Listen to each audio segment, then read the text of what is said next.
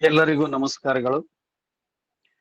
ಭೀಮಾಂತರಂಗ online ಸಾಹಿತ್ಯಿಕ ಮತ್ತು ಸಾಂಸ್ಕೃತಿಕ ಜಗಲಿ ಕೇಂದ್ರ ಎಂಡಿ ಈ ಸಾಹಿತ್ಯ ಬಳಗದ ವತಿಯಿಂದ ಸಾಹಿತ್ಯಾಸಕ್ತರಿಗೆ ಉಪನ್ಯಾಸದ ರಸದ ಔತಣವನ್ನು ಬಡಿಸುವ ನಿಟ್ಟಿನಲ್ಲಿ ಆಷಾಢ ಮಾಸದ ಏಕಾದಶಿಯ ಈ ಶುಭ ದಿನದಂದು ವಿಶೇಷ ಉಪನ್ಯಾಸ ಕಾರ್ಯಕ್ರಮ. ಇಂದಿನ ಉಪನ್ಯಾಸದ ವಿಷಯ ಇಂಡಿ ತಾಲೂಕಿನ ಮಠಮಾನ್ಯಗಳು. ಉಪನ್ಯಾಸ ಕಾರ್ಯಕ್ರಮವನ್ನು ನಡೆಸಿಕೊಡುವವರು ವಿಜಯಪುರದ ಖ್ಯಾತ ಸಾಹಿತಿಗಳು ಡಾಕ್ಟರ್ ಸಂಗಮೇಶ್ ಮೇತ್ರಿರವರು. ಈ ಕಾರ್ಯಕ್ರಮದಲ್ಲಿ ಸ್ವಾಗತ ಮತ್ತು ಪರಿಚಯವನ್ನು ಮಾಡಿಕೊಡುವವರು ಶ್ರೀ ಸಂತೋಷ್ ಬಂಡೆ, ಶಿಕ್ಷಕರು, ಸರ್ಕಾರಿ ಉರ್ದು ಹಿರಿಯ ಪ್ರಾಥಮಿಕ ಶಾಲೆ ಹಿರೇರೂಗಿ. ಅದೇ ರೀತಿ ಉಪನ್ಯಾಸ ಕಾರ್ಯಕ್ರಮದ ಸಮಾರೋಪ ಭಾಷಣವನ್ನು ಮಾಡುವವರು ಭೀಮಾಂತರಂಗ ವೇದಿಕೆಯ ಸಂಸ್ಥಾಪಕ ಸದಸ್ಯರಾದ ಶ್ರೀ ಸಿ.ಎಂ. ಬಂಡಗರ್, ಸಾಹಿತಿಗಳು ಹಾಗೂ ಮುಖ್ಯೋಪಾಧ್ಯಾಯರು, ಸರ್ಕಾರಿ ಪ್ರೌಢಶಾಲೆ ನಾದ್ಕೇಡಿ. ಪ್ರಥಮದಲ್ಲಿ ನಾನು ಎಲ್ಲರನ್ನೂ ಸ್ವಾಗತಿಸಲು ಶ್ರೀ ಸಂತೋಷ್ ಬಂಡೆ ಸರ್ ಅವರನ್ನು ಕೇಳಿಕೊಳ್ತಿದ್ದೇನೆ. ಸರ್, ದಯವಿಟ್ಟು. Okay sir. ಆತ್ಮೀಯರೇ, ಭೀಮಾಂತರಂಗ ಸಾಹಿತ್ಯಿಕ ಸಾಂಸ್ಕೃತಿಕ ಜಗಲಿ ಕೇಂದ್ರದ ವತಿಯಿಂದ ಈ ದಿನ ಈ ಸಂಜೆಯ ಸಮಯದಲ್ಲಿ ಹಮ್ಮಿಕೊಂಡಿರ್ತಕ್ಕಂಥ ಆನ್ಲೈನ್ ಉಪನ್ಯಾಸ ಕಾರ್ಯಕ್ರಮದಲ್ಲಿ ಇವತ್ತಿನ ಮುಖ್ಯ ಉಪನ್ಯಾಸಕರಾಗಿ ಆಗಮಿಸಿರ್ತಕ್ಕಂಥ ಡಾಕ್ಟರ್ ಸಂಗಮೇಶ್ ಮೇತ್ರಿ ಸರ್, ಸಾಹಿತಿಗಳು ವಿಜಯಪುರ, ಅವರಿಗೂ ಕೂಡ ನಮ್ಮ ಜಗಲಿ ಕೇಂದ್ರದ ವತಿಯಿಂದ ಹಾಗೂ ಈ ಸಭೆಯಲ್ಲಿ ಪಾಲ್ಗೊಂಡಿರ್ತಕ್ಕಂಥ ಎಲ್ಲರ ವತಿಯಿಂದ ಅತ್ಯಂತ ಪ್ರೀತಿಪೂರ್ವಕವಾಗಿರ್ತಕ್ಕಂಥ ಸ್ವಾಗತವನ್ನ ಕೋರ್ತಾ ಇದ್ದೇನೆ. ಹಾಗೆ ಇವತ್ತಿನ ಕಾರ್ಯಕ್ರಮದಲ್ಲಿ ಸಮಾರೋಪ ಭಾಷಣವನ್ನ ಮಾಡಲಿರುವ ನಮ್ಮ ಬಳಗದವರೇ ಆಗಿರ್ತಕ್ಕಂಥ ಶ್ರೀ ಸಿ.ಎಂ. ಬಂಡ್ಗರ್, ಮುಖ್ಯೋಪಾಧ್ಯಾಯರು, ನಾದ್ಕೇಡಿ ಸರ್ಕಾರಿ ಪ್ರೌಢಶಾಲೆಯ, ಅವರಿಗೂ ಕೂಡ ಈ ಕಾರ್ಯಕ್ರಮಕ್ಕೆ ತುಂಬು ಹೃದಯದ ಸ್ವಾಗತವನ್ನ ಕೋರ್ತಾ ಇದ್ದೇನೆ. ಜೊತೆಗೆ ಇವತ್ತಿನ ಕಾರ್ಯಕ್ರಮದಲ್ಲಿ ನಿರೂಪಣೆಯನ್ನ ಮಾಡುತ್ತಿರುವಂತಹ ಶ್ರೀ ಶ್ರೀಧರ್ ಹಿಪ್ಪರಿಗಿ, ಸಹ ಶಿಕ್ಷಕರು, ಸರ್ಕಾರಿ ಕನ್ನಡ ಗಂಡು ಮಕ್ಕಳ ಹಿರಿಯ ಪ್ರಾಥಮಿಕ ಶಾಲೆ ಹಿರೇರೂಗಿ, ಅವರನ್ನು ಕೂಡ ಈ ಕಾರ್ಯಕ್ರಮಕ್ಕೆ ಸ್ವಾಗತವನ್ನು ಕೋರುತ್ತಾ, ವಿಶೇಷವಾಗಿ ಇವತ್ತಿನ ಆನ್ಲೈನ್ ಉಪನ್ಯಾಸ ಕಾರ್ಯಕ್ರಮದಲ್ಲಿ ಭಾಗವಹಿಸಿರ್ತಕ್ಕಂಥ ನಮ್ಮ ಇಂಡಿ ತಾಲೂಕಿನ, ಜಿಲ್ಲೆಯ ಹಾಗೂ ನಾಡಿನ ವಿವಿಧ ಭಾಗಗಳಿಂದ ಈ ಒಂದು ಕಾರ್ಯಕ್ರಮದಲ್ಲಿ ಸಮ್ಮಿಳಿತಗೊಂಡಿರ್ತಕ್ಕಂಥ ಎಲ್ಲ ಸಾಹಿತ್ಯಾಸಕ್ತ ಬಂಧುಗಳಿಗೂ ಕೂಡ ಈ ಒಂದು ಆನ್ಲೈನ್ ಉಪನ್ಯಾಸ ಕಾರ್ಯಕ್ರಮಕ್ಕೆ ಸ್ವಾಗತವನ್ನು ಕೋರುತ್ತಾ, ಮುಖ್ಯವಾಗಿ ಇವತ್ತಿನ ಉಪನ್ಯಾಸಕರಾಗಿರ್ತಕ್ಕಂಥ ಡಾಕ್ಟರ್ ಸಂಗಮೇಶ್ ಮೇತ್ರಿ ಅವರ ಒಂದು ಕಿರು ಪರಿಚಯವನ್ನ ತಮ್ಗೆಲ್ರಿಗೂ ಮಾಡ್ಲಿಕ್ಕೆ ಬಹಳ ಇಷ್ಟಪಡ್ತಾ ಇದ್ದೇನೆ. ಅವರ ಪೂರ್ಣ ಹೆಸರು ಡಾಕ್ಟರ್ ಸಂಗಮೇಶ್ ಇರ್ಸಿದ್ದಪ್ಪ ಮೇತ್ರಿ. ಅವರು ಗುಲ್ಬರ್ಗಾ ವಿಶ್ವವಿದ್ಯಾಲಯದಲ್ಲಿ MA ಪದವಿಯನ್ನ, MPhil ಪದವಿಯನ್ನ ಪಡೆದುಕೊಂಡು ಕರ್ನಾಟಕ ವಿಶ್ವವಿದ್ಯಾಲಯ ಧಾರವಾಡದಲ್ಲಿ PhD ಯನ್ನ ಪೂರ್ಣಗೊಳಿಸಿ ಸತತವಾಗಿ 25 ವರ್ಷಗಳ ಕಾಲ ಪ್ರಾಚಾರ್ಯರಾಗಿ ಸೇವೆ ಸಲ್ಲಿಸಿದ ಅನುಭವ ಇವರದು. ಜೊತೆಗೆ ಇವರು ಕರ್ನಾಟಕ ವಿಶ್ವವಿದ್ಯಾಲಯ ಧಾರವಾಡದಲ್ಲಿ ಸಿಂಡಿಕೇಟ್ ಸದಸ್ಯರಾಗಿ, ವಿದ್ಯಾ ವಿಷಯಕ ಪರಿಷತ್ ಸದಸ್ಯರಾಗಿ, ಕಾಲೇಜು ಅಭಿವೃದ್ಧಿ ಮಂಡಳಿಯ ಸದಸ್ಯರಾಗಿ, ರಾಷ್ಟ್ರೀಯ ಸೇವಾ ಯೋಜನೆಯ ಸದಸ್ಯರಾಗಿ, ಜೊತೆಗೆ ಸ್ಥಳೀಯ ತನಿಖಾ ಕಮಿಟಿಯ ಚೇರ್ಮನ್ ರಾಗಿಯೂ ಕೂಡ ಸೇವೆ ಸಲ್ಲಿಸಿದ ಅನುಭವ ಇವರದು. ಜೊತೆಗೆ ಬೆಳಗಾವಿಯ ರಾಣಿ ಚೆನ್ನಮ್ಮ ವಿಶ್ವವಿದ್ಯಾಲಯದಲ್ಲಿ ಸಿಂಡಿಕೇಟ್ ಸದಸ್ಯರಾಗಿ, ವಿದ್ಯಾ ವಿಷಯಕ ಪರಿಷತ್ ಸದಸ್ಯರಾಗಿ ಹಾಗೂ ಸ್ಥಳೀಯ ತನಿಖಾ ಕಮಿಟಿಯ ಚೇರ್ಮನ್ ರಾಗಿಯೂ ಕೂಡ ಕಾರ್ಯವನ್ನ ನಿರ್ವಹಿಸಿದ್ದಾರೆ. ಜೊತೆಗೆ ಇವರು ವಿಜಯಪುರದ ರಂಗ ಶ್ರೀರಂಗದ ಅಧ್ಯಕ್ಷರಾಗಿ, ನಿವೇದಿತಾ ಸೇವಾ ಸಂಸ್ಥೆಯ ನಿರ್ದೇಶಕರಾಗಿ, ಜೊತೆಗೆ 20ಕ್ಕೂ ಹೆಚ್ಚು ರಾಜ್ಯ ಮತ್ತು ರಾಷ್ಟ್ರ ಮಟ್ಟದ ಪ್ರಬಂಧ ಮಂಡನೆ ಮಾಡಿರ್ತಕ್ಕಂಥ ಹೆಗ್ಗಳಿಕೆ ಇವರದು. ಜೊತೆಗೆ ಹೆಗ್ಗೋಡದ ನೀನಾಸಂ ತರಬೇತಿಯನ್ನು ಪಡೆದಿರ್ತಕ್ಕಂಥವ್ರು, ಬೆಂಗಳೂರಿನ ಇಫ್ಟಾ ಸದಸ್ಯರಾಗಿಯೂ, ಹಾಗೆ ಮೈಸೂರಿನ ರಂಗಾಯಣ ತರಬೇತಿ, ಜೊತೆಗೆ ಕಲಬುರಗಿಯ ಸಮುದಾಯ, ಹಾಗೆ ನಮ್ಮ ಬೆಂಗಳೂರಿನ ಕನ್ನಡ ಸಾಹಿತ್ಯ ಪರಿಷತ್ತಿನ ಅಜಿಒ ಸದಸ್ಯರಾಗಿಯೂ ಕೂಡ ಇವರು ಇದ್ದಾರೆ. ಜೊತೆಗೆ ನಮ್ಮ ವಿಜಯಪುರ ಜಿಲ್ಲಾ ಕನ್ನಡ ಸಾಹಿತ್ಯ ಪರಿಷತ್ತಿನ ಖಜಾಂಚಿಗಳಾಗಿ, ಹಾಗೆ ಭಾರತೀಯ ಶಿಕ್ಷಣ ಮಂಡಲ ವಿಜಯಪುರದ ಮಾಜಿ ಅಧ್ಯಕ್ಷರಾಗಿ, ಜೊತೆಗೆ ಈ ಸದ್ಯಕ್ಕೆ ವೀರಶೈವ ಮಹಾಸಭಾ ಜಿಲ್ಲಾ ಘಟಕ ವಿಜಯಪುರದ ನಿರ್ದೇಶಕರಾಗಿ ಕಾರ್ಯವನ್ನ ನಿರ್ವಹಿಸುತ್ತಾ, ಜೊತೆಗೆ ವಿಶೇಷವಾಗಿ ಇನ್ನೊಂದು ಏನು ಅಂತಂದ್ರೆ ಲೋಣಿ BK ಗ್ರಾಮದ ಶ್ರೀ BM ಕೋರೆ ಪ್ರತಿಷ್ಠಾನದ ಅಧ್ಯಕ್ಷರಾಗಿಯೂ ಕೂಡ ಅವರು ಕಾರ್ಯವನ್ನ ನಿರ್ವಹಿಸ್ತಾ ಇದ್ದಾರೆ. ಜೊತೆಗೆ ಅವರ ಒಂದು ಸಾಹಿತ್ಯಿಕ ಬರವಣಿಗೆಗಳನ್ನ ನಾವು ಅವಲೋಕಿಸಿದಾಗ ಶ್ರೀ ಹಿರೇಲೋಣಿ ಶ್ರೀ ಸಿದ್ದೇಶ್ವರ ಬಲಿ ಎಂಬ ಕವನ ಸಂಕಲನ, ಜಾಲಗಾರರು, ನೇಕಾರಿಕೆ, ಸಂಗ್ಯಾಬಾಳ್ಯ ಭಾಷೆ, ಸಂಕೀರ್ಣ 1, ಸ್ತ್ರೀ ಶಕ್ತಿ ಸಂಪಾದನಾ ಕೃತಿ, ಜನಪದ ಹಾಡುಗಳು, ಜ್ಞಾನಯೋಗಿಗೆ ಕವನದಾರುತಿ ಸಂಪಾದನೆ, ಸನ್ನಾಟದ ವಸ್ತು, ಸನ್ನಾಟದ ಪರಿಸರ ಪ್ರೇರಣೆ, ಸಂಗ್ಯಾಬಾಳ್ಯ ವಿವೇಚನೆ, ಹೀಗೆ ಅನೇಕ ರೀತಿಯಾದಂತಹ ಒಂದು ಬರವಣಿಗೆ ಸಾಹಿತ್ಯದ ಕೃತಿಗಳನ್ನು ಕೂಡ ನಾವು ಕಾಣುತ್ತೇವೆ. ಜೊತೆಗೆ ಇವರು ರಚನೆ ಮಾಡಿರ್ತಕ್ಕಂಥ ಒಟ್ಟು 16 ಲೇಖನಗಳು ISBN ಮನ್ನಣೆ ಹೊಂದಿರತಕ್ಕಂಥ ಪತ್ರಿಕೆಗಳಲ್ಲಿ ಪ್ರಕಟ ಆಗಿದೆ ಅಂತಕ್ಕಂಥದ್ದು ನಮಗೆಲ್ರಿಗೂ ಹೆಮ್ಮೆ ತರ್ತಕ್ಕಂಥ ಸಂಗತಿ.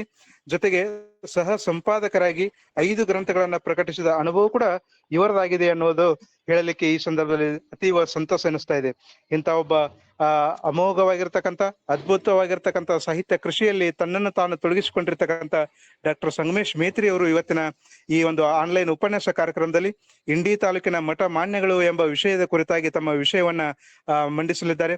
ನಿಜಕ್ಕೂ ಅವರ ಒಂದು ಏನು ಹಿನ್ನೆಲೆ ಇದೆ, ಅವರ ಒಂದು ಪರಿಚಯ ಇದೆ, ಅದೆಲ್ಲವೂ ನಮಗೆ ಪ್ರೇರಣಾ ಶಕ್ತಿಯಾಗಿದೆ ಅಂತ ನಾನು ಕೂಡ ಬಯಸಿದ್ದೇನೆ. ಅವರಿಗೆ ಮತ್ತೊಮ್ಮೆ ನಮ್ಮ ಆನ್ಲೈನ್ ಉಪನ್ಯಾಸ ಕಾರ್ಯಕ್ರಮಕ್ಕೆ ತಮ್ಮೆಲ್ಲರ ವತಿಯಿಂದ ಅತ್ಯಂತ ಆತ್ಮೀಯವಾಗಿರ್ತಕ್ಕಂಥ ಸ್ವಾಗತವನ್ನ ಕೋರ್ತಾ, ಜೊತೆಗೆ ಇವತ್ತಿನ ಸಮಾರೋಪ ಭಾಷಣ ಮಾಡಲಿರುವ ನಮ್ಮ ಶ್ರೀ CM ಬಂಡಗಾರ್ ಸರ್ ಅವರು ನಮ್ಮ ಭೀಮಾಂತರಂಗ ಆನ್ಲೈನ್ ಸಾಹಿತ್ಯಿಕ ಸಾಂಸ್ಕೃತಿಕ ಜಗಲಿ ಕೇಂದ್ರದ ಸಂಸ್ಥಾಪಕರಲ್ಲಿ ಒಬ್ಬರು, ಜೊತೆಗೆ ನಮ್ಮ ನಾದಕೇಡಿ ಸರ್ಕಾರಿ ಪ್ರೌಢಶಾಲೆಯ ಮುಖ್ಯೋಪಾಧ್ಯಾಯರಾಗಿ, ಜೊತೆಗೆ ಸಾಹಿತ್ಯಿಕ ರಂಗದಲ್ಲಿಯೂ ಸಹಿತ ತಮ್ಮದೇ ಆಗಿರ್ತಕ್ಕಂಥ ಕೃತಿಗಳನ್ನ ರಚನೆ ಮಾಡೋದ್ರ ಮೂಲಕ ಬಹಳಷ್ಟು ಕಾರ್ಯವನ್ನ ನಿರ್ವಹಿಸಿದವರು, ಜೊತೆಗೆ ನಮ್ಮೆಲ್ಲರ ಆತ್ಮೀಯ ಮಾರ್ಗದರ್ಶಕರು ಕೂಡ ಹೌದು. ಅವ್ರಿಗೂ ಕೂಡ ಮತ್ತೊಮ್ಮೆ ಈ ಕಾರ್ಯಕ್ರಮಕ್ಕೆ ಸ್ವಾಗತವನ್ನು ಬಯಸುತ್ತಾ ನನ್ನ ಈ ಸ್ವಾಗತ ಹಾಗೂ ಪರಿಚಯ ಭಾಷಣವನ್ನು ಮುಗಿಸ್ತಾ ಇದ್ದೇನೆ. ಎಲ್ಲರಿಗೂ ಶುಭವಾಗಲಿ. ಜೈ ಹಿಂದ್. ಎಲ್ಲರಿಗೆ ಆತ್ಮೀಯವಾಗಿ ಸ್ವಾಗತವನ್ನು ಕೋರುತ್ತಾ ಹಾಗೂ ಇಂದಿನ ಉಪನ್ಯಾಸಕಾರರ ಸಂಕ್ಷಿಪ್ತವಾದ ಪರಿಚಯವನ್ನ ಅತ್ಯಂತ ಅರ್ಥಪೂರ್ಣವಾಗಿ ತಿಳಿಸಿಕೊಟ್ಟಂತ ಸಂತೋಷ್ ಬಂಡೆ ಸರ್ ಅವರಿಗೆ ತುಂಬಾ ಧನ್ಯವಾದಗಳು. ಈಗ ವಿಳಂಬಕ್ಕೆ ಎಡೆ ಮಾಡಿಕೊಡದೆ ನಾವೆಲ್ಲರೂ ಕಾಯುತ್ತಿರುವಂತಹ ಉಪನ್ಯಾಸದ ಕಾರ್ಯಕ್ರಮವನ್ನ ನಡೆಸಿಕೊಡಲು ಶ್ರೀಯುತ ಡಾಕ್ಟರ್ ಸಂಗಮೇಶ್ ಮೇತ್ರಿ ಸರ್ ಅವರನ್ನ ಬರಮಾಡಿಕೊಳ್ತಾ ಇದ್ದೇವೆ. ದಯವಿಟ್ಟು ಸರ್ ಮುಂದುವರಿಸಿ.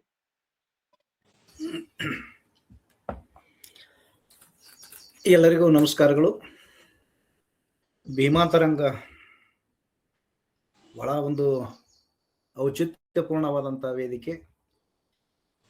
ಭೀಮೆ ಒಡಲಲ್ಲಿರ್ತಕ್ಕಂಥ ಅಂತರಂಗದಲ್ಲಿರ್ತಕ್ಕಂಥ ಅಂತಸತ್ವವನ್ನ ಹೊರಗೆ ಹಾಕ್ಲಿಕ್ಕೆ ನಮ್ಮ ಯುವ ಸಾಹಿತ್ಯ ಬಳಗ ಈ ಭೀಮಾಂತರಂಗ ಅಂತಕ್ಕಂಥದ್ದನ್ನ ಚಿಂತನಾ ಬಳಗವನ್ನ ಕಟ್ಕೊಂಡು ಜಗಲಿಯನ್ನ ಕಟ್ಕೊಂಡು ಕಾರ್ಯಕ್ರಮವನ್ನ ಹಮ್ಮಿಕೊಳ್ತಿರೋದು ನನಗೆ ನಿಜಕ್ಕೂ ಬಹಳ ಸಂತೋಷ ಅನಿಸ್ತದ ಅಂತ. ನನಗೆ ಮೊದಲಿಗೆ ಬಂದು ನಾನು ವಿನಂತಿ ಮಾಡ್ಕೊಳ್ತೇನೆ, ನಾನು ಜನಪದ ಸಾಹಿತಿಯಾಗಿರೋದ್ರಿಂದ ನನ್ನ ಭಾಷೆ ಬೇರೆ ಜಿಲ್ಲೆಯವರು ಜಾಯ್ನ್ ಆಗಿದ್ರೆ ಒಂದು ಸ್ವಲ್ಪ ಇಂಡಿ ಭಾಷೆ ಜನಪದ ಭಾಷೆಗಳ ಶಬ್ದಗಳ ಬಳಕೆಯನ್ನು ಕೂಡ ಇದರಲ್ಲಿ ಆಗ್ತವ ಅಂತಕ್ಕಂಥದ್ದನ್ನು ಕೂಡ ತಮ್ಮ ಗಮನಕ್ಕೆ ತರವಹಿಸುತ್ತಾ, ಇಂಡಿ ತಾಲೂಕಿನ ಬಗ್ಗೆ, ಇಂಡಿ ನಾಡು ನುಡಿ ಸಂಸ್ಕೃತಿ ಒಡಲಾಳ ಎಷ್ಟು ದೊಡ್ಡದದ ಅಂತಕ್ಕಂಥದ್ದನ್ನು ಕೂಡ ತಮ್ಮ ಜಗಲಿ ಮುಖಾಂತರ ಹೊರಗೆ ಬರ್ತಕ್ಕಂಥದ್ದು ನನಗೆ ನಿಜಕ್ಕೂ ಕೂಡ ಬಹಳ ಸಂತೋಷ ಅನಿಸ್ತದೆ. ಬಹುಶಃ ನಾನು ಇಂಡಿ ತಾಲೂಕದ ಮಠಮಾನ್ಯಗಳ ಕುರಿತು ಚಿಂತನೆ ಮಾಡ್ತಕ್ಕಂಥ ಸಂದರ್ಭದೊಳಗೆ 2 ವರ್ಷಗಳ ಹಿಂದೆ ಕೆಲವು ಮಠಗಳನ್ನ ಕ್ಷೇತ್ರ ಕಾರ್ಯ ಮಾಡಿಕೊಂಡು ಮಠಗಳ ಬಗ್ಗೆ ಏನದಲ್ಲ ಅಂತಕ್ಕಂಥದ್ದು ನೋಡಿದಾಗ, ಯಾಕಂದ್ರೆ ನಮಗ ಅಂಟಿದ ಒಂದು ಇದನ್ನ ಕಳಿಬೇಕಾದ್ರ ಇಲ್ಲಿ ಏನದ ನಮ್ಮ ಇಂಡಿ ತಾಲೂಕಿನೊಳಗ ಅಂತಕ್ಕಂಥದ್ದು, ನಾನು ಮಾತನಾಡ್ತಕ್ಕಂಥದ್ದು ಅಖಂಡ ಇಂಡಿ ತಾಲೂಕು. ಈಗ ನಾ ಚೆಡ್ ಭಾಗ ಅಂತ ಏನು ಅನ್ಕೊಳಂಗಿಲ್ಲ, ಇಂಡಿ ಅಂತ ಅನ್ಕೊಂಡು ನಾನು ಈ ಸಂದರ್ಭದೊಳಗ ನಾನು ಮಾತಾಡ್ತೇನೆ. ಬಹುಶಃ ಇಂಡಿ ತಾಲೂಕು ಅಂತಕ್ಕಂಥದ್ದು ನೋಡಿದ್ರೆ ಬಹಳಷ್ಟು ಈ ನಾಡು ನುಡಿ ಈ ರಾಷ್ಟ್ರಕ್ಕೆ ಸಲ್ಲಿಸಿದಂತ ಸೇವೆ ಏನದಲ್ಲ ಬಹಳ ದೊಡ್ಡದು. ಇದನ್ನ ಹೊರಗೆ ಹಾಕ್ತಕ್ಕಂಥ ಕೆಲಸ ತಾವು ಮಾಡ್ಲಿಕ್ಕಂತದ್ದು ನಿಜಕ್ಕೂ ಅಭಿನಂದನೀಯ ಅಂತ ನನಗನ್ನಿಸ್ತದ. ಇಂಡಿ ತಾಲೂಕು ಐತಿಹಾಸಿಕವಾಗಿ, ಸಾಂಸ್ಕೃತಿಕವಾಗಿ, ಧಾರ್ಮಿಕವಾಗಿ ಕೊಡುಗೆ ಬಹಳ ಅನನ್ಯದ ಶೈಕ್ಷಣಿಕವಾಗಿ ಕೊಟ್ಟಂತ ಕೊಡುಗೆ ಅನನ್ಯದ. ನಮ್ಮ ತಾಲೂಕಿನ 2 ಕಣ್ಣುಗಳು ಅಂತಂದ್ರೆ ಒಂದು ಹಿಂಚಗೇರಿ, ಒಂದು ಬಂತನಾಳ, ಇವೆರಡು ಇಂಡಿ ತಾಲೂಕಿನ ಒಂದು ಪ್ರಮುಖವಾಗಿರ್ತಕ್ಕಂಥ ಕಣ್ಣುಗಳು ಅಂತಕ್ಕಂಥ ನನಗನ್ನಿಸ್ತದ.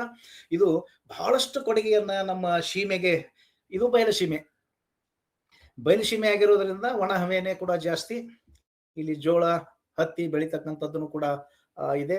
ಪ್ರಶಸ್ತವಾದಂಥ ಸ್ಥಳ ಅಂತ ಹೇಳ್ತಾರೆ. ಇದು ನಮ್ಮ ನಾಡಿಗೆ ನಿಂಬೆ ನಾಡು ಅಂತನೂ ಕೂಡ ಒಂದು ಒಳ್ಳೆ ಹೆಸರು ಕೂಡ ಈ ಸಂದರ್ಭದೊಳಗ ಐತಿ. ರಾಷ್ಟ್ರ ಮಟ್ಟದೊಳಗ ನಾವು ನಿಂಬೆ ನಾಡಿನವರು ಅಂತಕ್ಕಂಥದ್ದನ್ನು ಕೂಡ ನಮ್ಗದ. ಆದ್ರೂ ಕೂಡ ಒಂದಂತೂ ನಮ್ಗ ಬಿಟ್ಟಿಲ್ಲ, ಏನು ಅಂದ್ರೆ ಹಣೆ ಬರ ಐತಲ್ಲ, ಬರಗಾಲ ಪೀಡಿತ ಪ್ರದೇಶ ಅಂತಕ್ಕಂಥದ್ದನ್ನ ನಮಗೆ ಹಣೆ ಬರ ಅಂತಕ್ಕಂಥದ್ದು ಅದನ್ನು ಕೂಡ ಕೆಲವು ದಿನ ಹೋದ್ರೆ ಒಳ್ಳೇದಾಗ್ತದ ಅಂತಕ್ಕಂಥದ್ದಾಗ್ತದ. ಆದ್ರೂ ಅದರ ಬರಗಾಲದ ಒಳಗನೆ ಏನದಪ್ಪ ಅಂತಂದ್ರೆ ಎಷ್ಟು ಸಂಪತ್ ಭರಿತವಾದ ದೇಶವನ್ನ ಕಟ್ಟುವಲ್ಲಿ, ನಾಡನ್ನ ಕಟ್ಟುವಲ್ಲಿ, ಸಮಾಜವನ್ನ ಕಟ್ಟುವಲ್ಲಿ ನಮ್ಮ ಇಂಡಿ ತಾಲೂಕು ಎಷ್ಟು ಗಟ್ಟಿಯಾಗಿ ಕೆಲಸ ಮಾಡಿದ ಅಂತಕ್ಕಂಥದ್ದನ್ನ ಚಿಂತನೆ ಮುಖಾಂತರ, ಈ ಜಗಲಿ ಮುಖಾಂತರ ಹೊರತರಕ ಪ್ರಯತ್ನ ಏನದಲ್ಲ ಬಹಳ ದೊಡ್ಡ ಸಾಹಸದ ಅಂತಕ್ಕಂಥದ್ದು ಆಗ್ತದೆ. ನಮ್ಗ ಈ ಬರಗಾಲದ ಹೊರತುಪಡಿಸಿ ನಮ್ಗೆ ಇನ್ನೊಂದು ಏನದ ಅಂತಂದ್ರೆ ಪ್ರಾಚೀನ ಕಾಲದ ಇತಿಹಾಸನು ಕೂಡ ನಮ್ಮ ತಾಲೂಕಿಗೆ ಇದೆ. ನಿಮ್ಗ ಹೇಳಿದೆ, ನಮ್ದು ಇಲ್ಲೇ ಭೀಮಾ ನದಿಯ ಪಕ್ಕದಲ್ಲಿ ಇರ್ತಕ್ಕಂಥ ದುಳಕೇಡ ದಕ್ಷ ಬ್ರಹ್ಮ ಮಾಡಿದ ಒಂದು ಯಜ್ಞ, ಅದ್ರ ಕಥೆ ಬೇಡ. ಆದ್ರೆ ಅಲ್ಲೊಂದು ಪ್ರತೀತಿ ಅದ, ನಮಗೆ ಬಹಳ ಪ್ರಾಚೀನವಾಗಿರ್ತಕ್ಕಂಥ ಪ್ರತೀತಿ ನಮ್ಮ ತಾಲೂಕಿಗೆ ಅದ ಅಂತಕ್ಕಂಥದ್ದನ್ನು ಕೂಡ ನಾವು ಇಲ್ಲಿ ಚಿಂತನೆ ಮಾಡ್ಬೇಕಾಗ್ತದ. ಈಗಲೂ ಕೂಡ ಧುಳ್ಕೇಡದೊಳಗ ಒಂದ್ 5-6 ಸುತ್ತಮುತ್ತ ನಾವು ಅಗದ್ರ ಬೂದಿನೇ ಬರ್ತದ ಅಂತಕ್ಕಂಥದ್ದನ್ನು ಕೂಡ ಒಂದೇನೋ ಅದು ನಮ್ಗ ಒಂದು ನೆಮ್ಮದಿ ಕೊಡ್ತಕ್ಕಂಥ ಸ್ಥಳ ಅಂತಕ್ಕಂಥದ್ದು ಕೂಡ ನಾವು ಅನ್ಕೋಬೇಕು. ಮತ್ತೆ ಐತಿಹಾಸಿಕವಾಗಿ ಇಂಡಿ ಅಂತಕ್ಕಂಥದ್ದು ಬಹಳ ಸಮೃದ್ಧವಾಗಿರ್ತಕ್ಕಂಥ ಶ್ರೀ ಶಿಲಾಯುಗ ಕಾಲದೊಳಗೂ ಕೂಡ ಜನವಸತಿ ಪ್ರದೇಶ ನಮ್ಮ ತಾಲೂಕಿನೊಳಗಿತ್ತು. ಶಿಲಾಯುಗದೊಳಗೂ ಕೂಡ ಅಲ್ಲಿ ಸಾಂಸ್ಕೃತಿಕ ನೆಲೆಗಳಿದ್ದು, ನಮ್ಮ ಇಂಡಿ ತಾಲೂಕಿನಾಗ ಸಾಂಸ್ಕೃತಿಕ ನೆಲೆಗಳು ಅಂತ ಬಂದಂತ ಸಂದರ್ಭದೊಳಗ ಬಹಳಷ್ಟು ಗಟ್ಟಿ ಹಚ್ಚಿಟ್ಟಗಳಂತ ಊರುಗಳು, ಕೆಲವೊಂದು ಊರುಗಳದಾವ್ರಿ. ಅಥರ್ಗ, ಅಣಚಿ, ಇಂಡಿ, ಹಿಂಚಗೇರಿ, ಉಮ್ರಜ, ಕೆಂಗನಾಳ, ಗೂಗಿಯಾಳ, ಚೆಣೆಗಾವ, ಜೀರಂಕ್ಲಿಗಿ, ತದ್ದೇವಾಡಿ, ಧುಳಕೇಡ, ಬಳ್ಳೊಳ್ಳಿ, ಬಿಸನಾಳ, ಬೆನಕಟ್ಟಿ, ಭುಯ್ಯಾರ, ಬೈರೋಡ್ಗಿ, ಮಸಳಿ, ಹುಡುಗಿ, ಲಿಂಗದಳ್ಳಿ, ಶಿವಪುರ, ಸಾತ್ಲಗಾವ, ಹತ್ತಳ್ಳಿ, ಹಿರೇಬೇನೂರ, ಹಂಚಿನಾಳ, ಹಿಂಗಣಿ, ಹೀಗೆ ನಮ್ಮ ತಾಲೂಕಿನಾದ್ಯಂತ ಕೆಲವು ಶಿಲಾಯುಗದೊಳಗೂ ಕೂಡ ಅವಶೇಷಗಳು ನಮಗೆ ದೊರೆತವ ಅಂತಕ್ಕಂಥದ್ದನ್ನು ಕೂಡ ಚಾರಿತ್ರಿಕವಾಗಿ ಐತಿಹಾಸಿಕವಾಗಿನೂ ಕೂಡ ನಮ್ದು ತಾಲೂಕು ಗಟ್ಟ್ಯದ ಅಂತಕ್ಕಂಥದ್ದನ್ನು ಕೂಡ ಆಗ್ತದೆ. ಇನ್ನು ಆಧ್ಯಾತ್ಮಿಕ ಪರಂಪರೆ ಬಂದಂತ ಸಂದರ್ಭದೊಳಗ ತಮ್ಮೆಲ್ಲರಿಗೂ ಗೊತ್ತದ ಹೈನಾಳ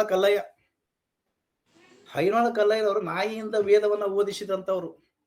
ಅಂತ ಪರಂಪರೆ ಉಳ್ಳಂತ ನಾಡ ನಮ್ಗೆ ಇಂಡಿ ಶಾಂತಯ್ಯ, ಪವಾಡ ಪುರುಷರಾಗಿರ್ತಕ್ಕಂಥ ಇಂಡಿ ಶಾಂತಯ್ಯನವರು, ಕೊಡೇಕಲ್ ಸಂಪ್ರದಾಯ ಆಗಿರ್ತಕ್ಕಂಥ ಸಾಲುಟಿಗಿಯ ಶಿವಯೋಗೇಶ್ವರರು, ಮಣೂರಿನ ಗಡ್ಡಿಲಿಂಗಯ್ಯ ಸ್ವಾಮಿಗಳು, ತಡವಲಗಾದ ಮರಳು ಸಿದ್ಧರು, ಮಿರಿಗಿಯ ರಮಾನಂದ ಸ್ವಾಮಿಗಳು, ದೇವರ ನಂಬಿಗೆ ಗುರುಲಿಂಗ ಜಂಗಮರು, ಮತ್ತ ಉಮದಿಯ ಬಾಹುಸಾಹೇಬ್ ಮಹಾರಾಜರು, ನಿಂಬಾಳದ ರಾನಡೆ ಅವರಂತ ಒಂದು ಪರಂಪರೆ ನಮ್ಮ ತಾಲೂಕಿನೊಳಗೆ ಅದ ಅಂತಕ್ಕಂಥದ್ದನ್ನು ಕೂಡ ಬಹಳ ನಾವು ಹೆಮ್ಮೆಯಿಂದ ಹೇಳ್ಕೊಂತೇವು ಅಂತ ಹೇಳ್ತದೆ. ಆದ್ರೂ ಕೂಡ ಬಹಳ ಪ್ರಮುಖವಾಗಿರ್ತಕ್ಕಂಥದ್ದು ನಮ್ಮಲ್ಲಿ ಮಠಗಳು ಅಂತ ಬಂದಂತ ಸಂದರ್ಭದೊಳಗೆ ಇದು ಪ್ರಸ್ತಾವನೆ ಹೇಳ್ಬೇಕಾದ್ರೆ ಬಹಳ ದೊಡ್ಡದಾಗ್ತದೆ. ನನಗೆ ಕೊಟ್ಟ ಸಮಯದೊಳಗ ಬಹಳಷ್ಟು ಮಠಗಳು ಇರುವುದರಿಂದ ಸ್ವಲ್ಪ ಮಠಗಳ ಬಗ್ಗೆ ವಿಶೇಷವಾದಂತ ಕೆಲವು ಪ್ರಮುಖ ಮಠಗಳನ್ನ ಇಟ್ಕೊಂಡು ಕೆಲವು ವಿಚಾರಗಳನ್ನ ಹೇಳ್ಕೊತ ಹೋಗ್ತೇನೆ. ನಾ ಇದೀಗ ಹೇಳ್ದಂಗ 2 ಕಣ್ಣುಗಳು ಹಿಂಚಗೇರಿ ಮತ್ತು ಬಂತನಾಳಗಳ ಪರಂಪರೆಯನ್ನ ಸಂಪ್ರದಾಯನ ನಾನು ಮುಂದೆ ಹೇಳ್ಕೊತ ಹೋಗ್ತೀನಿ ಅಂತಕ್ಕಂಥದ್ದನ್ನ ಹೇಳ್ತೇನೆ. ಇದೆಲ್ಲದರ ಮಧ್ಯಾಹ್ನ ಕೂಡ ಏನದ ಅಂತಂದ್ರ ಇಂಡಿ ತಾಲೂಕು ಇದು ನಮ್ಗ ಗಡಿ ಹತ್ಕೊಂಡದ್ರಿ. ಎಲ್ಲಿ ಮಹಾರಾಷ್ಟ್ರದ ಗಡಿಯನ್ನ ನಮ್ಗೆ ಹತ್ಕೊಂಡದ. ಇದು ಮಹಾರಾಷ್ಟ್ರ ಗಡಿ ಅಂತಂದ್ರೆ ನಮ್ದು ಗಡಿ ಇರ್ಲಿಲ್ಲ. ಇದು ನಮ್ ಗಡಿ ಇದು ಭಾಷೆಯ ಒಂದು ಇದು ಇಟ್ಕೊಂಡು ನಮ್ ಗಡಿ ಸೂಚಿಸಿದ್ರು. ಯಾಕಂದ್ರೆ ನಮ್ ಮ್ಯಾಗ ಆಕ್ರಮಣ ಮಾಡಿದಾರ ಅವ್ರು. ಯಾಕಂದ್ರೆ ನಮ್ದು ನೀವು ನೋಡ್ತೀರಿ ಅವಾಗ ಏನದಪ್ಪ ಅಂತಂದ್ರೆ ನಮ್ದು ಕಾವೇರಿಯಿಂದ ಗೋದಾವರಿಗೆ ಇರ್ತಕ್ಕಂಥ ನಾಡ್ ನಮ್ದು, ಅಲ್ಲಿವರೆಗೆ ಇರ್ತಕ್ಕಂಥ ನಾಡು ನಮ್ಮದು. ಇದು ಯಾವ ಸೀಮಿ ಭೀಮಾ ನದಿ ನಮ್ದು ಅಲ್ಲೇ ಅಲ್ಲ ನಮ್ದು ಗಡಿ. ಆದ್ರೂ ಕೂಡ ಭಾಷೆ ನಮ್ಮಲ್ಲಿ ಸವಾರಿ ಮಾಡಿ ಏನ್ ಮಾಡಿದಪ್ಪ ಅಂದ್ರೆ ಈ ಭೀಮಾ ನದಿಯನ್ನ ಒಂದು ಗೆರೆಯನ್ನ ಕೊರೋದು ನಮ್ಗೆ ಏನ್ ಮಾಡಿದೆ ಅಂದ್ರೆ ಬಹಳಷ್ಟು ಭೀಮಾ ತೀರವನ್ನ ಹಂಚ್ಕೊಂಡದ್ದು ತಾಲೂಕು ಅಂತಂದ್ರೆ ನಮ್ಮ ಇಂಡಿ ತಾಲೂಕು ಅಷ್ಟು ಸಮೃದ್ಧವಾಗಿರ್ತಕ್ಕಂಥ ತಾಲೂಕು ಅಂತ ಹೇಳ್ತದೆ. ಇಲ್ಲಿ ತಾಲೂಕಿನೊಳಗ ಏನು ಅಂತಂದ್ರೆ ಕೆಲವೊಂದು ಮಠಗಳದಾವ. ಅವು ತಮಗೆ ಮಠದ ವಿಚಾರಗಳನ್ನ ಪೀಠಿಕೆಯನ್ನ ಬಿಟ್ಟು ನಾನು ಲೇಖನದೊಳಗ ಅದೆಲ್ಲರೂ ಮಾಡಿನ. ಆದ್ರೂ ಕೂಡ ಪೀಠಿಕೆಯನ್ನು ಸ್ವಲ್ಪ ಕಡಿಮೆ ಮಾಡಿ ಮಠಗಳ ವಿಚಾರಗಳನ್ನ ತಮ್ಮ ಗಮನಕ್ಕೆ ತರ್ತೀವಿ. ಹೌದಲ್ಲ, ನಮ್ಮ ಮಗ್ಲೆ ಇಂಥ ಮಠಗಳು ಅದಾವಲ್ಲ ಅಂತಕ್ಕಂಥದ್ದನ್ನು ಕೂಡ ತಮ್ಮ ಗಮನಕ್ಕೆ ಬರಬೇಕು ಅಂತಕ್ಕಂಥದ್ದನ್ನ ನನ್ನ ಉದ್ದೇಶ ಅಷ್ಟೇ. ಅಥರ್ಗ ಬರ್ತದ್ರಿ. ಅಥರ್ಗ ಅಂತ ಬಂದಂತ ಸಂದರ್ಭದೊಳಗ ಇದು ಇಂಡಿಯ ದಕ್ಷಿಣ ಭಾಗಕ್ಕೆ ಸುಮಾರು ಒಂದು 20-25 ಕಿಲೋಮೀಟರ್ ಅಷ್ಟೇ ಇರಬೇಕು. ಅಷ್ಟು ದೂರದಲ್ಲಿ ಇರ್ತಕ್ಕಂಥ ಅಲ್ಲಿ ಒಂದು ವಿರಕ್ತ ಮಠ ಅಲ್ಲಿ ಮುರುಘಾ ಮಠ ಅಂತ ಇದೆ. ಅಲ್ಲಿ ಮುರುಘಾ ಮಠ ಅಂತಂದ್ರೆ ಅಲ್ಲಿ ಸ್ಥಾಪನೆ ಮಾಡಿದವ್ರು ಯಾರಪ್ಪ ಅಂದ್ರೆ ಮರದೇವ ಸ್ವಾಮಿಗಳು ಅದೊಂದು ಮಠ ಸ್ಥಾಪನೆ ಮಾಡ್ಯಾರ ಅಂತೇಳಿ ಆ ಊರೊಳಗ ಹೇಳ್ತಾರೆ. ನಾ ಅಥರ್ಗ ಮಠಕ್ಕೆ ಹೋಗಿನ. ಅಲ್ಲಿ ಮರಿದೇವ ಸ್ವಾಮಿಗಳು ಇದನ್ನ ಸ್ಥಾಪನೆ ಮಾಡ್ಯಾರ ಅಂತಕ್ಕಂಥ ಮಾತು ಹೇಳ್ತಾರೆ. ಮಲ್ಲಯ್ಯ ಸ್ವಾಮಿಗಳು, ನಂತರ ಈಗ ಪ್ರಸ್ತುತವಾಗಿ ಮುರುಗೇಂದ್ರ ಸ್ವಾಮಿಗಳು ಅಂತಕ್ಕಂಥವ್ರನ್ನ ಬಹಳ ವಾಗ್ಮಿಗಳವರು. ಆ ಮಠವನ್ನ ಈ ಎಲ್ಲಾ ಮಠಗಳ ಉದ್ದೇಶ ಹೇಳ್ತೀನಿ ನಾನು. ನಮ್ಮಲ್ಲಿ ಇಂಡಿ ಒಳಗ ಪ್ರತಿ ಹಳ್ಳಿ ಹಿರೇ ಮಠಗಳದಾವ.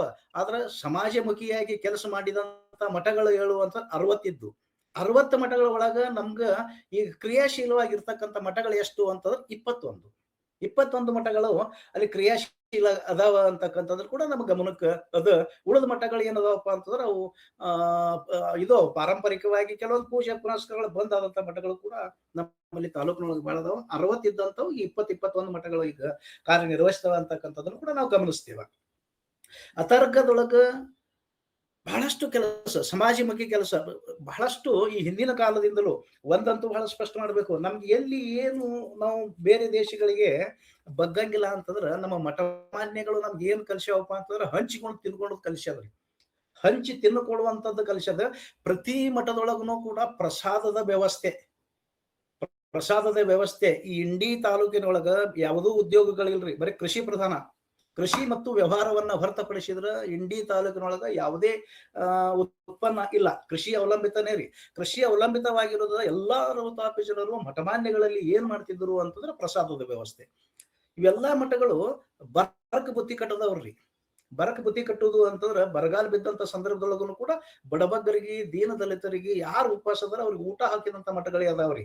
ಮತ್ತ ಈ ಮಠಗಳು ಏನಪ್ಪಾ ಸಮಾಜಮುಖಿ ಆಗಿ ಕೆಲಸ ಮಾಡತಕ್ಕಂತ ಮಠಗಳ ವಿಚಾರಗಳನ್ನ ಅಷ್ಟೇ ನಾನು ನಿಮ್ಗೆ ಹೇಳಕತ್ತೀನ. ಈ ಅಥರ್ಗ ಮಠನು ಕೂಡ ಸಾಮೂಹಿಕ ವಿವಾಹಗಳನ್ನು ಮಾಡ್ತದ, ಮತ್ತ ಪ್ರವಚನ, ಧರ್ಮ ಕಾರ್ಯಗಳ ಬಗ್ಗೆ. ಇದು ವಿರಕ್ತ ಮಠ ಆಗಿರೋದು, ಧರ್ಮ ಕಾರ್ಯಗಳನ್ನು ಕೂಡ ಅಲ್ಲಿ ಅದಾವ. ಮತ್ತಿದು ಎರಡು ಗದ್ದಿಗೆಗಳು ಅಲ್ಲಿ ಅದಾವ, ಈ ಮಠದೊಳಗೆ ಅದಾವ್ರಿ. ಮುಂದೆ ಈಗ ಮುರುಗೇಂದ್ರ ಅಪ್ಪ ಅವರನ್ನು ಕೂಡ ಈಗ ಇರ್ತಕ್ಕಂಥ ಸ್ವಾಮೀಜಿಯವರು ಕೂಡ ಅವರು ವ್ಯಾಖ್ಯಾನವನ್ನ ಬಹಳ ಸುಂದರವಾದಂತ ವ್ಯಾಖ್ಯಾನ ಕೂಡ ಮಾಡ್ತಾರ, ಧರ್ಮ ಪ್ರಸಾರ ಮಾಡ್ತಾರ. ಮತ್ತ ಇಲ್ಲಿ ಇಂಡಿ ತಾಲೂಕು ಅಂತಕ್ಕಂಥದ್ದು ವೀರಶೈವ ಮತದ ಪ್ರಭಾವ ಇರ್ತಕ್ಕಂಥ ಒಂದು ತಾಲೂಕಿದು.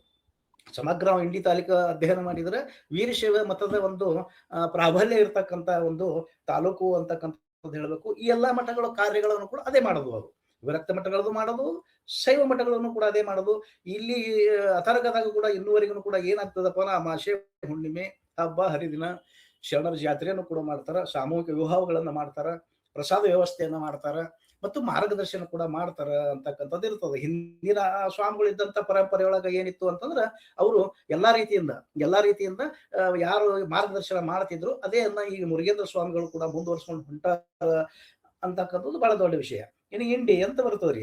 ಇಂಡಿ ಸಾಮಾನ್ಯವಾಗಿ ಅಲ್ಲಿ 4 ಮಠಗಳು ಅಂತ ಬರ್ತಾವ್ರಿ ಇಂಡಿ ಒಳಗ. ನಾನು ಅಧ್ಯಯನದ ಪ್ರಕಾರ ಒಂದು ಇದು ಪುರಾತನದ ಅದ ವಿಜಯಪುರದ ಒಂದು ಪ್ರಮುಖ ತಾಲೂಕ ಇದೂ ಕೂಡ. ಇಲ್ಲಿ 4 ಮಠಗಳು ಅಂತ ಹೇಳ್ತಾರೆ. ಶ್ರೀ ಹಿರೇಮಠ, ಶ್ರೀ ಅಲಸಂಗಿ ಮಠ, ಶ್ರೀ ಪರದೇಶಿಯ ಮಠ ಮತ್ತು ಶ್ರೀ ಕಳ್ಳಿ ಮಠ ಅಂತ ಹೇಳಿ 4 ಮಠ ಅಸ್ತಿತ್ವದಲ್ಲಿ ಇದ್ದು ಹಿಂದೆ. ಆದ್ರೆ ಈಗ ಇವೆಲ್ಲಾ ಮಠಗಳು ವೀರಶೈವ ಮತದ ಪ್ರಚಾರಕ್ಕಾಗಿರ್ತಕ್ಕಂಥ ಮಠಗಳೇ ಇವೆಲ್ಲ. ವೀರಶೈವ ಮತಗಳ ಪ್ರಚಾರಕ್ಕಾಗಿ ಇದ್ದಂತ ಮಠಗಳು ಇವು ಆಗಿದ್ದು ಅಂತಕ್ಕಂತ ಹೇಳ್ತಾವ. ಈಗ ಉಳಿದಂತ 2 ಮಠಗಳು, ಮಠಗಳ ಕಾರ್ಯ ಗೌಣಾಗ್ಯದ, ಆದ್ರೂ ಕೂಡ 2 ಮಠಗಳು ಚಾಲ್ತಿಯಲ್ಲಿ ಅದಾವ ಅಂತಕ್ಕಂಥದನ್ನು ಕೂಡ ಬಹಳ ಮುಖ್ಯ. ಒಂದು ಹಿರೇಮಠ, ಇನ್ನೊಂದು ಅಲಸಂಗಿ ಮಠ ಅಂತ ಹೇಳಿ 2 ಮಠಗಳು ಇಂಡಿ ಒಳಗ ಇನ್ನುವರೆಗೂ ಕೂಡ ಪೂಜೆ ಪುನಸ್ಕಾರಗಳದಾವ. ಉಳಿದ ಮಠಗಳು ಬಂದಾಗ್ಯಾವ. ಆದ್ರ ಇದು ಏನದಂತಾರೆ, ಪೂಜೆ ಪುರಸ್ಕಾರನು ಕೂಡ ಈ 2 ಮಠಗಳೊಳಗ. ಇದು ರಂಭಾಪುರಿ ಶಾಖಾ ಮಠ, ಇದು ಹಿರೇಮಠ ಅಂತಕ್ಕಂಥದ್ದು ರಂಭಾಪುರಿ ಶಾಖಾ ಮಠದಿಂದ ಬಂದಂತದ್ದು. ಇದು ಪುತ್ರವರ್ಗ ಪರಂಪರೆಯಲ್ಲಿ ಬೆಳತಕ್ಕಂಥದ್ದು ಅಂತಕ್ಕಂಥ ಮಾತನ್ನ ಹೇಳ್ತಾರೆ. ಪುತ್ರವರ್ಗ ಪರಂಪರೆ ಅಂತಂದ್ರೆ ನನ್ನ ನಂತರ ನನ್ನ ಮಕ್ಕಳಿಗೆ ಬರಬೇಕು ಅಥವಾ ಮೊಮ್ಮಕ್ಕಳಿಗೆ ಬರಬೇಕು, ಆ ಪರಂಪರೆಯೊಳಗ ಬೆಳೆದಂತ ಇವು ಮಠಗಳಾಗಿರ್ತಾವ. ಹಿಂದಿನ ಕಾಲದೊಳಗೆ ಇಲ್ಲಿನೂ ಕೂಡ ಶೈವ ಮತವನ್ನ, ವೀರಶೈವ ಮತವನ್ನ ಬೆಳೆಸ್ತಕ್ಕಂಥದ್ದಾಗ್ಲಿ, ಮತ್ತು ನಮ್ಮ ಇಂಡಿ ತಾಲೂಕಿನ ಎಲ್ಲಾ ಮಠಮಾನ್ಯಗಳು ಸಮಾಜಮುಖಿಯಾಗೇನೆ ಕೆಲಸ ಮಾಡತಕ್ಕಂಥವು. ಶೈವ ಇರ್ಲಿ, ವಿರಕ್ತ ಮಠ ಇರ್ಲಿ, ಇವುಗಳ ಕಾರ್ಯ ಏನದ ಅಂತಕ್ಕಂಥ ಮಾತನ್ನ ಹೇಳದಂತ ಸಂದರ್ಭದೊಳಗ, ನಾಡು ನುಡಿ ಬಂದಂತ ಸಂದರ್ಭದೊಳಗ, ಜನರಿಗೆ ತೊಂದರೆಗೊಳಗಾದಂತ ಸಂದರ್ಭದೊಳಗ ಈ ಎಲ್ಲಾ ಮಠಗಳು ಎಚ್ಚೆತ್ತು ಕಾರ್ಯನಿರ್ವಹಿಸಿದಂತ ಶ್ರೇಯಸ್ಸು ನಮ್ಮ ಇಂಡಿ ತಾಲೂಕಿನ ಎಲ್ಲಾ ಮಠಗಳಿಗೆ ಸಲ್ತದ. ಅದೇ ರೀತಿ ಇಂಡಿ ಹಿರೇಮಠ ಹಿಂದಿತ್ತು, ಈಗೇನಿಲ್ಲ. ಈಗ ಪೂಜಾ ಕಾರ್ಯಗಳನ್ನ ನಡೆಸ್ಕೊಂಡು ಹೋಗ್ತಾರ. ಮತ್ತೆ ಹಿರಿಯ ಗುರುಗಳು ಅವರ ಪುಣ್ಯಾರಾಧನೆ ತಮ್ದು ಏನ್ ಕೆಲಸ ಬೇಕು ಅಷ್ಟೇ ಮಾಡ್ತಾರ ಅಂತ ಹೇಳ್ತಾರ. ಇನ್ನೊಂದು ಅಲಸಂಗಿ ಮಠನೂ ಕೂಡ ಇಂಡಿಯ ಮಧ್ಯ ಭಾಗದೊಳಗ ಐತಿ. ಅದು ಇದನ್ನು ಕಾಶಿ ಪೀಠದ ಶಾಖಾ ಮಠ. ಇದು ಪುರಾತನ ಮಠ ಆಗಿದ್ರು ಕೂಡ ನಾಗೇಂದ್ರ ಶಿವಾಚಾರ್ಯರು ಇದನ್ನ ಸ್ಥಾಪನೆ ಮಾಡಿದ್ರು ಕೂಡ ನಂತರ ಏನಾಯ್ತಪ್ಪ ಅಂದ್ರೆ ಕಾಲವಾದ ನಂತರ ಹಂಗೆ ಇದು ಪರಂಪರೆ ಅದೇ ಅದ. ಇದು ಪುತ್ರ ಪರಂಪರೆ ಇರೋದ್ರಿಂದ ಮುಂದೆ ಬಂದು ಇದಕ್ಕ ಆಸ್ತಿನೂ ಕೂಡ ಅದ. ಬಟ್ ಈ ಕಾರ್ಯಗಳು ಏನಾಗ್ತಾವಪ್ಪ ಅಂತಂದ್ರೆ ಸೀಮಿತ ಅದಾವ. ಆ ಪೂಜಾ ವ್ಯವಸ್ಥೆ, ಅವರ ಪುಣ್ಯಾರಾಧನೆ ಇಂಥದನ್ನ ಮಾತ್ರ ಈ ಅಲಸಂಗಿ ಮಠದೊಳಗ ಅದಾವ. ಉಳಿದ 2 ಮಠದೊಳಗ ಅಸ್ತಿತ್ವವನ್ನು ಕಳ್ಕೊಂಡವ ಅಂತಕ್ಕಂಥ ಮಾತನ್ನು ಕೂಡ ಈ ಸಂದರ್ಭದೊಳಗ ಹೇಳ್ಬೇಕಾಗ್ತದೆ. ಇನ್ನ ಬಹಳ ಪ್ರಮುಖವಾಗಿರ್ತಕ್ಕಂಥದ್ದು ನಾ ಮುಂಚೆನೆ ಹೇಳಿದೆ, 2 ಕಣ್ಣುಗಳು ಅಂತೇಳಿ. ಅಲ್ಲಿ 1ನೇ ಕಣ್ಣು ಅಂತ ಹಿಂಚಗೇರಿ ಮಠ. ಹಿಂಚಗೇರಿ ಅಂತಕ್ಕಂಥ ಬಂದಂತ ಸಂದರ್ಭದೊಳಗ ನಮ್ಗೆ ಪಟ್ನೆ ತರಕಾಗುದು ಅಂತಂದ್ರೆ ಮಾಧವ ಅನ್ನೋ ಸ್ವಾಮಿಗಳು, ಅವರೇ ಬಹುಸಾವು ಮಹಾರಾಜರದು, ಮಾಧವಾನಂದ ಗುರುಗಳದ್ದು ಇದೇ ತರಕಾಗ್ತದೆ. ಅದ್ರ ಬಿಟ್ಟನು ಕೂಡ ಕರಿಬಸವೇಶ್ವರ ಮಠನೂ ಕೂಡ ಹಿಂಚಗೇರಿ ಒಳಗೆ ಇತ್ತಿದೆ. ಕರಿಬಸವೇಶ್ವರ ಮಠನೂ ಕೂಡ ಇದಿತ್ತು. ಇದು ಕೂಡ ರಂಭಾಪುರಿ ಶಾಖಾ ಮಠ ರೀ. ಇದು ಮೊದಲ ಮೂಲತಃ ಮಹಾರಾಷ್ಟ್ರದ ಅಲ್ಲೇ ಆಕಳವಾಡಿ ಅಂತ ಬರ್ತದ್ರಿ, ದಿಬ್ಬದ ಮ್ಯಾಗ ಜತ್ ತಾಲೂಕಿನ ಆಕಳವಾಡಿ ಅಂತ ಬರ್ತದ. ಆಕಳವಾಡಿಯಲ್ಲಿ ಇದು ಮೊದಲ ಕರಿಬಸವ ಮಠ ಅಂತಿತ್ತು. ಇದ್ರ ಶಾಖಾ ಮಠ ಹೋರ್ತಿ ಮತ್ತು ಬರಡೂದೊಳಗೂ ಕೂಡ ಅದಾವ. ಹೋತಿ ಮತ್ತು ಬಳ್ಳೂರದೊಳಗೂ ಕೂಡ ಕರಿಬಸವೇಶ್ವರ ಶಾಖಾ ಮಠಗಳು ಅದಾವ. ಇದು 1050 ಸ್ಥಾಪನೆ ಆದಂತ ಮಠ ಅಂತಕ್ಕಂಥದ್ದನ್ನು ಕೂಡ ಬಹಳ ಪುರಾತನ ಮಠಗಳು ಇವು.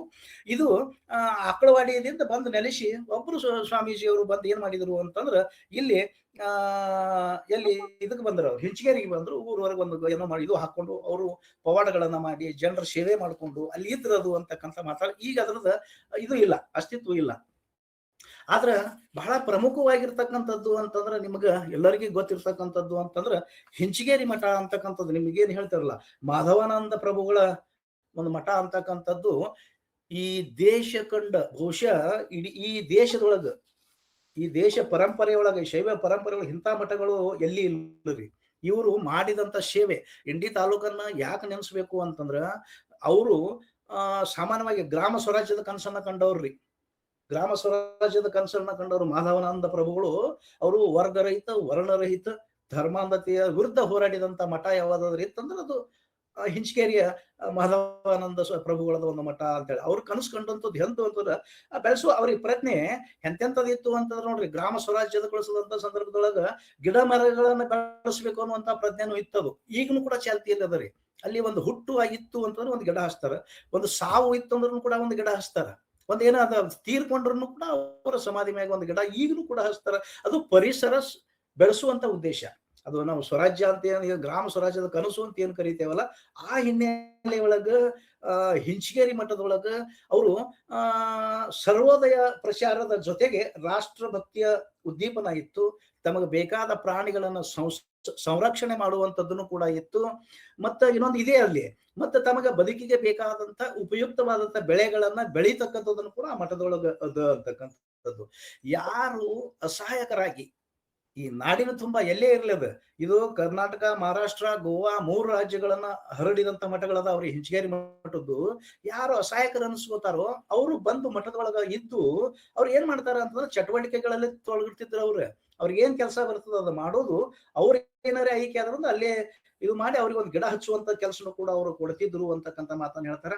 ಅವರು ಅಖಂಡ ಕರ್ನಾಟಕ ನಿರ್ಮಾಣದ ಒಂದು ಕನಸನ್ನು ಕೂಡ ಕಂಡಿದ್ರು. ಅವರು ಈ ಹಿಂಚಗೇರಿ ಮಠದ ಪೀಠಾಧಿಪತಿಗಳು ಏನಾಗಿದ್ರು ಅಂದ್ರೆ ಅಖಂಡ ಕರ್ನಾಟಕದ, ನಾ ಹೇಳ್ತಿರಲ್ಲ ಕಾವೇರಿಯಿಂದ ಗೋದಾವರಿ ಅಂತಕ್ಕಂಥ ಮಾತನ್ನ ನಾವು ಬರೇ ಬಾಯಿ ಮಾತಲ್ಲಿ ಹೇಳ್ತೇವೆ. ಅವ್ರು ಮಾಡಿದಂಥದ್ದು ಅದು ಬಹಳ ಗಮನಾರ್ಹವಾದಂತ ಕೆಲಸವನ್ನ ಮಾಡಿದಂಥದ್ದು. ಇದು ಅವರು ಅಲ್ಲಿ ಶಿವಮೂರ್ತ ಶಾಸ್ತ್ರಿಗಳ ಸಹಯೋಗದಿಂದ ಕೂಡ್ಕೊಂಡು ಏನ್ ಮಾಡಿದ್ರಪ್ಪ ಅಂತಂದ್ರೆ ಹುಬ್ಳಿಯ ಗಿರೀಶ್ ಮಠದೊಳಗ ಅಖಂಡ ಕರ್ನಾಟಕದ ನಿರ್ಮಾಣದ ಪರಿಷತ್ತನ್ನು ಕೂಡ ಕಟ್ಟಿದಂಥವ್ರು ಹಿಂಚಗೇರಿ ಮಠ ಸ್ವಾಮಿಗಳು, ಮಾಧವಾನಂದ ಸ್ವಾಮಿಗಳು. ಅವರು ಅಷ್ಟೇ ಮಾಡ್ಲಿಲ್ಲ, ಅವ್ರ ಗ್ರಾಮಸ್ಥರ ನೀವು ಆಗ್ಲಿಲ್ಲ. ಅವ್ರು ಇನ್ನೊಂದು ಏನ್ ಮಾಡಿದ್ರು ಅಂತಂದ್ರ ಕನ್ನಡವನ್ನ ಓದಬೇಕು, ಕನ್ನಡವನ್ನ ಬರಿಬೇಕು. ಈ ಭಾಷೆ ನಮಗ್ ಗಡಿಯನ್ನ ಹಾಕ್ಯದ್ರಿ. ಭಾಷೆ ನಮಗ ಮರಾಠಿಯ ಭಾಷೆ ನಮಗ ಏನ್ ಮಾಡಿದಪ್ಪ ಅಂತಂದ್ರ ನಮ್ಮ್ಯಾಗ ಆಕ್ರಮಣ ಮಾಡಿ ಎಲ್ಲಿ ನಾವು ಎಲ್ಲಿ ಬಂದೀವಿ ನೋಡ್ರಿ, ನೀವು ಭೀಮಾ ನದಿ ದಂಡಿಗೆ ಬಿಟ್ಟೇವ್ ನಾವು. ಎಲ್ಲಿ ಗೋದಾವರಿ ನದಿ ಆಚಿದ ಭೀಮಾ ನದಿ ದಂಡಿಗೆ ಬಂದೀವಿ. ಈಗ ಇದು ಆಕ್ರಮಣ ಅನ್ನುವಂಥದ್ದು ಇರ್ತದ. ಅದಕ್ಕೆ ಅವ್ರು ಏನ್ ಮಾಡಿದಪ್ಪ, ಅಖಂಡ ಕರ್ನಾಟಕ ರಾಜ್ಯದ ನಿರ್ಮಾಣದ ಪರಿಷತ್ತನ್ನು ಕಟ್ಟದವರು. ಮತ್ತು ಈ ಭಾಷೆ ನಮಗೆ ಏನ್ ಮಾಡಿತ್ತು ಅಂತಂದ್ರೆ ನಮ್ಮದು ಪ್ರದೇಶ ಅಂತಾರ ತಿಳ್ಕೊಂಡು ಮಾಧವಾನಂದ ಪ್ರಭುಗಳು ಏನ್ ಮಾಡಿದ್ರು ಅಂತಂದ್ರ ಅಲ್ಲಿ ಆ ಪರಿಷತ್ತಿನೊಳಗ ಎಲ್ಲರೂ ಕನ್ನಡ ಕಲಿಬೇಕು, ಕನ್ನಡ ಓದಬೇಕು ಅಂತಕ್ಕಂಥ ನಿರ್ಣಯನೂ ಕೂಡ ಮಾಡ್ತಾರ ಅವರು. ಅದಕ್ಕಾಗಿನೇ ಅವರು ಹಿಂಚಗೇರಿ ಒಳಗ ಸರ್ವೋದಯ ಸಮ್ಮೇಳನ ಕೂಡ ಮಾಡ್ತಾರ, ವಿಶ್ವಶಾಂತಿಯ ಸಮ್ಮೇಳನ ಕೂಡ ಮಾಡ್ತಾರ, ಭಾರತೀಯ ಏಕತಾ ಸಮಾವೇಶನೂ ಕೂಡ ಮಾಡ್ತಾರ.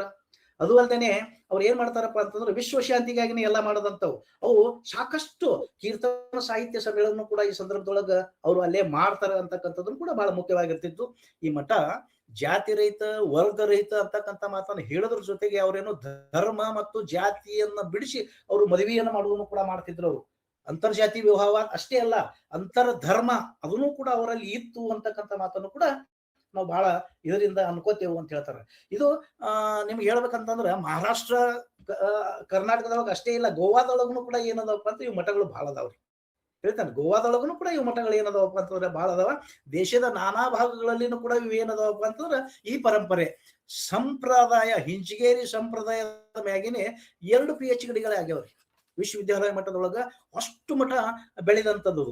ಈ ಮಠ ಕೇವಲ ತಮ್ಮಷ್ಟಕ್ಕೆ ತಾವೇ ಬೆಳಿಲಿಲ್ಲ, ಅವ್ರ ತಮ್ಮಷ್ಟಕ್ಕೆ ತಾವೇ ಬೆಳಿಲಿಲ್ಲ. ಅವರು ಏನ್ ಮಾಡಿದ್ರಪ್ಪ ಅಂದ್ರ ಮರಿಗಳನ್ನ ಮಠಗಳ ಜೊತೆಗೆ ಉತ್ತರಾಧಿಕಾರಿಯನ್ನು ಕೂಡ ನೇಮಿಸಿದ್ರು. ಅವ್ರ ಉತ್ತರಾಧಿಕಾರಿಯನ್ನು ನೇಮಿಸಿದ್ರೆ ಅವ್ರಿಗೆ ಒಂದು ಹುಷಾರಿ ಇತ್ತು, ಈ ಜ್ಯೋತಿ ಮುಂದುವರಿಬೇಕು, ಹಂಗೆ ಇದು ಧರ್ಮದ ಸಂಸ್ಕೃತಿ ಏನಾಗಬೇಕಪ್ಪ ಅಂತಂದ್ರೆ ಎಂದು ಆರಬಾರದು ಅಂತಕ್ಕಂಥ ವಿಚಾರ ಯಾರಲ್ಲಿ ಇತ್ತಂದ್ರೆ ಆ ಮಹಾನುಭಾವರಲ್ಲಿ ಇತ್ತು. ಅದಕ್ಕಾಗಿನೇ ಧರ್ಮ ಸಮನ್ವಯದ ದೃಷ್ಟಿಕೋನವನ್ನು ಇಟ್ಕೊಂಡು ಸಂಕಲ್ಪವನ್ನು ತೊಟ್ಟು ಹೆಂಚಗೇರಿ ಮಠದ ಸಂಪ್ರದಾಯನೇ ಅಂತ ಹೇಳಿ ಒಂದು ಇದು ಮಾಡಿದ್ರು ಅವರು. ಹೆಂಚಗೇರಿ ಮಠದ ಸಂಪ್ರದಾಯನೇ ಅಂತ ಹೇಳಿ ಪ್ರಾರಂಭ ಮಾಡಿದ್ರು. ಈ ದೃಷ್ಟಿಕೋನದಾಗ ಮಾನವ ಧರ್ಮವನ್ನ ಎತ್ತಿ ಹಿಡಿದಂತ ಗಮನಾರ್ಹವಾದಂತ ಶ್ರೇಯಸ್ಸು ಯಾರಿಗಿತ್ತು ಅಂತಂದ್ರೆ ನಮ್ಮ ಇಂಡಿ ತಾಲೂಕಿನ ಹೆಂಚಗೇರಿ ಮಠಕ್ಕೆ ಅಂತ ಹೇಳ್ಬೋದು. ಅದಕ್ಕಾಗಿ ನಾನು ಮಾತನಾಡುವಾಗ ಮುಂಚೆ ಒಂದು ಕಣ್ಣ ಹೆಂಚಗೇರಿ ಒಂದು ಇದು ಅಂತ ಹೇಳಿದೆ. ಇದು ಪರಂಪರೆ, ಮಠದ ಪರಂಪರೆ ಶ್ರೀಮಂತಗೊಳಿಸಿದ್ರು, ಬಂದಂತ ಎಲ್ಲರೂ ಶ್ರೀಮಂತಗೊಳಿಸ್ಕೊತ ಬಂದ್ರು ಬರ್ತೀನಿ. ಆದ್ರೆ ಹೆಂಚಗೇರಿ ಮಠದ ಗುರುಗಳಾಗಿದ್ದ ಮಾಧವಾನಂದ ಅವರು ಭಾರತದ ಸ್ವತಂತ್ರ ಹೋರಾಟದಲ್ಲಿ ಬಹಳಷ್ಟು ಸಕ್ರಿಯವಾಗಿ ಕೆಲಸ ಮಾಡಿದವರು. ಬ್ರಿಟಿಷರ ವಿರುದ್ಧ ಅವಾಗ ಪತ್ರೆ ಸರ್ಕಾರ ಅಂತಂದ್ರೆ ಯಾರೇ ಬ್ರಿಟಿಷ್ ಸರ್ಕಾರದ ವಿರುದ್ಧ ಮಾತಾಡಿದ್ರೆ ಅವ್ರು ಏನ್ ಮಾಡಿದ್ರಪ್ಪ ಅಂದ್ರೆ ಕೈ ಪತ್ರ ಬಡಿಯತಕ್ಕಂಥದ್ದು ಇತ್ತು ರೂಢಿ ಒಳಗ. ಆ ಪತ್ರೆ ಸರ್ಕಾರದ ವಿರುದ್ಧ ಹೋರಾಡಿ, ಯಾರ ಪತ್ರೆ ಸರ್ಕಾರದ ವಿರುದ್ಧ ಹೋರಾಡದವ್ರಿಗೆ ರಕ್ಷಣೆ ಕೊಡುವಂತ ಕೆಲಸ ಯಾರು ಮಾಡ್ತಿದ್ರು ಅಂತಂದ್ರ ಹೆಂಚಗೇರಿ ಮಠ ಮಾಡ್ತಿತ್ತು. ಹೆಂಚಗೇರಿ ಮಠ ಸ್ವಾತಂತ್ರ್ಯ ಚಳವಳಿಯಲ್ಲಿ ಎಷ್ಟು ಪ್ರಮುಖ ಪಾತ್ರ ಆಗಿತ್ತು ಅಂತಂದ್ರೆ ನಮ್ಮದು ಕೇಂದ್ರ ಬಿಂದು ಆಗಿತ್ತು. ಕೊಟ್ನಾಳ ದೇಶಮುಖರು ಏನೋ ಅಲ್ಲಿ ಇದ್ರೊಳಗೆ ತಯಾರು ಮಾಡ್ತಿದ್ರು, ಅವರು ಮದ್ದುಗುಂಡಗಳನ್ನು ತಯಾರು ಮಾಡ್ತಿದ್ರು, ಹೊರಗೆ ತರಕ್ ಅನ್ಸುತ್ತಿದ್ರು ಅವರು. ಆದ್ರೆ ಮಾಧವಾನಂದರ ಸೇನಾನಿಗಳು ಏನಿದ್ರಲ್ಲ, ಇವರು ಬ್ರಿಟಿಷರ ವಿರುದ್ಧ ಹೋರಾಡ್ಲಿಕ್ಕೆ ಯಾರು ಸಹಾಯ ಮಾಡ್ತಾರೋ ಅವರನ್ನ ಪ್ರೋತ್ಸಾಹಿಸಿ ಅಲ್ಲಿ ಸಾಮಾನುಗಳನ್ನು ಕೂಡ ಅವರು ಸರಕನ್ನ ಸಾಗಿಸ್ತಕ್ಕಂಥದ್ದು ಕೆಲಸ ಮಾಡ್ತಿದ್ರು ಅವರು. ಸ್ವತಂತ್ರದ ಚಳವಳಿಯಲ್ಲಿ ಇಂಡಿ ತಾಲೂಕನಷ್ಟು ಶ್ರೇಯಸ್ಸು ಬಹುಶಃ ಬಹಳಷ್ಟು ದೊಡ್ಡ ಕಡಿಗೆರಿ. ನೀವ್ ಹೇಳ್ತೀವಲ್ಲ, ಅದು ಕೇರಳ ಬೌಂಡ್ರಿ ಏನಿತ್ತಲ್ಲ ಅದನ್ನು ಹೊರತುಪಡಿಸಿದ್ರ ನಮ್ಮಲ್ಲಿ ಇಂಡಿ ತಾಲೂಕ, ನಮ್ದು ಕರ್ನಾಟಕದ ಈಗೇನು ನಾವು ಕೊನೆ ಅಂತೀವಲ್ಲ, ಇದ್ರ ಕೊಡುಗೆ ಸ್ವಾತಂತ್ರ್ಯ ಸಂಗ್ರಾಮದಲ್ಲಿ ಬಹಳಷ್ಟು ಕೊಡುಗೆ ಅದ. ಅದು ಏನಪ್ಪಾ ಅಂತಂದ್ರೆ ಹೆಂಚಗೇರಿ ಮಠ ಅಂತಕ್ಕಂಥದ್ದು ಎರಡು ಮಾತಿಲ್ಲ. ಮಾಧವಾನಂದ ಸ್ವಾಮಿಗಳು ಪ್ರಭುಗಳು ಏನ್ ಮಾಡಿದ್ರು ಅಂತಂದ್ರ ತಮ್ಮ ಇಡೀ ಆಸ್ತಿಯನ್ನ ಈ ಇದ್ರ ಸಲುವಾಗಿ ಸಮಾಜಮುಖಿಯಾಗಿ ಕಳೆದ್ರು ಅವರು. ನಂತರದ ದಿನಗಳು ಮಠದೊಳಗನೆ ಕಳೆದು ಬಿಟ್ರು ಅವ್ರು. ತಮ್ಮ ಜೀವನ ಏನ್ ಮಾಡಿದ್ರಪ್ಪ ಅಂತಂದ್ರ ಮಠದೊಳಗನೆ ಕಳೆದು ಬಿಟ್ರು ಅಂತಕ್ಕಂಥದ್ದನ್ನು ಕೂಡ ಬಹಳ ಇದು ಆಗಿರ್ತಕ್ಕಂಥದ್ದು ಅಂತ ಹೇಳ್ತಾರೆ. ಇದು ಸಾಮಾನ್ಯವಾಗಿ ಅವರು ಕನ್ನಡ ನಾಡು ನುಡಿಯ ಬಗ್ಗೆ ಅವರಿಗೆ ಗೌರವ ಇತ್ತು, ಸಂಸ್ಕೃತಿ ಬಗ್ಗೆ ಗೌರವ ಇತ್ತು, ಸ್ವತಂತ್ರ ಚಳವಳಿಯ ಬಗ್ಗೆ ಗೌರವ ಇತ್ತು, ಧರ್ಮದ ಬಗ್ಗೆ ಇತ್ತದು. ಇವೆಲ್ಲಾನು ಇಟ್ಟುಕೊಂಡು ಅವ್ರು ಏನ್ ಮಾಡ್ತಿದ್ರು ಅಂತಂದ್ರ, ಮತ್ತು ನೋಡ್ರಿ ನೀವು ಕೃಷಿಗೆ ಪ್ರಾಧಾನ್ಯತೆ ಇತ್ತು. ಯಾರಿಗೆ ಯಾವಾಗ ಆಸಕ್ತಿ ಅದು ಅದನ್ನ ಕೃಷಿಯನ್ನು ಕೂಡ ಅವರು ಮಾಡಿಕೊಡ್ತಿದ್ರು. ಮತ್ತು ಪರಿಸರ ಪ್ರಜ್ಞೆ ಬಹಳ ದೊಡ್ಡದಾಗಿರ್ತಕ್ಕಂಥದ್ದು ಹೆಂಚಗೇರಿ ಮಠದ್ದು. ಪರಿಸರ ಪ್ರಜ್ಞೆ ಅಂತಕ್ಕಂಥದ್ದು ಬಹಳ ದೊಡ್ಡದಾಗಿರ್ತಕ್ಕಂಥ ಪರಿಸರ ಪ್ರಜ್ಞೆ ಎಲ್ಲಿ ಹೆಂಚಗೇರಿ ಮಠಕ್ಕೆ ಇತ್ತು. ಎಲ್ಲರೂ ಕೂಡ ಸಸಿ ನೆಡುವಂತ ಕಾರ್ಯಕ್ರಮ ಇನ್ನೂವರೆಗೆ ಪರಂಪರೆ ಅದಾವ. ಬಹುಶಃ ತಾವೆಲ್ಲರೂ ಹೋಗಿರ್ತೀರಿ, ಸಮೀಪ ಇದ್ದವರು ಹೆಂಚಗೇರಿ ಮಠಕ್ಕೆ ನೀವು ಹೋಗಿರ್ತೀರಿ. ಮಠಗಳ ಏನಾಗಿರ್ತಾರ ಅಂತಂದ್ರೆ ಒಂದು ಹುಟ್ಟು ಮತ್ತು ಸಾವುಗಳಿಗೂ ಕೂಡ ಒಂದೊಂದು ಗಿಡ ನೆಡುವಂತ, ಒಂದು ಮರ ನೆಡುವತಕ್ಕಂತ ಸಂಪ್ರದಾಯ ಅಲ್ಲಿ ಅದ. ಈ ಹೆಂಚಗೇರಿ ಮಠದ ಮ್ಯಾಗನೆ ಎರಡು ಸಂಪ್ರದಾಯಗಳ ಮ್ಯಾಗ 2 PhD ಆಗ್ಯಾವ ಅಂತಕ್ಕಂಥದ್ದನ್ನು ಕೂಡ ಬಹಳ ದೊಡ್ಡದಾಗಿರೋ ಕರ್ನಾಟಕ ವಿಶ್ವವಿದ್ಯಾಲಯದಿಂದ 2 PhDಗಳು ಬಂದವ್ರಿ ಈ ಹೆಂಚಗೇರಿ ಮಠದ ಮ್ಯಾಗ ಅಂತಕ್ಕಂಥದ್ದನ್ನು ಕೂಡ ಬಹಳ ಇದು ಆಗ್ತದ ಅಂತಕ್ಕಂಥದ್ದನ್ನ ಇದು ಮೊದಲೇ ಕಣ್ಣು ಅಂತಕ್ಕಂಥ. ಇನ್ನ ಮತ್ತೆ ಸಣ್ಣ ಸಣ್ಣ ಮಠಗಳು ಬಂದಂತ ಸಂದರ್ಭ ಶಿರ್ಷಾಡ ಮಠ ರೀ. ಇದು ಏನಪ್ಪಾ ಅಂದ್ರೆ ರಂಭಾಪುರಿ ಶಾಖಾ ಮಠ ರೀ. ಇದು ಶಿರ್ಷಾಡ ಅಂತೇಳಿ ಇದು ಇಂಡಿ ಆಗ್ನೇಯ ಪೂರ್ವಕ ಆಗ್ನೇಯ ದಿಕ್ಕಿಗೆ ಅಲ್ಲೇ ಇಂಡಿ ಸಮೀಪ ಇದು ಬರ್ತದ. ಈ ಶಿರ್ಷಾಡ ಗ್ರಾಮದೊಳಗ ಇದು ಪರಂಪರೆ. ಯಾವ ಪರಂಪರೆ? ಪುತ್ರವರ್ಗ ಪರಂಪರೆ ಅಂತಂದ್ರ ಈ ಮಠ ಇರುವುದು. ನಂತರ ಉತ್ತರಾಧಿಕಾರಿ ಅವರನ್ನು ನೇಮಿಸ್ತಕ್ಕಂಥ ಇದು ಅಧಿಕಾರ ಯಾರಿಗದ ಅಂತ ಮೇಲಿನ ಗುರುಗಳಿಗೆ ಅದು ಮುಂದುವರ್ಸ್ಕೊಂತ ಬಂದಾರ ಅವ್ರ. ಈ ಕರ್ತೃಗ ಅವರು ಶಿರ್ಷಾಡ ಮಠದ ಮೂಲ ಶಿವಾಚಾರ್ಯರು, ಗಂಗಾಧರ ಶಿವಾಚಾರ್ಯರು ಈ ಮಠವನ್ನು ಸ್ಥಾಪನೆ ಮಾಡಿದ್ರು ಅಂತ ಹೇಳ್ತಾರೆ. ಇವೆಲ್ಲಾ ಮಠಗಳು ಮಾಡಿದಂತ ಕೆಲಸ ಅಂತಂದ್ರೆ ಮೊದಲು ಅನ್ನಸಂತರ್ಪಣೆ ಬಹಳ ನಾವು ಗಮನದಾಗಿಡಬೇಕು. ಯಾಕೆ ಅನ್ನಸಂತರ್ಪಣೆ ಮಾಡ್ತಿದ್ರು ಅಂತಂದ್ರ ಸ್ವತಂತ್ರ ಹೋರಾಟದೊಳಗ ಯಾರು ಕಷ್ಟವನ್ನ ಅನುಭವಿಸ್ತಾರ ಅವ್ರಿಗೆಲ್ಲರನ್ನು ಕೂಡ ಆಯಾ ಮಠಗಳು ಅವರನ್ನು ಹಿಡಿತಂದು ಇದು ಮಾಡ್ತಿದ್ರು. ಅವ್ರು ಎಲ್ಲಾ ಮಠಗಳು, ಎಲ್ಲಾ ಪರಂಪರೆಯಲ್ಲಿ ಇರ್ತಕ್ಕಂಥ ಮಠಗಳು ಬ್ರಿಟಿಷರಿಗೆ ಯಾರು ಅನ್ಯಾಯ ಒಳಗಾಗಿರ್ತಾರಲ್ಲ ಅವ್ರ ಕುಟುಂಬಗಳು ಇದು ಆಗಬಾರ್ದು ಅನ್ನುವಂತ ಕಾರಣಕ್ಕಾಗಿ ಅವರು ಪ್ರಸಾದ ವ್ಯವಸ್ಥೆಯನ್ನು ಕೂಡ ಅವರು ಮಾಡ್ತಿದ್ರು. ಇಲ್ಲಿ ಶಿರ್ಷಾಡ ಅಂತಕ್ಕಂಥದ್ದು ಬಹಳ ಅವರು ಶಿವಾಚಾರ್ಯ ಯಾರು ಗಂಗಾಧರ ಶಿವಾಚಾರ್ಯರು ಏನಪ್ಪಾ ಅಂದ್ರೆ ಜೀವಂತ ಸಮಾಜಿ ಆದವರು. ಅಲ್ಲಿ ಕೆಲವೊಂದು ಚಟುವಟಿಕೆಗಳು ನಡೀತಾವ್ರಿ. ಯೋಗ ಧ್ಯಾನ, ನಿಮ್ಗೆ ಹೇಳ್ರಿ ಈ ಹೆಂಚಗೇರಿ ಮಠದೊಳಗ ಏನೆಲ್ಲಾ ಚಳವಳಿಗೆ ಇದ್ರು ಕೂಡ ಯೋಗ ಧ್ಯಾನ ಇದು ಒಟ್ಟ ಬಿಡ್ತಿರ್ಲಿಲ್ರಿ. ಎಂಥವರೇ ಕಷ್ಟದೊಳಗೆ ಬಂದ್ರು ಕೂಡ ಯೋಗ ಧ್ಯಾನ ಅಂತಕ್ಕಂಥದ್ದು ಬಹಳ ಮುಖ್ಯದ ಅಂತಕ್ಕಂಥದ್ದು ಮಾಧವನಂದ ಪ್ರಭುಗಳೇ ಹೇಳ್ತಿದ್ರು ಅವರು.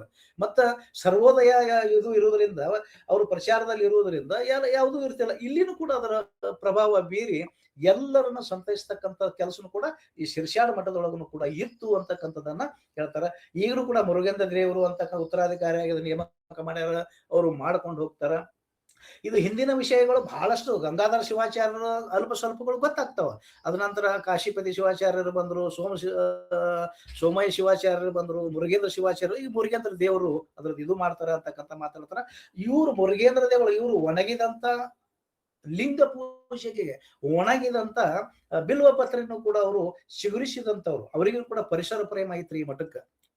ಇದು ಹಿಚಗೇರಿ ಮಠದ ಇದು ಅನ್ನ ಇವರಿಗೂ ಕೂಡ ಪ್ರಭಾವ ಇತ್ತು. ಏನು ಅಂತಂದ್ರ ಸಸಿಗಳನ್ನ ನಡತಕ್ಕಂಥದ್ದು. ಬಿಲ್ವಪದೆ ನಾವು ಪೂಜೆ ಮಾಡ್ಬೇಕಾದ್ರೆ ಏನ್ ಬೇಕು ಅಂತಂದ್ರ ಬಿಲ್ವ ಪತ್ರೆ ಬೇಕು. ಪತ್ರೆ ಗಿಡ ಒಣಗ್ಯಾವ ಆ ಪವಾಡದಿಂದ ಅಂತ ಹೇಳ್ತಾರ. ಅವ್ರ ಏನಿಲ್ಲ, ಅವ್ರಿಗೆ ಪರಿಸರ ಪ್ರೇಮದಿಂದ ಅವ್ರು ಏನ್ ಮಾಡ್ಯಾರಪ್ಪ ಅಂತಂದ್ರ ಇದುಗಳ ಬೆಳೆಸ್ಯಾರ ಅಂತಕ್ಕಂಥದ್ದು ಕೂಡ ಬಹಳ ದೊಡ್ಡ ವಿಚಾರ. ಅವ್ರದ ಜೊತೆಗೇನೆ ನಮ್ಮ ತಾಲೂಕಿನೊಳಗೆ ಏನಿತ್ತುಪ್ಪ ಅಂತಂದ್ರೆ ಮೊದಲ ಆಂದೋಲನ ಚಾರ ಆದ ಶಿಕ್ಷಣದ ಬಗ್ಗೆ ಬಹಳ ಎಲ್ಲಾ ಮಠಗಳು ಕೂಡ ಹೇಳ್ತಿದ್ರು. ಅವರು ಆ ಗೌಂಟಿ ಶಾಲೆಗಳು ಅಂತಿರಲ್ಲ, ಇವರು ಕೂಡ ಗೌಂಟಿ ಶಾಲೆಗಳ ಮುಖಾಂತರ ನೀತಿ ಬೋಧನೆಯನ್ನ ಮಾಡ್ತಿದ್ರು. ಅವರಿಗೆ ನಾಡು ನುಡಿ ಬಗ್ಗೆ, ದೇಶದ ಬಗ್ಗೆ, ಸಂಸ್ಕಾರ ಬಗ್ಗೆ, ತಂದೆ ತಾಯಿಗಳ ಬಗ್ಗೆ ಏನ ಇರ್ಲಿಲ್ಲ ಅದು ಮಾಡ್ತಿದ್ರು. ಈ ಮಠನೂ ಕೂಡ, ಶಿರ್ಷಾದ ಮಠನೂ ಕೂಡ ಅಲ್ಲಿನೂ ಕೂಡ ಶಿಕ್ಷಣ ಸಂಸ್ಥೆಗಳದಾವ್ರಿ. ಶಿಕ್ಷಣ ಸಂಸ್ಥೆಗಳದಾವ್ರಿ. ಅಲ್ಲಿನೂ ಕೂಡ ಧಾರ್ಮಿಕ ಕಾರ್ಯ, ಪುರಾತನ ಮಠ ಆದ್ರೂ ಕೂಡ ಧಾರ್ಮಿಕ ಕಾರ್ಯಗಳು ಅವಾಗ ಅಲ್ಲಿ ನಡೆದೇ ಇರ್ತಾವ ಅಂತಕ್ಕಂಥದ್ದನ್ನು ಕೂಡ ಬಹಳ ಮುಖ್ಯದ ಅಂತಕ್ಕಂಥದ್ದು. ಅದೇ ಹಿನ್ನೆಲೆಯೊಳಗೆ ಬಂದಂಥದ್ದನ್ನು ಕೂಡ ಶಿವಪುರ ಮಠ ರೀ. ನಾವು ಸಾವಳಗಿ ಶಿವಲಿಂಗೇಶ್ವರ ಮಠ ಅಂತಾನು ಕೂಡ ಕರೀತಾರ. ಇದನ್ನು ಕೂಡ ಏನಪ್ಪಾ ಅಂತಂದ್ರೆ ಅದೇ ಇಂಡಿಯಾ ಇದಕ್ಕೆ ಅದಾರ, ಇದ್ರ ಪೂರ್ವಕನೇ ಇದೇ ಇರ್ತದೆ, ಸಾವಳಗಿ ಇರ್ತಕ್ಕಂಥದ್ದು ಮಠ ಇದು. ಈ ಮಠನೂ ಕೂಡ ಏನದಪ್ಪ ಅಂತಂದ್ರ ಸಾಮಾನ್ಯವಾಗಿ 17ನೇ ಶತಮಾನದೊಳಗಿರ್ಲಿ ಸಾವಳಗಿ ಶಿವಲಿಂಗೇಶ್ವರ ಮಠ ಅಂತಾನೆ ಕರೀತಾರ. ಇಲ್ಲಿ ಮುರುಗೇಂದ್ರ ಸ್ವಾಮಿಗಳು ಇದ್ರೊಳಗೆ ನೋಡ್ಕೊಳ್ತಿದ್ರು. ಅದರ ಜೊತೆಗೇನೆ ಈ ಮಠಕ್ಕೆ ಏನೆಲ್ಲ ಐತಿ, ಇಲ್ಲಿನೂ ಕೂಡ ನಿತ್ಯ ಪೂಜೆ, ವಾರ್ಷಿಕ ಪುಣ್ಯಾರಾಧನೆ ಮತ್ತು ಅದರ ಜೊತೆಗೆ ಏನದಪ್ಪ ಅಂತಂದ್ರ ಸಾಧಕರಿಗೆ ಅನುವು ಮಾಡಿಕೊಡುವುದು ಮಠ ಅಂತಂದ್ರೆ ಶಿವಪುರ. ಯಾರು ಧ್ಯಾನ ಯೋಗ ನೀವ್ ಹೇಳ್ತಾರ, ಈಗ ಸಮಾಧಿ ಯೋಗ ಅಂತ ಮಾಡ್ತಾರಲ್ಲ ಈ ಶಿವಪುರದೊಳಗ ಮತ್ತು ಇದ್ರೊಳಗ ಶಿರ್ಷಾದ ಸಮಾಧಿ ಯೋಗದ ಬಗ್ಗೆ ಬಹಳಷ್ಟು ತಿಳಿಸ್ಕೊಡ್ತಾರೆ. ಸಮಾಧಿ ಯೋಗ ಅಂತಂದ್ರೆ ನಾವು ಸಮಾಧಿ ಸ್ಥಿತಿಗೆ ಹೋದಂತ ಸಂದರ್ಭದೊಳಗ ಇಲ್ಲಿ ಶಿವಪುರದೊಳಗ 21 ದಿವಸದವರೆಗೆ ನೆಲದೊಳಗ ಒಂದ್ 5-6 ವರ್ಷದಿಂದ ಅಗದು ಕೂತವ್ರು ಕೂಡ ಅದಾರ್ರಿ. ಅಲ್ಲಿ ಕಲಿಸ್ತಾರ ಅವರು. ಅಂದ್ರೆ ಸಮಾಧಿ ಯೋಗದ ಬಗ್ಗೆ, ಸಮಾಧಿ ಸ್ಥಿತಿ ಯಾವಾಗ ಬರ್ತದ ಅಂತಕ್ಕಂಥದ್ದನ್ನು ಕೂಡ ಅಲ್ಲಿ ಕಲಿಸ್ತಾರ. ಇಂಥ ಚಟುವಟಿಕೆ ಅಲ್ಲಿ ಏನಾಗ್ಬೇಕು ಅಂತಂದ್ರ ಸಮಾಧಿ ಸ್ಥಿತಿಗೆ ಮನುಷ್ಯ ಯಾವಾಗ ಹೋಗ್ತದೋ ಅವಾಗ ಆಶೆಗಳನ್ನ ಅಳಿದು ನಾವು ದೇಶ ಸೇವೆ ಮಾಡಬಹುದು ಅಂತಕ್ಕಂಥದ್ದನ್ನ, ಧರ್ಮದ ಸೇವೆ ಮಾಡಬಹುದು ಅಂತಕ್ಕಂಥದ್ದು ಬಹಳ ಮುಖ್ಯ ಅವರಿಗೆ. ಧರ್ಮ ಅಂತಕ್ಕಂಥದ್ದನ್ನು ಕೂಡ ಈ ಶಿವಪುರ ಮಠದೊಳಗ ಧರ್ಮದ ಹಿನ್ನೆಲೆಯೊಳಗೆ ಬಹಳಷ್ಟು ಕೆಲಸಗಳನ್ನ, ಅದ್ರ ಜೊತೆಗೇನೆ ಏನಪ್ಪಾ ಅಂತಂದ್ರೆ ಬಂದಂತವರಿಗೆ ಪ್ರಸಾದ ವ್ಯವಸ್ಥೆ. ಅವೆಲ್ಲ ಹಳ್ಳಿಗಳಾದ್ರೂ ಕೂಡ ಪ್ರಸಾದಗಳನ್ನ ಇರ್ಲಿಲ್ಲ. ಮಠ ಅಂತಂದ್ರೆ ಪ್ರಸಾದ, ಮಠ ಅಂದ್ರೆ ಪ್ರಸಾದ ವ್ಯವಸ್ಥೆಯನ್ನ ಅಷ್ಟು ಸುಂದರವಾಗಿ ಮಾಡ್ತಕ್ಕಂಥದ್ದನ್ನ ಸರಳ. ಮತ್ತು ಇಲ್ಲಿ ನಮ್ಮಲ್ಲಿ ಇಂಡಿ ಒಳಗೆ ಬಣ್ಣ ಹೇಳಿದ್ನಲ್ಲ ಮುಂಚೆನೆ, ಏನು ಅಂತಂದ್ರೆ ಕೃಷಿ ಪ್ರಧಾನವಾದಂತ ತಾಲೂಕು ಇರುವುದರಿಂದ, ಕೃಷಿ ಪ್ರಧಾನವಾಗಿರ್ತಕ್ಕಂಥ ತಾಲೂಕು ಇರುವುದರಿಂದ ಇಲ್ಲಿ ಏನಾಗ್ತದ ಅಂತಂದ್ರ ಎಲ್ಲರೂ ಕೂಡ ಬೆಳೆದಂತ ಧಾನ್ಯಗಳನ್ನ ಮಠಕ್ಕೆ ಕೊಡುವಂತ ಸಂಪ್ರದಾಯನೂ ಕೂಡ ಇಲ್ಲಿ ಇದೆ ಅಂತಕ್ಕಂಥದ್ದನ್ನು ಕೂಡ ಬಹಳ ಮುಖ್ಯವಾಗಿರ್ತಕ್ಕಂಥದ್ದು. ಅದಕ್ಕಾಗಿ ಇಲ್ಲಿ ಪ್ರಸಾದನೂ ಕೂಡ ನಡೀತಿತ್ತು ಅಂತಕ್ಕಂಥದ್ದು ಹೇಳ್ತಾರೆ. ಅದ್ರೊಳಗನೆ ಹತ್ತಳ್ಳಿ ಒಳಗ ಅದರಿ ಮಠ, ಇದ್ರ ನಂತರ ಬಂದಂಥದ್ದು ಪುರಾತನ ಮಠ. ಇದನ್ನು ಕೂಡ ಉಜ್ಜಯಿನಿ ಪೀಠದ ಶಾಖಾ ಮಠ, ಇದನ್ನು ಪುರಾತನ ಮಠ. ಹತ್ತಳ್ಳಿ ಒಳಗೂ ಕೂಡ ಇಲ್ಲಿ ಮಠ ಅದ. ಇದ್ರ ಪರಂಪರೆ, ಪುತ್ರ ವರ್ಗದ ಪರಂಪರೆ, ಅವ್ರದಿಂದ ಅವರು ಅಂತ ಹೇಳಿ ಬಂದದ. ಈ ಮಠನೂ ಅಭಿವೃದ್ಧಿ ಪಡಿಸಬೇಕು ಅಂತ, ಧಾರ್ಮಿಕ ಕಾರ್ಯಗಳಿಗೆ ಅಭಿವೃದ್ಧಿ ಪಡಿಸ್ಬೇಕು ಅಂತಕ್ಕಂಥದ್ದು ಐತಿ. ಶಿವಾಚಾರ್ಯ ಗುರುಪಾದೇಶ್ವರ ಶಿವಾಚಾರ್ಯರು ಮಾಡ್ತಾರ. ಆದ್ರೂ ಕೂಡ ಏನಪ್ಪಾ ಅಂತಂದ್ರ ಈ ಇರ್ತಕ್ಕಂಥ ಅಸ್ತಿತ್ವ ಈಗಿಲ್ಲ. ಆದ್ರೂ ಕೂಡ ಮಠಗಳು, ಹತ್ತಳ್ಳಿ ಮಠನೂ ಕೂಡ ಅಲ್ಲಿನೂ ಕೂಡ ಹಿಂದಿನ ಕಾಲದೊಳಗ ಪ್ರಸಾದದ ವ್ಯವಸ್ಥೆ ಇತ್ತು ಅನ್ನೋದನ್ನು ಕೂಡ ಬಹಳ ದೊಡ್ಡದಾಗ್ತದೆ. ಇನ್ನ ಬಹಳ ಮುಖ್ಯವಾಗಿ ಇನ್ನೊಂದು ಏನ್ ಬರೋದನ್ನ ಬಹಳ ಪುರಾತನವಾಗಿರ್ತಕ್ಕಂಥದ್ದು ಬರೋದಪ್ಪ ಅಂದ್ರೆ ನಾದ ಲಾಳ ಸಂಗೀತ ಮಠಗಳು ಬರ್ತಾವೆ. ಅದನ್ನು ಕೂಡ ಇಂಡಿಯಾ ಪೂರ್ವ ಭಾಗಕ್ಕೆ ನಾದ ಅಂತಕ್ಕಂಥದ್ದು ಕೂಡ ತಮ್ಮೆಲ್ಲರಿಗೆ ಗೊತ್ತಿರ್ತಕ್ಕಂಥ ಬಹಳಷ್ಟು ಜನರು. ಇದೊಂದು ಹಿರೇಮಠದ ಪರಂಪರೆ ಇದೆ, ಅಲ್ಲಿ ಅಸ್ತಿತ್ವದ ಈ ಪರಂಪರೆ ಒಂದೇ ಹಿರೇಮಠದ ಒಂದು ಇದು ಅಸ್ತಿತ್ವದೊಳಗದ. ಇದು ಏನಪ್ಪಾ ಅಂದ್ರೆ 17ನೇ ಶತಕ ಪೂರ್ವಾರ್ಧದಲ್ಲಿ ಅಲ್ಲಿ ಅಜಾತ ಶಿವಾಚಾರ್ಯರು ಅಂತೇಳಿ ಇದನ್ನು ಸ್ಥಾಪನೆ ಮಾಡಿದ್ರು ಅಂತಕ್ಕಂಥದ್ದನ್ನು ಕೂಡ. ಈ ಗ್ರಾಮದಲ್ಲಿ ಇದನ್ನು ಕೂಡ ಪುತ್ರ ಪರಂಪರೆ ಮಠ ಅಂತಕ್ಕಂಥದ್ದು ಕೂಡ. ಪುತ್ರ ಪರಂಪರೆ ಮಠ ಅಂತಕ್ಕಂಥ ಬಂದಂತ ಸಂದರ್ಭದೊಳಗ ಅವರಿಗೆ ಮಕ್ಕಳು ಮೊಮ್ಮಕ್ಕಳು ಯಾರೋ ಇಟ್ಕೊಂಡು ಗ್ರಾಮದ ಧಾರ್ಮಿಕ ಚಟುವಟಿಕೆಗಳನ್ನ ಕೇಂದ್ರವಾಗಿಟ್ಟುಕೊಂಡು ಈ ಮಠದೊಳಗ ಶಿವಾಚಾರ್ಯರು ಅಜಾತ ಶಿವಾಚಾರ್ಯ ಸ್ವಾಮಿಗಳು ಲೋಕ ಸಂಚಾರ ಮಾಡುತ್ತಾ ಆದ್ಮೇಲೆ ಸಾಲೋಟಿಗೆ ಮುಂತಾದ ಕಡೆ ಸಂಚರಿಸಿ ಎಲ್ಲಿ ಬಂದ್ರು ಅಂತಂದ್ರೆ ಈ ನಾಗಲಾಲ ಸಂಗಿ ಮಠಕ್ಕೆ ಬಂದು ಸ್ಥಾಪಿಸಿದ್ರು. ಅಲ್ಲಿ ಭಕ್ತರ ಆಶಯಗಳನ್ನ, ಭಕ್ತರಿಗೆ ಏನ್ ಬೇಕೋ ಅದನ್ನ ಕೊಡತಕ್ಕಂತ ಕೆಲಸಗಳನ್ನ ಅವರು ಮಾಡಿದ್ರು ಅಂತಕ್ಕಂಥದ್ದನ್ನು ಕೂಡ ಅದ. ಇದಕ್ಕೆ ದೊಡ್ಡ ಪರಂಪರೆ ಇದೆ, ಅವರ ಪರಂಪರೆನೆ. ಅವಾಗ ಅಜಾತ ಶಿವಾಚಾರ್ಯ ಆದಂತ ಅದು ಗುಡಿ ವೀರಪ್ಪ ಶಿವಾಚಾರ್ಯರು, ಶಿವಲಿಂಗ ಶಿವಾಚಾರ್ಯರು, ಪರ್ವತೇಶ್ವರ ಶಿವಾಚಾರ್ಯರು, ರುದ್ರಮಣಿ ಶಿವಾಚಾರ್ಯರು, ಸಂಗಮೇಶ್ವರ ಶಿವಾಚಾರ್ಯರು, ಈಗ ಶಿವಾನಂದ ಶಿವಾಚಾರ್ಯ ಮಹಾಸ್ವಾಮಿಗಳು ಇದನ್ನ ಮುಂದೆ ತಗೊಂಡು ಹೋಗ್ತಾರ ಅಂತಕ್ಕಂಥ ಮಾತನ್ನ ಹೇಳ್ತಾರ. ಶಿವ ಮಂದಿರದ ಪರಂಪರೆಯನ್ನ ಇದ್ರೊಳಗನು ಕೂಡ ಮಾಡ್ತಾರ. ಅವ್ರಿಗೆ ಏನಾಗ್ಬೇಕು ಅಂದ್ರೆ ಸಮಾಜ ಅಂತಕ್ಕಂಥದ್ದು ಶಾಂತ ರೀತಿಯಾಗಿರ್ಬೇಕು. ಸಮಾಜ ಹೆಂಗಿರ್ಬೇಕು ಅಂತಂದ್ರ ಶಾಂತ ರೀತಿಯಾಗಿರ್ಬೇಕು. ಇವೆಲ್ಲಾ ಮಠಗಳು ಏನ್ ಮಾಡ್ತಿದ್ವು ಅಂತಂದ್ರ ಕೋರ್ಟ ಕಚೇರಿ ಪೊಲೀಸ್ ಸ್ಟೇಷನ್ ಬ್ರಿಟಿಷ್ ಪದ್ಧತಿಯನ್ನ ಹೊರತುಪಡಿಸಿ ಏನ್ ಮಾಡ್ತಿದ್ವು ಅಂತಂದ್ರ ತಿಳಿ ಹೇಳ್ತಕ್ಕಂಥ, ಬುದ್ಧಿ ಹೇಳ್ತಕ್ಕಂಥ ಕೆಲಸಗಳನ್ನ ಯಾರು ಮಾಡ್ತಿದ್ರು ಅಂತಂದ್ರೆ ಈ ಮಠ ಮಾನ್ಯಗಳು ಮಾಡ್ತಿದ್ರು. ಇವರು ಕೂಡ ನಾದದ ಶಿವಾಚಾರ್ಯರು ಕೂಡ ಅವ್ರು ಏನ್ ಮಾಡ್ತಿದ್ರು ಅಂತಂದ್ರೆ ಅವರು ಕೂಡ ಧಾರವಾಡದೊಳಗೋ ಶಿವೋಗ ಮಂದಿರದೊಳಗೋ ಎಲ್ಲೆಲ್ಲೋ ಅವ್ರ ಸಂಸ್ಕಾರವನ್ನ ಪಡೆದುಕೊಂಡು ಬಂದು ಸುತ್ತಮುತ್ತ ಎಲ್ಲಾ ಜನರಿಗೆ ಭಕ್ತರಿಗೂ ಕೂಡ ಏನ್ ಮಾಡ್ತಿದ್ರು ಅಂತಂದ್ರ ಒಳ್ಳೆ ವಿಚಾರಗಳನ್ನ ಅವರು ಬೋಧನೆ ಮಾಡ್ತಿದ್ರು. ಧಾರ್ಮಿಕ ಕಾರ್ಯಗಳ ಮಠದ ಪುರಾತನ ಕಾಲದಿಂದಲೂ ಅಲ್ಲಿ ಒಂದು ಗವಿನೂ ಕೂಡ ಅದ. ಆ ಗವಿ ಮಠದ ಮಠಾಧೀಶರೆಲ್ಲ ಅನುಷ್ಠಾನಗೊಂಡು ಅಲ್ಲಿ ಮಾಡಿದ್ರು ಅಂತಕ್ಕಂಥದ್ದು ಕೂಡ ಒಂದು ಪ್ರತೀತಿ ಇದೆ. ಹೌದನ್ರಿ, ಅಲ್ಲಿ ಮಾಡಿದ್ರು. ಅಲ್ಲಿ ಸಂಗಮೇಶ್ವರ ಶಿವಾಚಾರ್ಯರ ಗದ್ದಿಗೆನೂ ಕೂಡ ಅದ. ಇವು ಗದ್ದಿಗೆಗಳು ಕೂಡ ಅಲ್ಲಿ ಅದಾವ ಅಂತಕ್ಕಂಥದ್ದನ್ನು ಹೇಳ್ತಾರ ಅವರು. ಈಗಿನ ಗುರುಗಳು ಧಾರ್ಮಿಕ ನಿಷ್ಠರಾಗಿ ಸಮಾಜವನ್ನು ಧಾರ್ಮಿಕ ತಳದ ಮೇಲೆ ಕಟ್ಟಬೇಕು ಅಂತ ಹೇಳಿ ಬಹಳಷ್ಟು ಪ್ರಯತ್ನ ಮಾಡಿ ಅವ್ರಿಗೆ ಹಂಬಲ ಇಟ್ಕೊಂಡಾರ ಅಂತಕ್ಕಂಥದ್ದು ಬಹಳ ಮುಖ್ಯವಾಗಿರ್ತಕ್ಕಂಥದ್ದು. ಇನ್ನ ಬರಡೋಲದೊಳಗ ಮಠ ಬರ್ತದ್ರಿ. ಇದು ಇಂಡಿ ತಾಲೂಕಿನ ಬರಡೋಲ ಅಂತಕ್ಕಂಥ ಬಂದ್ರೆ ಇದು ಪಶ್ಚಿಮಕ್ಕೆ, ಚಡ್ಚಣ ಸಮೀಪ ಪಶ್ಚಿಮಕ್ಕೆ ಇರತಕ್ಕಂಥದ್ದು, ಒಂದು 25-30 ಕಿಲೋಮೀಟರ್ ಇರತಕ್ಕಂಥದ್ದು. ಇದು ಮುಪ್ಪಿನಾರೆ ಹಿರೇಮಠ ಅಂತ ಹೇಳಿ ಒಂದು ಅಸ್ತಿತ್ವದಲ್ಲಿ ಬರಡೋಲದೊಳಗ ಐತಿ. ಇದು ಉಜ್ಜಯಿನಿ ಶಾಖಾ ಮಠ. ಇದು ಹಿರೇಮಠ. ಪ್ರತಿ ಊರಿಗೆ ಹಿರೇಮಠ ಅದಾವ. ಅದು ಸಮಾಜಮುಖಿಯಾಗಿ ಕೆಲಸ ಮಾಡಿದಂತ ಹಿರೇಮಠಗಳು ಅಷ್ಟೇನೆ. ಅವು ಪರಂಪರೆ, ಗುರು ಪರಂಪರೆಗಳು ಇಟ್ಕೊಂಡು ಬಂದಂತವು ಮಾತ್ರ ಕೆಲಸಗಳನ್ನ ಮಾಡ್ಕೊತ ಬಂದಾರ ಅಂತಕ್ಕಂಥದ್ದು ಹೇಳ್ತಾರ ಅವ್ರ. ಇದು ಬರ್ಡೋಲದ ಸ್ಥಾಪನೆ ಆದಂತ ಮೊದಲ ಮಹಾರಾಷ್ಟ್ರದಿಂದ ಬಂತು, ಜಗಜಾಣಿಯೊಳಗ ಬಂದ್ರು, ಮುಪ್ಪಿನಾರ ಮಠ ಹಂಗೆ ಸ್ಥಳಾಂತರ ಮಾಡ್ಕೊಂತ ಎಲ್ಲಿ ಬಂದರು ಅಂತಂದ್ರ ಈ ಬರ್ಡೋದೊಳಗೂ ಕೂಡ ಅದು ಸ್ಥಾಪನೆ ಮಾಡಿದ್ರು ಅಂತ ಹೇಳ್ತಾರ. ಇಲ್ಲಿ ಗದ್ದಿಗೆ ಪೂಜೆಗಳು ನಡೀತಾವ, ಮತ್ತು ಜಾತ್ರೆಗಳನ್ನು ಕೂಡ ಮಾಡ್ಕೊಂತಾರ, ಬೇರೆ ಬೇರೆ ಪುಣ್ಯಾರಾಧನೆ ಕಾರ್ಯಕ್ರಮಗಳನ್ನು ಮಾಡ್ತಾರ, ಧಾರ್ಮಿಕ ಉಪದೇಶ ಮಾಡ್ತಾರ, ವೀರಶೈವ ಧರ್ಮವನ್ನು ಬೆಳೆಸಲಿಕ್ಕೆ ಏನ್ ಮಾಡ್ಬೇಕು ಅಂತಕ್ಕಂಥದ್ದನ್ನು ಕೂಡ ಈ ಮಠದೊಳಗ, ಬರಡೋಲ್ ಮಠದೊಳಗೂ ಮಾಡ್ತಾರ ಅಂತಕ್ಕಂಥದ್ದು ಬಹಳ ಇರ್ತಕ್ಕಂಥದ್ದು. ಇನ್ನು ಮುಂದೆ ಬಂದಂಥದ್ದು ಅಪ್ಪ ಅಂತಂದ್ರೆ ನೀನು ಎರಡನೇ ಕಣ್ಣು ಅಂತ ಹೇಳಿದ್ದೆ ನಾನು, ಬಂತನಾಳ ಅಂದ್ಕೊಳ್ಳೇನೆ ಎಲ್ಲರಿಗೂ ಕೂಡ ಬಹುಶಃ ಇವತ್ತಿನ ಈ ದೇಶದ ಬೇರೆ ಮೂಲೆಗಳಲ್ಲಿ ಜನ ಕಲ್ತು ಹೋಗ್ಯಾರ ಅಂತಂದ್ರೆ ಅದು ಬಂತನಾಳ ಶಿವಯೋಗಿಗಳ ಒಂದು ಕೃಪಾಶೀರ್ವಾದ ಅಂತಕ್ಕಂಥದ್ದನ್ನು ಕೂಡ ನಾವು ಮರಿಲಿಕ್ಕೆ ಆಗುದಿಲ್ಲ ಅಂತಕ್ಕಂಥದ್ದು. ಅವರು ಮಠ ಸ್ಥಾಪನೆ ಮಾಡಿದ್ರು ಧಾರ್ಮಿಕ ಹಾಗೂ ಸಾಮಾಜಿಕ ಅಭಿವೃದ್ಧಿಯ ಕೇಂದ್ರ ಬಿಂದುವಾಗಿನೇ ಕೂಡ ಏನ್ ಮಾಡಿದ್ರು ಅಂತಂದ್ರೆ ಮಠವನ್ನ ಅವರು ಪ್ರಾರಂಭಿಸಿದ್ರು ಅಂತಕ್ಕಂಥ ಮಾತಾಡ್ತಾರೆ. ಋಷಭಲಿಂಗೇಶ್ವರ ಸಂಸ್ಥಾನ ಮಠ ಅಂತಕ್ಕಂಥದ್ದು ಬಂತನಾಳದೊಳಗೆ ಇರ್ತಕ್ಕಂಥ ಸ್ಥಾಪನೆ ಮಠ. ಇವರು ಬಸವ ಕಲ್ಯಾಣದಿಂದ ಅತ್ತ ಇತ್ತ ಸುತ್ತ ಹಾಕಿ ತಿರುಗಾಡಿ ಬಸವಲಿಂಗ ಶಿವಗಳು ಸ್ಥಾಪಿಸಿದಂತ ಮೊದಲ ಆದ್ರ ನಂತರ ವೃಷಭಲಿಂಗ ಶಿವಗಳ ನಂತರ ಶಂಕರಲಿಂಗ ಶಿವಗಳು, ಚನ್ನಬಸವ ಶಿವಗಳು, ಸಂಗನ ಬಸವ ಶಿವಗಳು, ಈಗಿರ್ತಕ್ಕಂಥವ್ರು ವೃಷಭಲಿಂಗ ಶಿವಗಳು, ಈ ಮೊನ್ನೆ ಮತ್ತೊಬ್ಬರು ಯಾರಿಗೂ ಕೂಡ ಮಾಡ್ಯಾರ.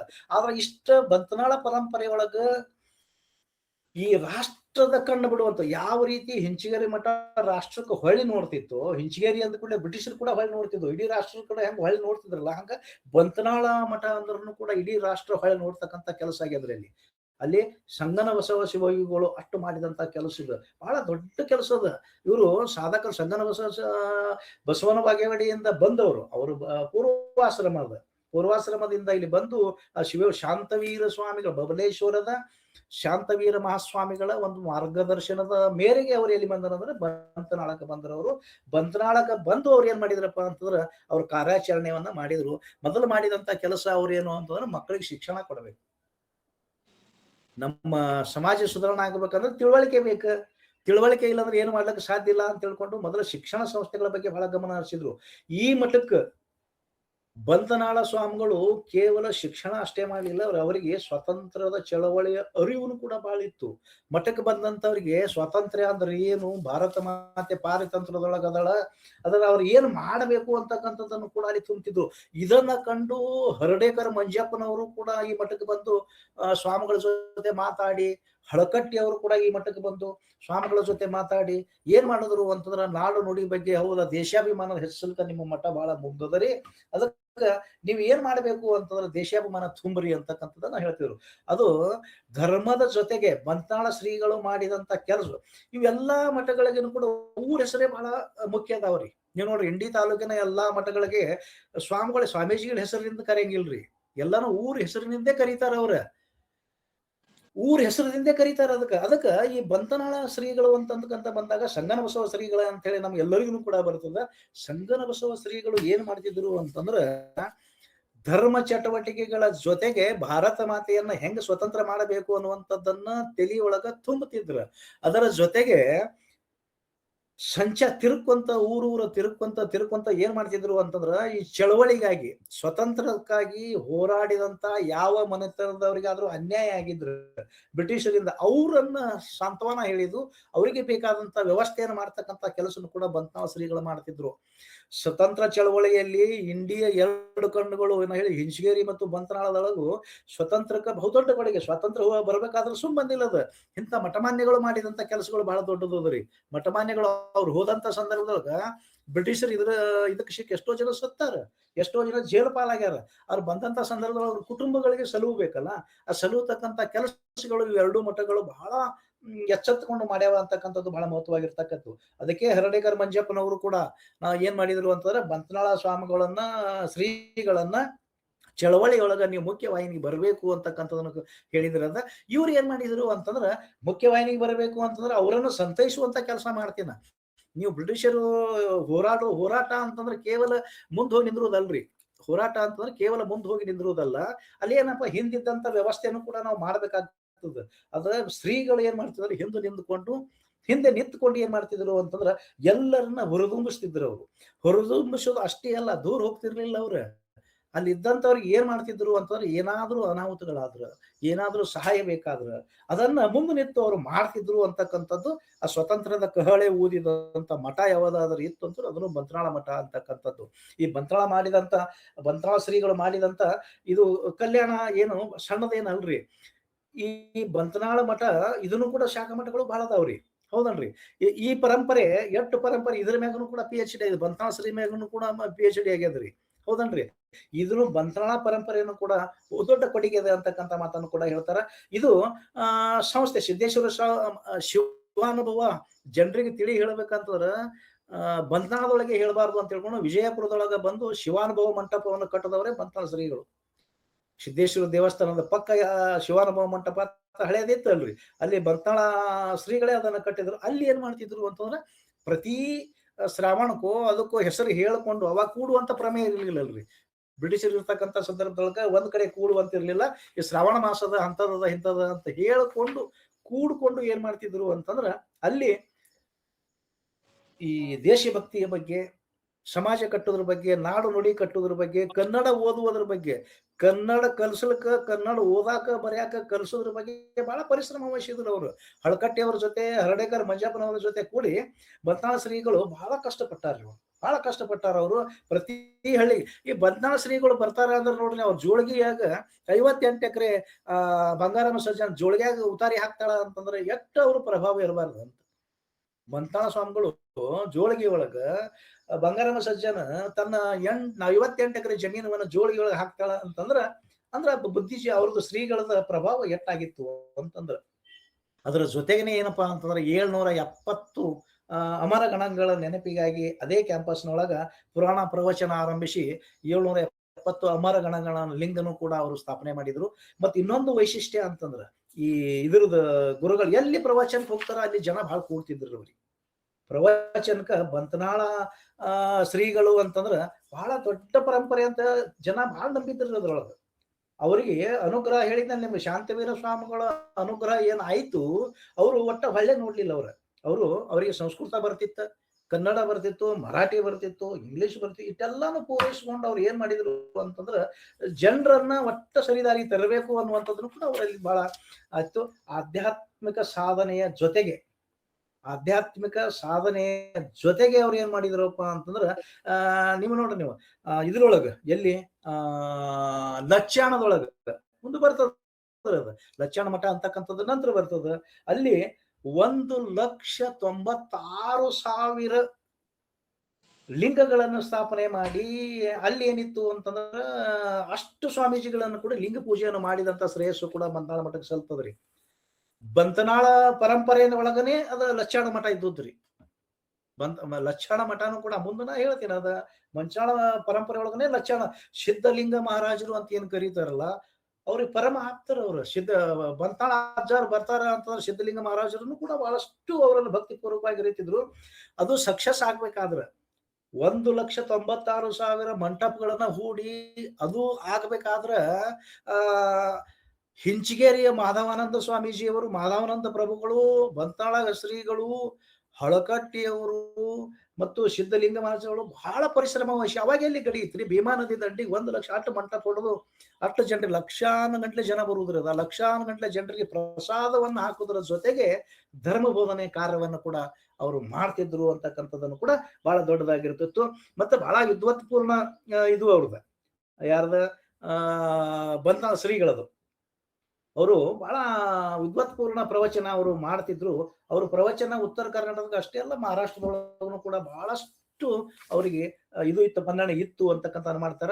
ಇವು ಮಠಗಳು ಏನಪ್ಪಾ ಅಂತಂದ್ರ ಸಮನ್ವಯ, ಇಲ್ಲಿ ಮೇಲು ಕೀಳು, ದೊಡ್ಡವರು ಸಣ್ಣವರು, ಜಾತಿ ಇದು ಇಲ್ಲೇ ಇಲ್ಲ. ಇಲ್ಲಿ ಅತಿಥಿ ದೇವೋಭವ ಬದುಕಿನ ಸೂತ್ರ ಅದು. ಬಂತ್ನಾಳ ಶ್ರೀಗಳ ಸೂತ್ರ ಏನು ಅಂತಂದ್ರೆ ಅತಿಥಿ ದೇವೋಭವ ಅಂತಕ್ಕಂಥದ್ದು ಅವರು ಸೂತ್ರ, ಬದುಕಿನ ಸೂತ್ರ ಆಗಿರೋ. ದಯವೇ ಧರ್ಮದ ಮೂಲ ಅಂತಕ್ಕಂಥದ್ದು ಹೇಳ್ತಿರಲ್ಲ, ಶರಣವಾಯಿ ಅಂತ ಹೇಳ್ತಿರಲ್ಲ, ಅವ್ರ ಬದುಕು ಏನು ಅಂತಂದ್ರ ಅವರು ಎಲ್ಲಿ ಪ್ರವಚನ ಮಾಡ್ತಾರ, ಈಶ ಸೇವೆನೇ ದೇಶ ಸೇವೆ ಅಂತಕ್ಕಂಥದ್ದನ್ನು ಕೂಡ ಅವ್ರ ಸ್ಲೋಗನ್ ಇತ್ತು. ಯಾರು ಶ್ರೀಗಳದು, ಬಂತ್ನಾಳ ಶ್ರೀಗಳದು. ನೀವು ಈಶ ಸೇವೆ ಮಾಡ್ತೀರಿ ಅಂತಂದ್ರೆ ದೇಶ ಸೇವೆ ಮಾಡದಂಗೆ ಅಂತಕ್ಕಂಥ ಮಾತನ್ನು ಕೂಡ ಅವ್ರು ಹೇಳ್ತಿದ್ರು. ಅವ್ರ ಮೂಲ ದಯಾ ಅಂತಕ್ಕಂಥದ್ದು ಎಲ್ಲರ ಮ್ಯಾಗ ಇತ್ತು ಅಂತಕ್ಕಂಥ ಮಾತನ್ನು ಹೇಳ್ತಾರ. ಅವರು ಎಲ್ಲಿ ಪ್ರವಚನಕ್ಕೆ ಹೋಗ್ತಾರ, ಹೋದಂತ ಸಂದರ್ಭದೊಳಗ ಅಲ್ಲಿ ಜೋಳಿಗೆ ಇರ್ತಿತ್ತ, ಜೋಳಿಗೆಯಾಗ ಬಂದ ಹಣದಿಂದ ಅವ್ರೇನು ಹೊತ್ಕೊಂಡು ಬರ್ತಿರ್ಲಿಲ್ಲ. ಅಲ್ಲಿ ಒಂದು ಶಿಕ್ಷಣ ಸಂಸ್ಥೆಯನ್ನು ಸ್ಥಾಪನೆ ಮಾಡ್ತಕ್ಕಂಥ ಕೆಲಸನು ಕೂಡ ಮಾಡ್ತಿದ್ರು. ಅವರು ಎಲ್ಲಿ ಪ್ರವಚನ ಮಾಡ್ತಾರ, ಪ್ರವಚನ ಮಾಡದಂತ ಜಾಗದೊಳಗೆ ಶಿಕ್ಷಣ ಸಂಸ್ಥೆಗಳನ್ನ ಅವರು ಇದು ಮಾಡ್ತಿದ್ರು. ಅವ್ರು ಇನ್ನೊಂದು ಬಂತಾಳ ಶ್ರೀಗಳದೇನ ಪ್ರತಿ ಸೋಮವಾರ ಮಾತ್ರ ಮೌನಾಚರಣೆ ಒಳಗೆ ಇರ್ತಿತ್ತು. ಉಳಿದ ಟೈಮ್ದೊಳಗೆಲ್ಲ ಭಕ್ತರ ಜೊತೆ ಸಾತ್ವಿಕ ಆಹಾರವನ್ನ ಸೇರಿಸ್ಕೊಂತು ತಪ್ಪದೆ ಎಲ್ಲರ ಜೊತೆಗೂ ಕೂಡ ಸಹಭೋಜನ ಮಾಡ್ತಕ್ಕಂಥದ್ದು ಕೂಡ ಅವರಲ್ಲಿ ಇತ್ತು. ಅದಕ್ಕಾಗಿನೇ ಈ ಬಂತಾಳ ಮಠವನ್ನ, ಹಿಂಚಗೇರಿ ಮಠವನ್ನ ಎರಡು ಕಣ್ಣುಗಳಾಗಿ ನಮ್ಮ ಇಂಡಿ ತಾಲೂಕಿನ ಹೆಮ್ಮೆ ಅಂತಂದ್ರೆ ನಾವು ಬಂತಾಳ ಮಠ ಅಂತ ಅನ್ಕೋಬೇಕು. ಇವತ್ತೇನ ನಾಡಿನ ತುಂಬಾ ಅಕ್ಷರವಂತರ ಆಗ್ಯಾರ ಅಂತಂದ್ರ ಅದೇನ ಇರ್ಲಿ, ಅದು ಅಕ್ಷರವಂತರ ಆಗಿವು ಅಂತಂದ್ರ ನಾವು ಏನಾರ ಇತ್ತು ಅಂತಂದ್ರ ಅದು ಬಂತನಾಳ ಶ್ರೀಗಳ ನಮ್ಗ ಆಶೀರ್ವಾದ ಅಂತ ಲೀಲೆ ಅಂತಿದ್ರಲ್ಲ. ಹಂಗ ಇವ್ರು ಏನ್ ಹೇಳಿದ್ರಪ್ಪ ಅಂದ್ರೆ ಮೊದಲ ಬಾರಿಗೆ ಸ್ವತಂತ್ರ ಚಳವಳಿಯ ಘೋಷಣೆಯನ್ನು ಕೊಟ್ಟಂತವ್ರು ಯುವಕರು ಇವ್ರು ಬಂದಂತ ಸಂದರ್ಭದೊಳಗೆ ಮಠಕ್ಕೆ. ಅದು ಬಂಕಿಂ ಚಂದ್ರ ಚಟರ್ಜಿ ಅವ್ರದ ಒಂದೇ ಭಾರತ ಬರೋ ಗಟ್ಟಿಯಾಗಿ ಮೊದಲು ಹಾಡದವರು ಅಂತಂದ್ರ ಬಂತಾಳ ಮಠದೊಳಗೆ. ಬಂತನಾಳ ಮಠದೊಳಗ ಒಂದೇ ಮಾತರಂ ಗೀತೆಯನ್ನ ಹಾಡಿಸಿ ಅವಾಗ ಹಾಡು ಬಿಡ್ತಿದ್ರು ಬ್ರಿಟಿಷರು. ಅವಾಗ ಗಟ್ಟಿ ಹಾಡದವರು ಯಾರಪ್ಪ ಅಂತಂದ್ರ ಬಂತನಾಳ ಮಠದವರು ಅಂತಕ್ಕಂಥದ್ದು. ಅದಕ್ಕೆ ಶಾಶ್ವತ ನೆಲೆಯನ್ನ ಕಲಿಸಿದವರೇ, ನೆಲೆಯನ್ನ ಕಲ್ಪಿಸಿದವರೇ ಬಂತನಾಳದವರು ಅಂತಕ್ಕಂಥ ಮಾತನ್ನ ಹೇಳ್ತಾರ. ಇದು ಭಾರತವನ್ನ ಬಂಧಿತವಾಗಿ ಮುಕ್ತಗೊಳಿಸಬೇಕು. ಅದಕ್ಕೆ ಯುವ ಜನಾಂಗ ಹೇಳ್ರಿ, ಹೇಳ್ರಿ, ನಡೀರಿ ಮುಂದ ಅಂತಕ್ಕಂಥ ಮಾತನ್ನ ಇವರು ಎಚ್ಚರಿಸ್ತಿದ್ರು. ಹರ್ಡೇಕರ ಮಂಜಪ್ಪನವ್ರದ್ದು, ಹಳಕಟ್ಟಿ ಅವ್ರದ್ದು ಎಲ್ಲರದು ಮಾರ್ಗದರ್ಶನ ಇತ್ತು. ಅವ್ರಿಗೆ ಸ್ವತಕ್ಕೆ ಬಹಳ ಸಕ್ಕಳ ಹೇಳ್ಕೊಂತಾರ. ಅವ್ರ ಬಬಲೇಶ್ವರ ಶಾಂತವೀರ ಮಹಾಸ್ವಾಮಿಗಳ ಆಶೀರ್ವಾದ ನನ್ಗದ, ಅವ್ರ ಮಾರ್ಗದರ್ಶನ ಅದ ಅಂತಕ್ಕಂಥದ್ದನ್ನು ಕೂಡ ಬಹಳ ಸಲ ಅವ್ರು ಅನ್ಕೊಂತಾರ. ಅವರು ನಮ್ಮ ಇದ್ರ ಜೊತೆ ಅವ್ರ ಪಣ ತೊಡ್ತಾರ. ಅವ್ರು ಹೇಳ್ರಿ, ಎದ್ದೇಳ್ರಿ. ಅವ್ರು ಏನ್ ಮಾಡ್ತಾರ ಅಂತಂದ್ರೆ ಚಳವಳಿಗಾಗಿ ನೀವೆಲ್ಲರೂ ಕೂಡ ಮುನ್ನಡೀರಿ ಅಂತಕ್ಕಂಥದ್ದು ಶಿವಯೋಗಿಗಳ ಘೋಷಣೆ. ಅವಾಗ ಬಂತನಾಳ ಶ್ರೀಗಳು ಏನ್ ಮಾಡ್ತಿದ್ವು ಅಂತಂದ್ರೆ ಒಂದು ಮಾತು ಹೇಳ್ತಾರ ಅಂತಂದ್ರೆ ಅವ್ರ ಪ್ರವಚನಕ್ಕೆ ಸಾವಿರ ಜನ, ಸಿದ್ದೇಶ್ವರ ಸ್ವಾಮಿಗಳಿಗೆ ಹೆಂಗ್ ಜನ ಕೂಡ್ತಿರಲ್ಲ ಹಂಗ ಜನ ಸೇರ್ತಕ್ಕಂಥ ಕೆಲಸರು ಕೂಡ ಬಂತನಾಳ ಸ್ವಾಮಿಗಳ ಪ್ರವಚನಕ್ಕ ಕೇಳ್ತಿದ್ರು. ಅವರು ಕೂಡ ಬಂತನಾಳ ಶ್ರೀಗನು ಕೂಡ ಪ್ರವಚನ ಬಹಳ ಇದ್ರ ಮೇಲೆ ಶಿವನ ಸಂಪಾದನೆ ಮೇಗೂ ಕೂಡ ಅವರು ಪ್ರವಚನ ಮಾಡೋದಿದೆ ಬಂತನಾಳ ಶ್ರೀಗಳು. ಹೌದಾ, ಇಲ್ಲಿ ಜನ ಸೇರ್ಸಕ್ಕಂಥದ್ದು ಕೂಡ ಬಹಳ ಮುಖ್ಯ ಆಗ್ತದೆ ಅಂತಕ್ಕಂಥ ಮಾತನ್ನ ಹೇಳ್ತಾರ. ಅದರ ಜೊತೆಗೇನೆ ಶಿವಯೋಗಿಗಳು ಏನ್ ಮಾಡ್ತಿದ್ರ, ಹಿರಿಯ ಹೋರಾಟಗಾರರೊಂದಿಗೆ ಸಂಪರ್ಕ ಇತ್ತು. ಬಂತ್ನಾಳ ಮಠಕ್ಕೂ ಮತ್ತು ಹಿರಿಯ ಸ್ವತಂತ್ರ ಹೋರಾಟಗಾರರಿಗೂ ಕೂಡ ಬಹಳಷ್ಟು ಸಂಪರ್ಕ ಇತ್ತು ರೀ. ಅವ್ರು ಏನ್ ಮಾಡ್ತಿದ್ರಪ್ಪ ಅಂತಂದ್ರ, ಅವರಿಗೆ ಮಶಿವನಾಳದ ಶಿವಾನಂದ ಸ್ವಾಮಿಗಳ ಒಂದು ಸದ್ವಿಚಾರಗಳನ್ನ ಇಟ್ಕೊಂಡು ಬೇರೆ ಬೇರೆ ಹೋರಾಟಗಾರರ ಸಂಪರ್ಕವನ್ನ ಮಾಡಿಕೊಂಡು ಎಲ್ಲಿ ಏನ್ ಬೇಕಾಗ್ಯದ ಅಲ್ಲಿ ಕೊಡ್ತಕ್ಕಂತ ಕೆಲಸವನ್ನ ಬಂತನಾಳ ಶ್ರೀಗಳು ಮಾಡ್ತಿದ್ರು. ಈಗ ಹೋರಾಟಕ್ಕೆ ಹೋಗ್ಬೇಕಾದ್ರೆ ಕೆಲವೊಬ್ರು ಪ್ರಾಣ ಕಳ್ಕೊಂಡಾರ, ಕೆಲವೊಬ್ರು ಜೈಲ್ ಪಾಲಾಗ್ಯಾರ, ಅವ್ರ ಮನೆತನಗಳು ಇದು ಆಗ್ಯಾವ, ಕೈಕಾಲು ಕಳ್ಕೊಂಡಾರ, ಏನೇನಾಗ ಅವ್ರದ್ದು ಯೋಗಕ್ಷೇಮ ನೋಡ್ತಕ್ಕಂಥದ್ದು ಏನಾದ್ರೂ ಇತ್ತು ಅಂತಂದ್ರೆ ಬಂತಾಳ ಮಠದ್ದು. ನಮ್ಮ ಗಡಿ ಒಳಗ ಬಂತ್ನಾಳ ಶ್ರೀಗಳು ಏನಾರೇ ಆದ್ರೂ ಅಲ್ಲಿ ಹೋಗಿ ಅವರನ್ನ ಕರೆದು ಅದು ಮಾಡ್ತಿದ್ರು ಅಂತಕ್ಕಂಥದ್ದನ್ನು ಬಹಳ ಆಗ್ತದ. ಅದರ ಜೊತೆಗೇನೆ ಈ ಹರ್ಡೇಕರ್ ಅವ್ರ ಜೊತೆ ಕೂಡಿ ಖಾದಿ ಬಗ್ಗೆ ಬಹಳಷ್ಟು ಪ್ರಚಾರ ಮಾಡದಂತವ್ರು ಇವರು.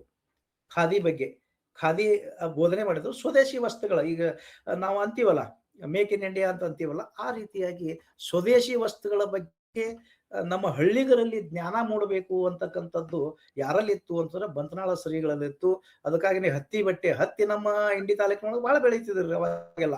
ಹತ್ತಿ ಬೆಳೀತಕ್ಕಂಥದ್ದು ಇರ್ತದ, ಸ್ವದೇಶಿ ವಸ್ತುಗಳ ಉಪಯೋಗ ಮಾಡಬೇಕು ಅಂತಕ್ಕಂಥದ್ದು ಇತ್ತು. ಈ ಖಾದಿನ ಉಡಬೇಕು, ಖಾದಿ ಬಗ್ಗೆ ಬೋಧನೆ ಮಾಡ್ತಿದ್ರು. ಇದು ಸ್ವತಂತ್ರ ಪರ ಇರ್ತಕ್ಕಂಥ ಉಪನ್ಯಾಸಗಳನ್ನ ತಮ್ಮ ಮಠದೊಳಗ ಎಲ್ಲಿ ಹೋದಲ್ಲಿ ಯಾರು ಹಿರಿಯರಾದ್ರೆ ಅವರನ್ನ ಕರೆಸಿ ಅವ್ರ ಜೊತೆ, ಮತ್ತು ಅವಾಗೆಲ್ಲ ನೇರವಾಗಿ ಸ್ವತಂತ್ರ ಹೋರಾಟದ ಜೊತೆ ಮಾತನಾಡ್ತಕ್ಕಂಥ ಪರಿಸ್ಥಿತಿ ಇರಲಿಲ್ಲ. ಇರ್ಲಾರ್ದಂತ ಟೈಮ್ ಒಳಗೂ ಕೂಡ ಗುಪ್ತವಾಗಿ ಅವರನ್ನ ಭೇಟಿಯಾಗಿ ಮುಂದೆ ಏನು ರೂಪರೇಷೆಗಳದಾವ ಅಂತ ಕೇಳಿಕೊಂಡು ಕೆಲಸವನ್ನ ಸಮಾಜಮುಖಿಯಾಗಿ, ರಾಷ್ಟ್ರಮುಖಿಯಾಗಿ, ನಾಡಮುಖಿಯಾಗಿ ಹೇಳಿದ್ನಲ್ಲ, ಕನ್ನಡದ ಭಾಷೆಯ ಬಗ್ಗೆ ಅಭಿಮಾನ ಇತ್ತು, ನಾಡಿನ ಬಗ್ಗೆ ಅಭಿಮಾನ ಇತ್ತು. ಶಿಕ್ಷಣ ಸಂಸ್ಥೆಗಳನ್ನ ಪ್ರಾರಂಭ ಮಾಡಿದರು ಅವರು. ಅಧಿಕಾರ ನಿಮಗೆ ಸಿದ್ದೇಶ್ವರ ಸ್ವಾಮಿಗಳದು ಸಾರಿ ಇವ್ರದ್ದು ಯಾರ ನಮ್ಮ ಬಂತ್ನಾಳ ಶ್ರೀಗಳದು ಒಂದನ್ನ ಹೇಳ್ತೀನಿ ನಿಮಗ, ಎಷ್ಟು ದೊಡ್ಡ ಗುಣ ಅಂತಂದ್ರ, ವಿಜಯಪುರದೊಳಗ ವಿಜಯ ಕಾಲೇಜ್ ಸ್ಥಾಪನೆ ಆಗಬೇಕಾದ್ರ ಬಂತ್ನಾಳ ಶ್ರೀಗಳು ಎಷ್ಟು ತ್ಯಾಗ ಮಾಡಿದ್ರ ಅಂತಂದ್ರ ಇವ್ರಿಗೆ ಹೇಳಿದ್ರು ಅವ್ರು, ಹಳಕಟ್ಟಿ ಅವರಿಗೆ. ಯಾರಿಗೆ ಅಂತಂದ್ರ ಇದ್ರೊಳಗ ಬಸವನ ಬಾಗೇವಾಡಿ ಒಳಗ ಮಾಮಲೆದಾರ ಸಿಂಹಾಸನ ಅಂತಿದ್ರಿ, ಮಲ್ಲಪ್ಪ ಸಿಂಹಾಸನ ಅಂತ ಹೇಳಿ. ಮಲ್ಲಪ್ಪ ಸಿಂಹಾಸನ ಅಂತಿದ್ರು. ಬಂತ್ನಾಳ ಶ್ರೀಗಳು ಕರೆದು ಹೇಳ್ತಾರ, ಮಾಮಲೆದಾರ ಮಲ್ಲಪ್ಪ ಸಿಂಹಾಸನ ಅವರು ಬ್ರಿಟಿಷ್ ಸರ್ಕಾರದ ನೌಕರರಾಗಿ ಕೆಲಸ ಮಾಡ್ಯಾರ, ಬ್ರಿಟಿಷರ ಪ್ರೀತಿಗೆ ಪಾತ್ರ ಆಗ್ಯಾರ ಅವರು. ಅಷ್ಟು ಒಳ್ಳೆಯ ಮನುಷ್ಯ, ಒಂದ್ ಕೆಲಸ ಮಾಡ್ರಿ, ಇಲ್ಲಿ ಕಾಲೇಜ್ಗೆ ಹೋಗುವಂತ ವಾತಾವರಣ ಇಲ್ಲ ಬಿಜಾಪುರದೊಳಗ. ನಮ್ಮ ಮಕ್ಕಳು ಎಲ್ಲಿ ಹೋಗ್ತಾರ ಅಂತಂದ್ರೆ ಕೋಲ್ಹಾಪುರ ಹೋಗ್ಬೇಕ, ಪುಣಾ ಹೋಗ್ಬೇಕ, ಧಾರವಾಡ ಹೋಗ್ಬೇಕ. ಇದು ಯಾಕೆ ಬೇಕು? ನಾವೊಂದ್ ಕೆಲಸ ಮಾಡ್ರಿ, ನೀವು ಆ ಮಾಮಲೆದಾರ ಸಿಂಹಾಸನ ಅವರನ್ನ ಇಲ್ಲಿ BLD ಕರ್ಕೊಂಡು ಬರ್ರಿ. BLD ಕರ್ಕೊಂಡು ಬಂತು ಅವ್ರಿಗೆ ಚೇರ್ಮನ್ ಮಾಡ್ತಾರ್ರಿ ಬಂತ್ನಾಳ ಶ್ರೀಗಳು. ಬಂತ್ನಾಳ ಶ್ರೀಗಳು ತ್ಯಾಗ ಮಾಡಿ ಸಿಂಹಾಸನ ಅವರಿಗೆ ಚೇರ್ಮನ್ ಮಾಡಿ ಏನ್ ಮಾಡ್ತಾರಪ್ಪ ಅಂತಂದ್ರೆ, ಮೊದಲು 2 ಸಲ ಸೋತಿದ್ರು ಅವರು, ಕಾಲೇಜ್ ತರಕ್ ಆಗಿರ್ಲಿಲ್ಲ. ಅವಾಗ ಏನ್ ಮಾಡಿದ್ರು ಅಂತಂದ್ರೆ, ಮತ್ತ ಸಿಂಹಾಸನ ಅವರಿಗೆ ಚೇರ್ಮನ್ ಮಾಡಿ ಬ್ರಿಟಿಷರ ಜೊತೆ ಸಂಪರ್ಕ ಮಾಡಿ ಅವರಿಗೆ ಏನೇನ್ ಬೇಕೋ ಅದು ಕೊಟ್ಟು ವಿಜಯ ಕಾಲೇಜ್ ಸ್ಥಾಪನೆ ಮಾಡಿದ್ರು ಅವ್ರು. ವಿಜಯ ಕಾಲೇಜ್ ಸ್ಥಾಪನೆ ಮಾಡಿದಂತ ಸಂದರ್ಭದೊಳಗ ಯಾವಾಗ ವಿಜಯಪುರಕ್ಕೆ ಬಂತ್ನಾಳ ಶ್ರೀಗಳು ವಿಜಯ ಕಾಲೇಜ್ ಸ್ಥಾಪನಾ ಆಯ್ತು, ಅದಕ್ಕೆ ಹೆಸರು ಏನ್ ಇಡುದು ಅಂತ ಪ್ರಶ್ನೆ ಬಂದಾಗ ಇವರು ನಮ್ಗೆ ವಿಜಯ ಆಗ್ಯದ, ಈಗ ಕಾಲೇಜ್ ಸಿಗುವಲ್ಲಿ ವಿಜಯ ಸಿಕ್ಕದ, ವಿಜಯ ಕಾಲೇಜ್ ಯಾಕೆ ಇಡಬಾರದು ಅಂತ ಹೇಳ್ಕೊಂಡು ಬಂತ್ನಾಳ ಶ್ರೀಗಳು ಅವತ್ತಿನ ದಿವಸ ಈ ಕಾಲೇಜ್ಗೆ ವಿಜಯ ಕಾಲೇಜ್ ಅಂತ ಹೆಸರಿಟ್ರು. ಅವಾಗ ಬಂತ್ನಾಳ ಶ್ರೀಗಳು ತ್ಯಾಗ ಇದರಿಂದ ಇಳಿದಂತ ಸಂದರ್ಭದೊಳಗ ಚೇರ್ಮನ್ಶಿಪ್ ಇಳಿದು ಏನ್ ಮಾಡಿದ್ರು ಅಂತಂದ್ರೆ, ಮಲ್ಲಪ್ಪ ಸಿಂಹಾಸನ ಅವ್ರಿಗೆ ಚೇರ್ಮನ್ ಮಾಡಿ ಕಾಲೇಜ್ ಪರ್ಮಿಷನ್ ಮಾಡಿದ್ರು. ಅಷ್ಟೇ ಪ್ರಾಮಾಣಿಕರು ಕೂಡ ಸಿಂಹಾಸನ ಅವರು, ಮಾಮಲೆದಾರ ಮಲ್ಲಪ್ಪ ಸಿಂಹಾಸನ ಅವರು. ನನ್ನ ಕೆಲಸ ಏನಿತ್ತ, ನೀವು ನನಗೆ ಕಾಲೇಜ್ ಪರ್ಮಿಷನ್ ತರೋ ಸಲುವಾಗಿ ಇಲ್ಲಿ ಇಟ್ಕೊಂಡಿದ್ರಿ, ಕಾಲೇಜ್ ಪರ್ಮಿಷನ್ ಸಿಕ್ಕದ, ಇದು ನಿಮಗೆ ನೀವು ತಗೋರಿ ಅಂತೇಳಿ ಬಂತ್ನಾಳ ಶ್ರೀಗಳಿಗೂ ಕೂಡ ಅವ್ರು ಏನ್ ಮಾಡಿದ್ರು ಅಂತಂದ್ರೆ ತಮ್ಮ ಅಧಿಕಾರವನ್ನು ಹಸ್ತಾಂತರ ಮಾಡಿ ಬಸವನ ಬಾಗೇವಾಡಿ ಹೋದಂಥದ್ದನ್ನು ಕೂಡ ಇದೆ. ಅಷ್ಟು ದೊಡ್ಡ ಮನಸ್ಸು ಇತ್ತು ಅಂತ ಹೇಳ್ಕೊಂಡು ಇವತ್ತು ನಾವು ನೀವು ಬಹುಶಃ ಉತ್ತರ ಕರ್ನಾಟಕದ ಬಹುತೇಕ ಜನ ಏನಾಗ್ಯದ ಅಂತಂದ್ರೆ ನಾವು ಶಿಕ್ಷಣವಂತರ ಆಗಿವು ಅಂತಕ್ಕಂಥದ್ದನ್ನು ಕೂಡ ನಾವು ಒಪ್ಕೊಳ್ಬೇಕಾಗ್ತದ ಅಂತದ್ದು. ಇವರು ಶಿವಾನುಭವ ಮಂಟಪ ಅಂತ ಹೇಳಿದ್ರಲ್ಲ, ಶಿವಲಿಂಗ ದೀಕ್ಷೆಯನ್ನು ಕೂಡ ಮಾಡ್ತಿದ್ರು. ಮತ್ತೆ ಸಾಂಸ್ಕೃತಿಕ ಕಾರ್ಯಕ್ರಮಗಳಂತೂ ಬಹಳಷ್ಟು, ಎಲ್ಲಿ ಸಾಂಸ್ಕೃತಿಕ ಕಾರ್ಯಕ್ರಮಗಳನ್ನ ಧಾರ್ಮಿಕ ಕಾರ್ಯಗಳನ್ನ ಮಾಡ್ತಾರೋ ಅಲ್ಲಿ ಏನ್ ಮಾಡ್ತಿದ್ರು ಅಂತಂದ್ರ, ಸಾಮಾನ್ಯವಾಗಿ ಅಲ್ಲಿ ಶಾಲೆ ಯಾವ ಊರಾಗ ಹೋಗ್ತಾರೋ ಅಲ್ಲೊಂದು ಶಿಕ್ಷಣ ಸಂಸ್ಥೆ, ಶಿಕ್ಷಣದ ಮಹತ್ವ ಹೇಳ್ಕೊಡೋದು, ಸ್ವಾತಂತ್ರ್ಯದ ಮಹತ್ವ ಹೇಳ್ಕೊಡೋದು ಇವ್ರಿಗೆ ಕೆಲಸ ಆಗಿತ್ತು ಅಂತಕ್ಕಂಥದ್ದನ್ನು ಕೂಡ ಇತ್ತು ಅಂತ ಹೇಳ್ತಾರ ಅವ್ರ. ಅದಕ್ಕಾಗಿ ಮತ್ತೆ ಇವರು ಸಮಾಜ ಕಾರ್ಯಗಳಿಗೆ ಏನೆಲ್ಲ ಮಠದ ಎಲ್ಲಾ ದೇಣಿಗೆಗಳನ್ನು ಕೂಡ ಸಮಾಜದ ಕಾರ್ಯಕ್ಕಾಗಿನೇ ಉಪಯೋಗಿಸ್ತಿದ್ರು. ಅವರು ತನು ಮನ ಧನ ತ್ರಿವಿಧ ಸೇವೆ ಅಂತಂತಿದ್ರು. ಅವ್ರು ಯಾರೇ ಸೇವಾ ಮಾಡೋರು ಇದ್ರಂದ್ರ ತನು ಮನ ಧನ, ಆ ತನು ಮನ ಧನ ಎದಕ್ ಹೋಗ್ತಿತ್ತು ಅಂತಂದ್ರ ಈ ರಾಷ್ಟ್ರ ಪ್ರೇಮಕ್ಕೆ ಹೋಗ್ತಿತ್ರಿ, ದೇಶ ಸ್ವತಂತ್ರ ಆಗಲ್ಕ್ ಹೋಗ್ತಿತ್ತ, ಮತ್ತು ಶಿಕ್ಷಣ ಆಗ್ಲಿಕ್ಕೆ ಹೋಗ್ತಿತ್ತ. ಕನ್ನಡನೇ ಇರಲಿಲ್ಲ ಅವಾಗ. ನಮ್ಗೆ ಹೇಳಿದ್ನಲ್ಲ, ಭಾಷಾ ಮರಾಠಿ ನಮ್ಗೆ ಏನ್ ಮಾಡಿತ್ತಪ್ಪ ಅಂದ್ರೆ ನುಂಗಿ ಬಿಟ್ಟಿತ್ತು. ಮರಾಠಿ ಕನ್ನಡವನ್ನ ಓದ್ಲಿಕ್ಕೆ, ಕನ್ನಡವನ್ನ ಬರೀಲಿಕ್ಕೆ ಎಷ್ಟು ಕಷ್ಟಪಟ್ರು ಅಂತಂದ್ರೆ ಬಂತ್ನಾಳ ಶ್ರೀಗಳು ಅವ್ರ ಸೊಲಾಪುರ ಭಾಗದೊಳಗ ಅದು ಏನೆಲ್ಲ ಪ್ರಯತ್ನ ಮಾಡಿದಂಥದ್ದು ಇತ್ತು ಅಂತಂದ್ರೆ ಅದು ಬಂತ್ನಾಳ ಶ್ರೀಗಳ ಕೊಡುಗೆ. ತ್ರಿವಿಧ ದಾಸೋಹ, ತ್ರಿವಿಧ ಸೇವೆ ಅಂತನೂ ಕೂಡ ಅವ್ರು ಎಲ್ಲಾ ಕಡೆ ಹೇಳ್ತಿದ್ರು ಅಂತ ಇದು ಐತಿಹಾಸಿಕ ಸತ್ಯ. ಅದು ಬಂದಂಥದ್ದನ್ನ ಬಹಳಷ್ಟು ಪ್ರಾಮಾಣಿಕವಾಗಿ ಅವ್ರು ಏನ್ ಮಾಡ್ತಿದ್ರು ಅಂತಂದ್ರ ಯೂನಿವರ್ಸಿಟಿಯಲ್ಲಿ ಶಿಕ್ಷಣ ಸಂಸ್ಥೆಗಳನ್ನ ಮಾಡ್ತಿದ್ರು ಅಂತ ಹೇಳ್ತಾರೆ. ಮತ್ತೆ ಅವು ಮಹಾರಾಷ್ಟ್ರದೊಳಗಿರ್ಲಿ, ಕರ್ನಾಟಕದ ಸೋಲಾಪುರದೊಳಗೆ ಶಿಕ್ಷಣ ಸಂಸ್ಥೆ ತೆಗದಾರ, ಬಂತ್ನಾಳ ತೆಗದಾರ, ಇಂಡಿಯಾ ಶಾಂತೇಶ್ವರ ತೆಗದಾರ. ಹೌದ್ರಿ, ಅನೇಕ ಸಂಘ ಸಂಸ್ಥೆಗಳು ಅವರು ಮಾಡ್ಯಾರ. ಅವ್ರು ಬಹಳಷ್ಟು ಸಂಘ ಸಂಸ್ಥೆಗಳು ಮಾಡ್ಯಾರ. ಲಚ್ಚಾಣದೊಳಗ ಶಿಕ್ಷಕರ ತರಬೇತಿ ಕೇಂದ್ರ ಸ್ಥಾಪನೆ ಮಾಡಿದವ್ರೆ ಬಂತ್ನಾಳ ಶ್ರೀಗಳು. ಸಾಮಾಜಿಕ ಮತ್ತು ಧಾರ್ಮಿಕ ವಿಷಯ ಬಂದಂತ ಸಂದರ್ಭದೊಳಗ ಸಾಮೂಹಿಕ ವಿವಾಹದ ಬಗ್ಗೆ ತಿಳುವಳಿಕೆ ಹೇಳ್ತಿದ್ರು. ಯಾಕೆ ದುಂದು ವೆಚ್ಚ ಮಾಡ್ತೀರಿ? ಮತ್ತೆ ನೀರಿನ ಬಗ್ಗೆ ಬಹಳಷ್ಟು ಪ್ರೀತಿ ಇತ್ತು ಅವರಿಗೆ. ನೀರನ್ನ ಹೆಂಗ್ ಬಳಸ್ಬೇಕು, ಏನ್ ಮಾಡ್ಬೇಕು ಅಂತಕ್ಕಂಥದ್ದನ್ನ ಸಾಮಾನ್ಯ ಜನರನ್ನ ಅವ್ರು ಏನ್ ಮಾಡ್ತಿದ್ರು ಅಂತಂದ್ರ ಕೋರ್ಟಿಗೆ ಜಗಳ ಅವು ಇವು ಬಗೆಹರಿಸಿ ಹಿತೋಪದೇಶ ಹೇಳಿ ಅವರನ್ನ ಸರಿದಾರಿತಕ್ಕಂಥ ಕೆಲಸಗಳು ಇತ್ತು. ಈ ಇಚ್ಛಾಶಕ್ತಿ ಬಂತ್ನಾಳ ಶ್ರೀಗಳಿಗೆ ಇತ್ತು ಅಂತಕ್ಕಂಥ ಮಾತನ್ನ ಹೇಳ್ತಾರ. ಅವರು ನಮ್ಗೆ ಬಸವಣ್ಣ ಮೌಢ್ಯಗಳನ್ನ ಹೆಂಗ್ ಕಳಿಬೇಕಂತಂದ್ರೆ ಆ ಮೌಢ್ಯಗಳನ್ನ ಶ್ರೀಗಳು ಕಳೆದ್ರು. ಅದಕ್ಕೆ ವಿಜಯಪುರದಾಗ 770 ಲಿಂಗಗಳನ್ನ ಅವರು ಸ್ಥಾಪನೆ ಮಾಡಿದ್ರು ಅಂತ ಹೇಳ್ತಾರೆ ಅವರು. ಇನ್ನ ಬಂತ್ನಾಳ ಶ್ರೀಗಳಿಗೆ ಬಹಳಷ್ಟು ಒತ್ತಡ ಏನಿತ್ತು ಅಂದ್ರೆ ನಾನು ಒಂದು ಪತ್ರಿಕೆ ತೆಗಿಬೇಕು ಅಂತಕ್ಕಂಥದ್ದನ್ನು ಕೂಡ ಇತ್ತು. ಪತ್ರಿಕೋದ್ಯಮದೊಳಗೆ ಅವರಿಗೆ ಆಸಕ್ತಿನೂ ಕೂಡ ಇತ್ತು. ಅದಕ್ಕೆ ಅವರು ಅನುಭವ ಮಂಟಪ ಅಂತಕ್ಕಂಥ ಆಧ್ಯಾತ್ಮಿಕ ಮಾಸ ಪತ್ರಿಕೆಯನ್ನು ಕೂಡ ಅವರು ಪ್ರಾರಂಭ ಮಾಡಿದ್ರು. ಇದು ವಿಜಯಪುರದೊಳಗೆ ಪ್ರಾರಂಭ ಮಾಡಿದ್ರು ಅವರು. ಇಲ್ಲಿ ಅಕ್ಕ ಮಹಾದೇವರೊಳಗ ಬಂತ್ನಾಳ ಶಿವಗಳ ಒಂದು ಮಠ ಅದ, ಅಲ್ಲೇನೆ ಆದ ಪತ್ರಿಕೆ ಪ್ರಾರಂಭ ಮಾಡಿದ್ರು. ಅದು 5 ವರ್ಷ ಪತ್ರಿಕೆ ನಡೀತು. ಅವ್ರ ಕಾಲವಾದ ನಂತರ ಅದು ಪತ್ರಿಕೆ ಅವ್ರಿಗಿತ್ತದು ಏನೋ ಯಶಸ್ವಿಯಾಗಿ ಬಹಳಷ್ಟು ಪರಿಶ್ರಮದಿಂದ ಆ ಪತ್ರಿಕೆ ನಡೆಸಿದ್ರು ಅವರು. ಆಧ್ಯಾತ್ಮಿಕ ಮಾಸ ಪತ್ರಿಕೆ ಅಂತ ಹೇಳಿ. ನಂತರ ಅದೇನಾಯ್ತು ಅಂತಂದ್ರೆ ಪತ್ರಿಕೆ ಸಕಾಲಕ್ಕೆ ಬೆಳವಣಿಗೆ ಆಗ್ಲಿಲ್ಲ ಅಂತಕ್ಕಂಥದ್ದು. ಅವರು ಸಾಹಿತ್ಯ ಕ್ಷೇತ್ರದೊಳಗ, ಶೈಕ್ಷಣಿಕ ಕ್ಷೇತ್ರದೊಳಗ, ರಾಷ್ಟ್ರದ ಅಭಿಮಾನದಲ್ಲಿ, ರಾಷ್ಟ್ರ ಸ್ವಾತಂತ್ರ್ಯದ ಚಳವಳಿಯಲ್ಲಿ, ಮತ್ತು ಆಧ್ಯಾತ್ಮಿಕತೆಯಲ್ಲಿ, ಶಿಕ್ಷಣ ಸಂಸ್ಥೆಗಳ ಪ್ರಾರಂಭದ ಜೊತೆಗೆ ಜನರ ಸಂಪರ್ಕವನ್ನ ಕಟ್ಟುವಲ್ಲಿ ಸಮಾಜಮುಖವಾಗಿ ಕೆಲಸದ ಮಾಡಿದಂತ ಶ್ರೇಯಸ್ಸು ನಮ್ಮ ಇಂಡಿ ತಾಲೂಕಿನ 2 ಕಣ್ಣುಗಳಿಗೆ ಸಲ್ತದ ಅಂತಕ್ಕಂಥ ಅಭಿಪ್ರಾಯ ನಂದದ. ಒಂದು ಹಿಂಚಕೇರಿ, ಒಂದು ಬಂತ್ನಾಳ ಅಂತಕ್ಕಂಥದ್ದು ಹೇಳ್ತಾರೆ. ಅಷ್ಟೇ ಪ್ರಸಿದ್ಧವಾಗಿರ್ತಕ್ಕಂಥದ್ದು ಇನ್ನೊಂದು ಮಠ ಅಂತಂದ್ರೆ ಲಚ್ಚಾಣ ಸಿದ್ಧಲಿಂಗ ಮಹಾರಾಜರದು. ಈ ಮಠನೂ ಕೂಡ ನಾ ಹೇಳಿದ್ನಲ್ಲ ಆಗಲೇ, ಬಂತ್ನಾಳ ಪರಂಪರೆಯೊಳಗೆ ಬಂದಂಥದ್ದು. ಬಂತ್ನಾಳ ಪರಂಪರೆಯೊಳಗೆ ಮಠ ಬಂದದ್ದು ಇಲ್ಲೇ ಈ ಇದ್ರೊಳಗನೆ ಭೀಮಾ ನದಿ ದಂಡಿ ಒಳಗ 1,96,000 ಲಿಂಗ ಪೂಜೆಯನ್ನು ಮಾಡಿದಂತ ಶ್ರೇಯಸ್ಸು. ಇವರೆಲ್ಲ 1,96,000 ಲಿಂಗ ಸ್ಥಾಪನೆ ಮಾಡಿ ಅಲ್ಲಿ ಎಲ್ಲರನ್ನ ಲಿಂಗ ಪೂಜೆ ಮಾಡ್ಲಿಕ್ಕೆ ಹಚ್ಚಿ ಅಟ್ಟು ಸ್ವಾಮಿಗಳನ್ನ ಮಾಡಬೇಕಾದಂತ ಕೆಲಸ ಅಂತ ಹೊಡೆದ್ರು. ಅದಕ್ಕೆ ನೇತೃತ್ವ ಹಿಂಚಗೇರಿ ಪ್ರಭುಗಳದು, ಮಾಧವಾನಂದ ಪ್ರಭುಗಳ ನೇತೃತ್ವದೊಳಗ ದೊಡ್ಡವನ್ನ ಕೆಲಸ ಮಾಡಿದಂತ ಶ್ರೇಯಸ್ಸು ಈ ಬಂತ್ನಾಳ ಇದು ಲಚ್ಚಾಣ ಮಠಕ್ಕೂ ಕೂಡ ಸಲ್ತದ. ಲಚ್ಚಾಣ ಮಠ ಅಂತಕ್ಕಂಥ ಬಂದಂತ ಸಂದರ್ಭದೊಳಗ ಇಲ್ಲಿ ಸಿದ್ಧಲಿಂಗ ಮಹಾರಾಜರು ದಾಸೋಹ, ಶಿಕ್ಷಣ ಮತ್ತು ಸಮನ್ವಯ, ಹೌದನ್ರಿ, ಇವು ಅದೇ ಪರಂಪರೆ. ಯಾರ ಪರಂಪರೆ ಅಂದ್ರೆ ಬಂತ್ನಾಳ ಶ್ರೀಗಳ ಪರಂಪರೆನೇ ಕೂಡ ಈ ಲಚ್ಚಾಣ ಮಠಕ್ಕಿತ್ತು. ಈ ಲಚ್ಚಾಣ ನಿಮ್ಗೆ ಒಂದು ಕಾಲಿತ್ತು. ನೀವು ಸಾಮಾನ್ಯವಾಗಿ ಲಚ್ಚಾಣದೊಳಗೆ ಯಾರು ಕಲ್ತು ಬಂದಾರ ಅಂತಂದ್ರೆ ಅವರೆಲ್ಲರೂ ಬಹಳ ಬುದ್ಧಿವಂತರು ಮತ್ತು ಶಿಕ್ಷಣವಂತರು ಅಂತಕ್ಕಂಥದ್ದು ಒಂದು ಕಾಲ, ಹೌದನ್ರಿ. ಈ ಕೆಳದ 10 ವರ್ಷಗಳ ಹಿಂದ ಇದೇ ಇತ್ತದು. ಯಾರು ಲಚ್ಚಾಣದಾಗ ಕಲ್ತಾರ, ಲಚ್ಚಾಣದಾಗ ಕಲ್ತಾರ ಅಂತಂದ್ರೆ ಅವರಿಗೆ ಅಲ್ಲಿ ಮುತ್ಯನ ಪ್ರಸಾದ ಇತ್ತು. ಸಿದ್ಧಲಿಂಗ ಮಹಾರಾಜರ ಪ್ರಸಾದವನ್ನ ಅವರು ಸೇವಿಸ್ಯಾರ. ಅಲ್ಲಿ ಆತ್ಮಬಲನೇ ಅಷ್ಟು ತುಂಬುತ್ತಿದ್ರು. ಅವ್ರ ಆತ್ಮಬಲ ಎಷ್ಟು ತುಂಬುತ್ತಿದ್ರು ಅಂತಂದ್ರೆ ಬಹಳಷ್ಟು ಅಲ್ಲಿ ತುಂಬುತ್ತಿದ್ರು. ಆಗ ಮಾತ್ರ ಏನಾಗ್ತಿದ್ದಪ್ಪ ಅಂದ್ರೆ ಬರ್ತಕ್ಕಂಥ ಜೀವಿಗಳು ಏನಾಗ್ತಿದ್ರಪ್ಪ ಅಂದ್ರೆ ಅರಳ್ತಿದ್ರು. ತಮ್ಮ ಸುತ್ತಲಿನ ಜಗತ್ತನ್ನ ಅವ್ರು ಏನ್ ಮಾಡ್ತಿದ್ರು ಅಂತಂದ್ರ ಅರಳುವಂಗ ಇವ್ರು ಯಾರು ಮಾಡ್ತಿದ್ರು ಪ್ರವಚನ ಮುಖಾಂತರ ಸಿದ್ಧಲಿಂಗ ಮಹಾರಾಜರು ಮಾಡ್ತಿದ್ರು. ಪವಾಡ ಪುರುಷರು ಅಂತ ಹೇಳ್ತಾರ್ರಿ ಸಿದ್ಧಲಿಂಗ ಮಹಾರಾಜರು. ಅವ್ ಪವಾಡ ಪುರುಷರ ಜೊತೆಗೆ ದಾಸೋಹ್ರಿ. ಇನ್ನಾನು ಕೂಡ ಅವರು ಹೊತ್ತಿಸಿದಂಥದ್ದು ಇನ್ನಾನು ಕೂಡ ಅಲ್ಲಿ ದಾಸೋಹ ಅದರಿ. ಇನ್ನೂವರೆಗೂ ಕೂಡ ಸಿದ್ಧಲಿಂಗ ಮಹಾರಾಜರು ಹೊಲಿಸಿದಂತ ದಾಸೋಹ ಅವ್ರು ಏನು ಭಿಕ್ಷೆ ಬೇಡಿ ಮನಿ ತಿರುಗಾಡಿ ರೊಟ್ಟಿ ತಂದು ಏನೋ ತಂದು ಅವ್ರಿಗೆ ಹೊತ್ತಿಸಿದಂತ ಒಲೆ ಇನ್ನೂವರೆಗೂ ಕೂಡ ಉರಿತದ ಅಂತ ಅದಕ್ಕೆ ಶಕ್ತಿ ಇರ್ಬೇಕಂತ.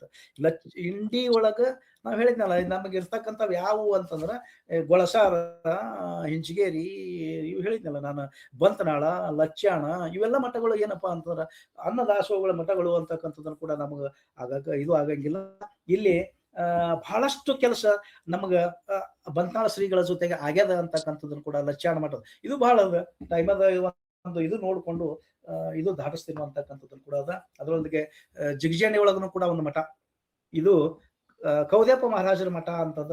ಇವರು ಕೂಡ ಇಲ್ಲಿನೂ ಕೂಡ ಪ್ರಸಾದ, ಇವರು ದಿವ್ಯ ಜ್ಞಾನಿಗಳು, ಹಠಯೋಗಿಗಳು, ಪ್ರಸಾದವನ್ನ ಮಾಡ್ತಿದ್ರು. ಅಲ್ಲಿನೂ ಕೂಡ ಸುಮಾರು 2 ಶತಮಾನಗಳ ಹಿಂದೆ ಅಲ್ಲಿ ಮಠ ನಡ್ಕೊಂಡು ಬಂದದ ಅಂತಕ್ಕಂಥದ್ದನ್ನು ಕೂಡ, ಇಲ್ಲಿ ಮಹಾಯೋಗಿಗಳು ಅವರು ಶ್ರೀಶೈಲದ ಭಕ್ತರಾಗಿದ್ರು ಅಂತಕ್ಕಂಥದ್ದನ್ನು ಕೂಡ ಅದ. ಇಲ್ಲಿನೂ ಕೂಡ ಏನದ ಅಂತಂದ್ರ ಒಳ್ಳೆಯ ಸಂಸ್ಕಾರ, ಯಾರಿಗೆ ಸಮಾಜಮುಖಿಯಾಗಿ, ಯಾರು ಸಮಾಜಮುಖಿಯಾಗಿ ಕೆಲಸ ಮಾಡ್ತಕ್ಕಂಥ ಸಂದರ್ಭದೊಳಗ ಸೋಲ್ತಾರೋ, ಆ ಸೋಲ್ತಕ್ಕಂಥ ಸಂದರ್ಭದೊಳಗ ಅವರನ್ನು ಹಿಡಿತಕ್ಕಂಥ ಕೆಲಸ ಈ ಕೌದ್ಯಪ್ಪ ಮಹಾರಾಜರು ಕೂಡ ಮಾಡ್ತಿದ್ರು. ಹಠಯೋಗಿಗಳವರು ಅಂದುದ್ ಆಗ್ಬೇಕು, ಅಂದುದ್ ಇದು ಮಾಡ್ಬೇಕು ಅಂತಕ್ಕಂಥ ಮಠನೂ ಕೂಡ ಅಲ್ಲಿ ಇತ್ತು ಅಂತಕ್ಕಂಥ ಮಾತಾರು ಹೇಳ್ತಾರೆ. ಇಲ್ಲ ತಡವಾಲದಾಗನು ಕೂಡ ಒಂದು ಮಠ ಅದ ರೀ. ತಡವಾಲಗದಾಗ ನೀವು ಆಗಲೇ ಹೇಳಿ ಅದನ್ನು ಕೂಡ ಅದ ಮಠ ಅದ, ಅಲ್ಲಿನೂ ಕೂಡ ಮಠ ಅದ. ಇನ್ನು ತದ್ದೇವಾಡಿ ಒಳಗೂ ಕೂಡ ಬಹಳ ಪುರಾತನ ಮಠ ರೀ ತದ್ದೇವಾಡಿ. ಬಹುಶಃ ಇದು ಶಾಸನದೊಳಗೂ ಅದ, ನಮ್ಮ ಇಂಡಿ ತಾಲೂಕದ ಒಂದು ದೊಡ್ಡ ಹೆಸರನ್ನು ಕೂಡ ಅದಕ್ಕೆ ನಮಗ್ ಕೊಪ್ಪ ಅವರು ಕೂಡ ಸಂಶೋಧನೆ ಮುಖಾಂತರ ಕೊಟ್ಟಾರ ಅಂತಕ್ಕಂಥದನ್ನು ಕೂಡ ನಮ್ಗೆ ಗೊತ್ತಾಗ್ತದ. ಇದು ಇಂಡಿಯಿಂದ ಸುಮಾರು ಒಂದು 40-50 ಕಿಲೋಮೀಟರ್ ದೂರದಲ್ಲಿ ಇರ್ಬೇಕದ. ಅದರ ವಾಯುವ್ಯ ಭಾಗಕ್ಕೆ ಇಂಡಿಯಿಂದ ಅದ. ಈ ಗ್ರಾಮ ಹೆಂಗ ಅಂತಂದ್ರೆ ವೀರಶೈವ ಧರ್ಮದ ಬೆಳವಣಿಗೆಗೆ ಸಾಕಷ್ಟು ಶ್ರಮ ವಹಿಸಿ, ಬಹಳಷ್ಟು ಶ್ರಮ ವಹಿಸಿ ಕೆಲಸ ಮಾಡಿದಂಥದ್ದು ಮಠ ಅಂತಂದ್ರ ಅದು ಆಗ್ತದ. ಇದು 1050 ಪ್ರಾರಂಭವಾದಂತ ಮಠ. ಇದು ಬಹಳ ಹಳೆ ಮಠ. ಇದು ಹಳೆ ಮಠ. ಅಲ್ಲಿ ಮಠಕ್ಕೆ ಇರುವುದೇ 2 ಹೆಸರು, ಒಂದು ಶಿವಾಚಾರ್ಯ ಶ್ರೀ ಚಂದ್ರಶೇಖರ ಶಿವಾಚಾರ್ಯ ಮೂರ್ತಿಗಳು, ಇನ್ನೊಂದು ಗುರುಮೂರ್ತಿ ಶಿವಾಚಾರ್ಯರು ಅಂತ 2 ಹೆಸರಿನಿಂದ ಮಠದ ಪರಂಪರೆಗಳು ಬಂದವ. ಇದು ಮೂಲ ಎಲ್ಲಿ ಅಂತಂದ್ರ ನಮ್ಮ ಮಂದ್ರೂಪ ಅಂತ ಕರಿತೀವಿ, ಮನಿಮೇನು ಅಂತೀವಿ. ಅಲ್ಲಿ ಮೂಲ ಮಠ, ಅಲ್ಲಿ ಮೂಲ ಮಠ ಇದ್ರದ. ಅಲ್ಲಿ ಚಂದ್ರಶೇಖರ ಶಿವಾಚಾರ್ಯರ ಮೂಲ ಮಠ ಅಲ್ಲಿ ಏನದಾವ ಅಂತಂದ್ರೆ 28 ಗದ್ದಿಗೆಗಳು ಎಲ್ಲಿ ಅದಾವಪ್ಪ ಅಂತಂದ್ರೆ ಮಂದ್ರೂಪದೊಳಗ ಅದಾವ. ನೀವು ಮನಿ ಮೇರೆ ಅನ್ರಿ, ಮಂದ್ರೂಪರೇ ಅನ್ರಿ, ಅಲ್ಲಿ ಅದಾವ. ಈ ತದ್ದೇವಾಡಿ ಒಳಗನು ಕೂಡ 4 ಗದ್ದಿಗೆಗಳದಾವ್ರಿ. ಅಂದ್ರೆ 32 ಗದ್ದಿಗೆಗಳ ಅದು ಪರಂಪರೆಯ ಮಠ. ಇದನ್ನು ಕೂಡ ಏನಪ್ಪಾ ಅಂದ್ರೆ ಪುತ್ರ ವರ್ಗ ಪರಂಪರೆ ಅಂತಂದ್ರೆ ಅವರು ಬೇರೆ ಬೇರೆ ಪಟ್ಟಕ್ಕೆ ಬಿಡ್ಕೊಂಡು ಬರೋಂಥ ಮಠ ಅಂತಕ್ಕಂಥ. ಇದು ಉಜ್ಜಯಿನಿ ಪೀಠದ ಒಂದು ವೀರಶೈವ ಪ್ರಚಾರದ ಒಂದು ಮಠ ಅಂತಕ್ಕಂಥದ್ದನ್ನು ಕೂಡ ಅದಾಗ್ತದೆ. ಇನ್ನು ಜಳಕಿಯೊಳಗೂ ಕೂಡ ಒಂದು ಹಿರೇಮಠ ಅದ್ರಿ. ಅಲ್ಲಿ ಗುರುಬಸಯ್ಯ ಹಿರೇಮಠ ಎಂಬುವರು ಈ ಮಠದ ಧಾರ್ಮಿಕ ಕಾರ್ಯಗಳನ್ನ ನಡೆಸ್ಕೊಂಡು ಹೋಗ್ತಾರ. ಅವ್ರು ಸಮಾಜಮುಖಿಯಾಗಿ ನಡ್ಸ್ಕೊಂಡು ಈ ಜೀವಂತ ಇರ್ತಕ್ಕಂಥ ಮಠಗಳನ್ನ ನಾವು ನೋಡಬೇಕಾಗ್ತದೆ. ಹಿಂದಿರ್ತಕ್ಕಂಥ ಶಿವಾಚಾರ್ಯರು ಏನೇನೋ ಮಾಡ್ಕೊಂಡಾರ. ಅವ್ರು ಈ ಬರಕ್ ಬುತ್ತಿ ಕಟ್ಟ್ಯಾರ. ಇಂಡಿ ತಾಲೂಕಿನಲ್ಲಿ ಬರ್ತಕ್ಕಂಥ ಎಲ್ಲಾ ಮಠಗಳು ಸಾಮಾನ್ಯ ಜನರಿಗೆ ಅನ್ನದಾಸೋಹದ ಮುಖಾಂತರ ಹಿಡದಂತ ಮಠಗಳೇ ಇವೆಲ್ಲ. ಅನ್ನದಾಸೋಹಗಳ ಮುಖಾಂತರ ಹಿಡದಂತ ಮಠಗಳೇ ಏನದಾವಪ್ಪ ಅಂತಂದ್ರ ಇಲ್ಲಿ ಅದಾವ ಅಂತಕ್ಕಂಥ ಮಾತನ್ನ ಹೇಳ್ತೇವೆ. ಈ ಮಠಗಳು ಏನದಾವಪ್ಪ ಅಂತಂದ್ರ ಬಹಳಷ್ಟು ಕೆಲಸಗಳನ್ನ ಮಾಡ್ಯಾವ. ಇಲ್ಲಿ ಕಾಡಸಿದ್ದೇಶ್ವರ ಮಠ ಅನ್ನೋದನ್ನು ಕೂಡ ಹಿರೇಮಠದ ಜೊತೆಗೆ ಕಾಡಸಿದ್ದೇಶ್ವರ ಮಠ ಅನ್ನೋದನ್ನು ಕೂಡ ಇಲ್ಲಿ ಪಂಚಪೀಠಾಧೀಶರು ಬರಮಾಡಿಕೊಂಡು ಒಂದು ಮಠ ಸ್ಥಾಪನೆ ಕೂಡ ಇಲ್ಲಿ ಮಾಡಿದಾರ ಅಂತಕ್ಕಂಥದ್ದನ್ನು ಕೂಡ ಬಹಳ ಮಹತ್ವವಾಗಿರ್ತಕ್ಕಂಥದ್ದು. ಅಲ್ಲಿ ಧಾರ್ಮಿಕ ಕಾರ್ಯಕ್ರಮಗಳು ಈಗಲೂ ಕೂಡ ಮಾಡ್ತಾರ. ಅವರು ಪಾದಯಾತ್ರೆ ಮಾಡ್ತಾರ, ಹೌದನ್ರಿ. ಅಲ್ಲಿ ಮೂರ್ತಿ ಪ್ರತಿಷ್ಠಾಪನೆಗೆ ಬೇಕಾದಂತ ಪೂಜೆಗಳು, ಲಕ್ಷ ದೀಪ, ಜನರಿಗೆ ಪ್ರಸಾದ, ಸಾಮೂಹಿಕ ವಿವಾಹ ಇವೆಲ್ಲನೂ ಮಾಡೋದ್ರಿಂದ ಏನಾಗ್ತದಪ್ಪ ಅಂತಂದ್ರ ಜನರ ಮಧ್ಯ ಈ ಝಳಕಿ ಮಠನೂ ಕೂಡ ಅದ ಅಂತಕ್ಕಂಥ ಮಾತನ್ನ ಹೇಳ್ತಾರ. ಇನ್ನ ತೆಗ್ಗಿಹಳ್ಳಿ ಅಂತ ಒಂದು ಬರ್ತದ್ರಿ. ಮುಂಚೆ ಇಂಡಿ ಪೂರ್ವ ಭಾಗಕ್ಕೆ ಅಲ್ಲಿ ಮುಂದೆ ತೆಗ್ಗಿಹಳ್ಳಿ ಅಂತ ಒಂದು ಬರ್ತದೆ. ಅದು ಸುಮಾರು ಸಮೀಪ ಇರಬೇಕದ, ಒಂದು 18-20 ಕಿಲೋಮೀಟರ್ ಇರಬೇಕು. ಅದು ವಿರಕ್ತ ಮಠ. ಈ ವಿರಕ್ತ ಮಠದೊಳಗೂ ಕೂಡ ಈ ಮಠ ಖಾಲಿ ಅದ ರೀ. ಗುರುಗಳು ಮುಂದುವರೆದಿಲ್ಲ, ಮಠ ಖಾಲಿ ಅದ. ಹಿಂದೆ ಮಠ ಇತ್ತು. ಆ ವಿರಕ್ತ ಮಠನೂ ಕೂಡ ಏನಾಗ್ತಿತ್ತು ಅಂತಂದ್ರ ಧಾರ್ಮಿಕ ಚಟುವಟಿಕೆ ಒಳಗ ಮತ್ತು ಹಿಂದೆ ಬಂದಂತ ದಾರಿ ಹೋಗಕರಿಗೆ ಆ ಮಠ ರೋಡ್ ಮ್ಯಾಗ ಇರೋದ್ರಿಂದ, ತೆಗ್ಗಿಹಳ್ಳಿ ಮಠ ರೋಡ್ ಮ್ಯಾಗ ಇರೋದ್ರಿಂದ ಆ ದಾರಿ ಹೋಗಕರಿಗೆ ಪ್ರಸಾದ ವ್ಯವಸ್ಥೆಯನ್ನು ಕಲ್ಪಿಸ್ತಕ್ಕಂಥ ಮಠ ಅದ. ಯಾರು ಅಸಹಾಯಕರು ಇರ್ತಾರ ಅವರಿಗೆ ಅಂತ ಮಠನೂ ಕೂಡ ಇಲ್ಲಿ ಅದ. ಇದೆಲ್ಲ ಇವ್ರು ಎದಕ್ಕೆ ಪ್ರಸಾದವನ್ನ ಮಾಡ್ತಿದ್ರು ಅಂತಂದ್ರ ಆ ಜನ ನಾಡು ನುಡಿ ರಾಷ್ಟ್ರದ ಸಲುವಾಗಿ ಯಾರು ಕೆಲಸ ಮಾಡ್ತಿದ್ರು ಅವರನ್ನ ಈ ದೇಶ ಸ್ವತಂತ್ರ ಮಾಡಬೇಕು ಅಂತ ಕನಸು ಎಲ್ಲರಿಗಿತ್ತು, ನಮ್ಮ ಮಠಗಳಿಗಿತ್ತು ಅಂತಕ್ಕಂಥದ್ದು. ಈ ಎಲ್ಲ ಇತ್ತು ಅಂತಕ್ಕಂಥದ್ದು. ಈ ತಡವಲದೊಳಗ ಮಠದ ಆಗೈತ್ರಿ. ಅಲ್ಲಿನೂ ಕೂಡ ಖೇಡಿಗೆ ಅಂತ ಬರ್ತದ್ರ. ಅಲ್ಲೇ ಮುಂದೆ ಖೇಡಿಗೆ ಮಠನು ಅಲ್ಲಿ ಗುಡ್ಡಸ್ವಾಮಿ ಮಠ ಅಂತನೂ ಕೂಡ ಖೇಡಿಗೆ ಒಳಗ ಅಲ್ಲಿ ಐತಿ. ಅಲ್ಲದು ವಿರಕ್ತ ಮಠದ ಸಂಪ್ರದಾಯದ ಮಠ ಅದು. ಬಸವರಾಜೇಂದ್ರ ಸ್ವಾಮಿಗಳು ಅಲ್ಲಿ ಅದನ್ನ ಇದು ಮಾಡಿದ್ರು, ಸ್ಥಾಪಿಸಿದ್ರು. ಅದು ಗುಡ್ಡದ ಸ್ವಾಮಿ ಮಠ ಅಂತಾನು ಕರೀತಾರ ಅದಕ್ಕೆ. ಗುಡ್ಡಸ್ವಾಮಿ ಮಠ ಅದು ವಿರಕ್ತ ಮಠದ ಆಗಿರೋದ್ರಿಂದ ಬಸವರಾಜೇಂದ್ರ ಸ್ವಾಮಿಗಳು ಅದು ಸುಮಾರು ಇತ್ತೀಚಿನ ಶತಮಾನಗಳಲ್ಲಿ ಅದು ಸ್ಥಾಪಿಸ್ತದ ಅಂತಕ್ಕಂಥದನ್ನು ಕೂಡ ಮಾಡ್ತಾರ. ಈ ಗ್ರಾಮಕ್ಕೆ ಬಂತನಾಳ ಶ್ರೀಗಳು ಕೂಡ ಅಲ್ಲಿ ಭೇಟಿ ನೀಡಿದ್ರು. ಅದರ ಆದರ್ಶಗಳನ್ನ ಮೈಗೂಡಿಸ್ಕೊಂಡು ಈ ಗುಡ್ಡದ ಸ್ವಾಮಿ ಮಠ ಏನಾಗ್ತದಂದ್ರ ಒಳ್ಳೊಳ್ಳೆ ವಿಚಾರಗಳನ್ನ, ಒಳ್ಳೊಳ್ಳೆ ಕೆಲಸಗಳನ್ನ ಮಾಡ್ಕೊಂತು ಸಮಾಜಮುಖಿ ಕೆಲಸಗಳು, ಸಮಾಜಮೂಲಕ ಕೆಲಸಗಳನ್ನ ಮಾಡ್ಯಾರ. ಅವರು ಬಸವರಾಜೇಂದ್ರ ಸ್ವಾಮಿಗಳ ಮಠದಲ್ಲಿ ಅವರು ಏನ್ ಮಾಡ್ತಿದ್ರು ಅಂದ್ರೆ ಬಿಲ್ಲು ಪತ್ರೆ ಮರಗಳ ಸಸಿ, ಹೇಳಿದ್ನಲ್ಲ ಈ ಎಲ್ಲಾ ಮಠಗಳು ಮಾಡಿದಂತ ಕೆಲಸಗಳು ಏನಪ್ಪಾ ಅಂತಂದ್ರ ಪರಿಸರ ರಕ್ಷಣೆ ಅಂತಕ್ಕಂಥದ್ದು ಬಹಳ ಎಲ್ಲಾ ಮಠಗಳಿಗೂ ಕೂಡ ಇತ್ತು. ಗಿಡ ಹಚ್ಚೋದು, ಮರಗಳನ್ನ ಬೆಳೆಸೋದು, ಮತ್ತು ಜನರಿಗೆ ಅದ್ರ ಬಗ್ಗೆ ತಿಳುವಳಿಕೆ ಕೊಡುವುದು ಅಂತಕ್ಕಂಥದ್ದು ಇತ್ತು. ಅವಾಗ ನಾವ್ ಈಗ ಅಂತೀವ್ರಿ ಏನೇನೋ ಗಿಡ ಹಚ್ಚಿ ಯಾರು ಹಚ್ತಾರ್ರಿ. ಅವಾಗ ಹುಟ್ಟಹಬ್ಬ ಇದ್ರ ಸತ್ರ ಕೆಟ್ರ ಏನಿದ್ರು ಕೂಡ ಒಂದು ಗಿಡ ಹಚ್ಚುವಂತ ಸಂಪ್ರದಾಯನೂ ಕೂಡ ಇತ್ತು. ಈ ಗುಡ್ಡದ ಸ್ವಾಮಿ ಖೇಡಿಗಳಿಗೂ ಕೂಡ ಆ ಸಂಪ್ರದಾಯ, ಆ ಪರಂಪರೆ ಇತ್ತು ಅಂತಕ್ಕಂಥದ್ದನ್ನು ಕೂಡ ಬಹಳ ದೊಡ್ಡದು. ಅವರು ಕರ್ತೃ ಗದ್ದಿಗೆ ಪೂಜೆಗಳು, ಜ್ಞಾನ ಪೂಜೆ ಪುನಸ್ಕಾರಗಳನ್ನ ಮಾಡ್ತಾರ. ಮತ್ತು ಮಠದ ಇದಕ್ಕೆ ಇರಬೇಕು, ಆಸ್ತಿ ಇರಬೇಕು, ಅದಕ್ಕೆ ಅಭಿವೃದ್ಧಿನೂ ಕೂಡ ಅವರು ಮಾಡ್ಯಾರ. ಸಮಾಜಮುಖಿಯಾಗಿರೋದ್ರಿಂದ ಕೆಲವೊಂದು ಅಡೆತಡೆಗಳ ಮಧ್ಯನೂ ಕೂಡ ಮಠ ಇನ್ನೂ ಕೂಡ ಕಾರ್ಯಾಚರಣೆ ಒಳಗ ಅದ ಅಂತಕ್ಕಂಥ ಮಾತನ್ನು ಹೇಳ್ತಾರೆ ಅವರು. ಇನ್ನು ಚಳ್ಚಂದ ಅಂತ ಬಂದಂತ ಸಂದರ್ಭದೊಳಗ ಚಳ್ಚಂದದೊಳಗ ಆ ಕರಿಬಸವೇಶ್ವರ ಅಂತಕ್ಕಂಥದ್ದು ನಾವು ಏನು ಹೇಳಿದೇವಲ್ರ, ಅದು ಇದ್ರ ಮಠ ಹಿಂಚಗೇರಿ ಮಠ ಅಂತ ಹೇಳಿ, ಹಿಂಚಗೇರಿ ಮಠದ್ದು ಚಳ್ಚಣದೊಳಗೂ ಕೂಡ ಶಾಖಾ ಮಠ ಇತ್ತು, ಬರಡೋದೊಳಗೂ ಇತ್ತು. ಅದೇ ರೀತಿ ಚಳ್ಚಣದೊಳಗೂ ಒಂದು ಮಠ ಇತ್ತು ಅಂತಕ್ಕಂಥದ್ದು ಇತ್ತು. ಅದರ ಜೊತೆಗೇನೆ ವಿರಕ್ತ ಮಠನೂ ಕೂಡ ಒಂದು ಅದ ರೀ, ಬಹಳ ಪುರಾತನ ಮಠ ರೀ ಇದು. ಇದನ್ನು ಕೂಡ 12ನೇ ಶತಮಾನದೊಳಗ ಇರ್ತಕ್ಕಂಥ ಮಠ ರೀ ಇದು ವಿರಕ್ತ ಮಠ ಅಂತ ಹೇಳಿ ಕರೀತಾರೆ. ಈ ಮಠದೊಳಗ ವಿಚಾರದೊಳಗ ದೊಡ್ಡ ಪರಂಪರೆ ಇದೆ. ಅಲ್ಲಿ 8 ಪೀಠಾಧ್ಯಕ್ಷರು ಕೂಡ ಆಗಿ ಹೋಗ್ಯಾರ. ಅಲ್ಲಿ ಯಾರು, ಅಲ್ಲಿ ಷಡಕ್ಷರ ಶಿವಗಳು ಮೊದಲ ಈ ಮೂಲ ಮಠವನ್ನ ಸ್ಥಾಪನೆ ಮಾಡಿದ್ರು. ಬಸವಣ್ಣವರ ವಿಚಾರಗಳನ್ನು ಇಟ್ಕೊಂಡೇ ಈ ಮಠವನ್ನ ಸ್ಥಾಪನೆ ಮಾಡಿದ್ರು. ಆ ಹಿನ್ನೆಲೆ ಒಳಗೆ ಏನ್ ಮಾಡ್ತಿದ್ರು ಅಂತಂದ್ರ ಬಸವ ಕಾರ್ಯಗಳನ್ನು ಎಲ್ಲಾ ಮಾಡ್ತಿದ್ರು. ಸಾಮೂಹಿಕ ವಿವಾಹಗಳನ್ನು ಮಾಡ್ತಿದ್ರು, ಎಲ್ಲಾ ಧರ್ಮದವರನ್ನ ಸಾಕಿದ್ರು, ಎಲ್ಲರ ಜೊತೆಗೆ ಪ್ರಸಾದಗಳನ್ನ ಮಾಡ್ತಿದ್ರು, ಶಿಕ್ಷಣವನ್ನ ಕೊಡ್ತಿದ್ರು, ರಾಷ್ಟ್ರದ ಪ್ರೇಮದ ಬಗ್ಗೆ ಅರಿವನ್ನ ಮೂಡಿಸ್ತಿದ್ರು. ಇವೆಲ್ಲನೂ ಕೂಡ ಅವ್ರ ನಂತರ ಓಂಕಾರ ಶಿವಯೋಗಿಗಳು, ರೇವಣ ಸಿದ್ಧ ಶಿವಗಳು, ಗುರುಬಸಪ್ಪ ಶಿವಯೋಗಿಗಳು, ಮಾಂತೇಶ್ ಶಿವಗಳು, ಅನ್ನದಾನ ಶಿವಯೋಗಿಗಳು, ಶಿವಾನಂದ ಶಿವಗಳು, ಈ ಪ್ರಸ್ತುತವಾಗಿ ಯಾರದಾರ ಅಂತ ಷಡಕ್ಷರಿ ಶಿವಯೋಗಿಗಳು ಈ ಚಡಚಣದೊಳಗ ವಿರಕ್ತ ಮಠದೊಳಗ ಒಳ್ಳೊಳ್ಳೆ ಕೆಲಸ ಮಾಡ್ತಿರ್ತಾರ. ಅವರು ಪ್ರತಿ ತಿಂಗಳಾನು ಕೂಡ ಶಿವಾನುಭವ ಅಂತ ಕಾರ್ಯಕ್ರಮನೂ ಕೂಡ ಇನ್ನೂ ಕೂಡ ಚಡಚಣ ವಿರಕ್ತ ಮಠದೊಳಗ ಮಾಡ್ತಾರ್ರಿ. ಪುರಾತನ ಆದ್ರೂ ಕೂಡ ಇನ್ನೂ ಕೂಡ ಆ ಕೆಲಸಗಳನ್ನ ಅವರು ಮಾಡ್ತಾರ ಅಂತಕ್ಕಂಥದ್ದು ಕೂಡ ಬಹಳ ಮಹತ್ವದ ಅಂತಕ್ಕಂಥ ಹೇಳ್ತಾರೆ ಅವರು. ಧರ್ಮ ಕಾರ್ಯಗಳು ಅವರು ಹಿರಿಯರ ನೆನ್ಸೋದ್ರ ಜೊತೆಗೆ ಏನ್ ಮಾಡ್ತಾರ ಅಂತಂದ್ರ ಸಾಮೂಹಿಕ ವಿವಾಹಗಳನ್ನ ಮಾಡ್ತಾರ, ಭಕ್ತರಿಗೆ ಅನ್ನದಾಸೋಹಗಳನ್ನ ಮಾಡ್ತಾರ, ಕಷ್ಟ ಅಂತ ಬಂದಾರ ಹೇಳಿದವರಿಗೆ ಸಹಾಯ ಮಾಡತಕ್ಕಂಥ ರಕ್ಷೆ ಯಾರು ಮಾಡ್ತಾರ ಅಂತಂದ್ರ ಈ ಷಡಕ್ಷರಿ ಶಿವಗಳು ಕೂಡ ಮಾಡ್ತಾರ ಅಂತಕ್ಕಂಥ ಮಾತನ್ನ ಹೇಳ್ತಾರ.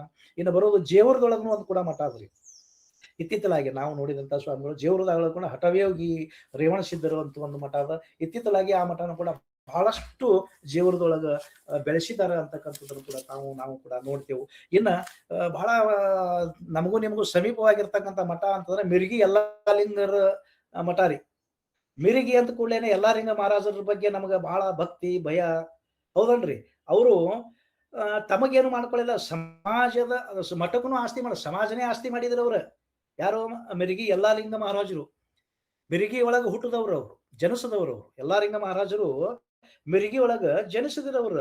ಅವರು ಮೂಲತಃ ಹಾಲಮತ ಸಮಾಜ ಆಗಿದ್ರು ಕೂಡ ಅವ್ರು ಏನ್ ಮಾಡಿದ್ರಪ್ಪ ಅಂದ್ರೆ ಇಡೀ ಸಮಾಜವನ್ನ ಉದ್ಧಾರ ಮಾಡಬೇಕು ಅಂತ ಹೇಳಿ, ಇಡೀ ಸಮಾಜವನ್ನ ಉದ್ಧಾರ ಮಾಡ್ಬೇಕಂತೇಳಿ ಹಠ ಮಾಡದೆ ಮೌನವಾಗಿದ್ದಂಥವ್ರು ಶಿವಯೋಗಿಗಳು ಈ ಮಠಕ್ಕ ಇದು ಆದ್ರು ಯಲ್ಲಾಲಿಂಗ ಮಹಾರಾಜರಾಗಿ ಬಹಳಷ್ಟು ಬೆಳಗಿದ್ರು. ಅವರು ಕೂಡ ಶಿಕ್ಷಣದ ಬಗ್ಗೆ ಮತ್ತು ದಾಸೋಹದ ಬಗ್ಗೆ, ನಾಡ ನುಡಿಯ ಬಗ್ಗೆ ಮತ್ತು ರಾಷ್ಟ್ರದ ಬಗ್ಗೆ ಬಹಳಷ್ಟು ಅಭಿಮಾನ ಇಟ್ಕೊಂಡಂತ ಮಠ ಅಂದ್ರೆ ಮಿರ್ಗಿ ಮಠನೂ ಕೂಡ ಒಂದು ಅಂತ ಹೇಳ್ತಾರೆ. ಇದಕ್ಕ ಸಾವಿಲ್ಲದ ಕೇಡಿಲ್ಲದ ಸಾವಿಲ್ಲದ ಗುರುವಿನಿಂದ ಗುರುತಿಸಿಕೊಂಡಂತ ಮಠ ಅಂತಂದ್ರೆ ಯಲ್ಲಾಲಿಂಗ ಮಠ ಅಂತ ಹೇಳ್ತಾರ್ರಿ.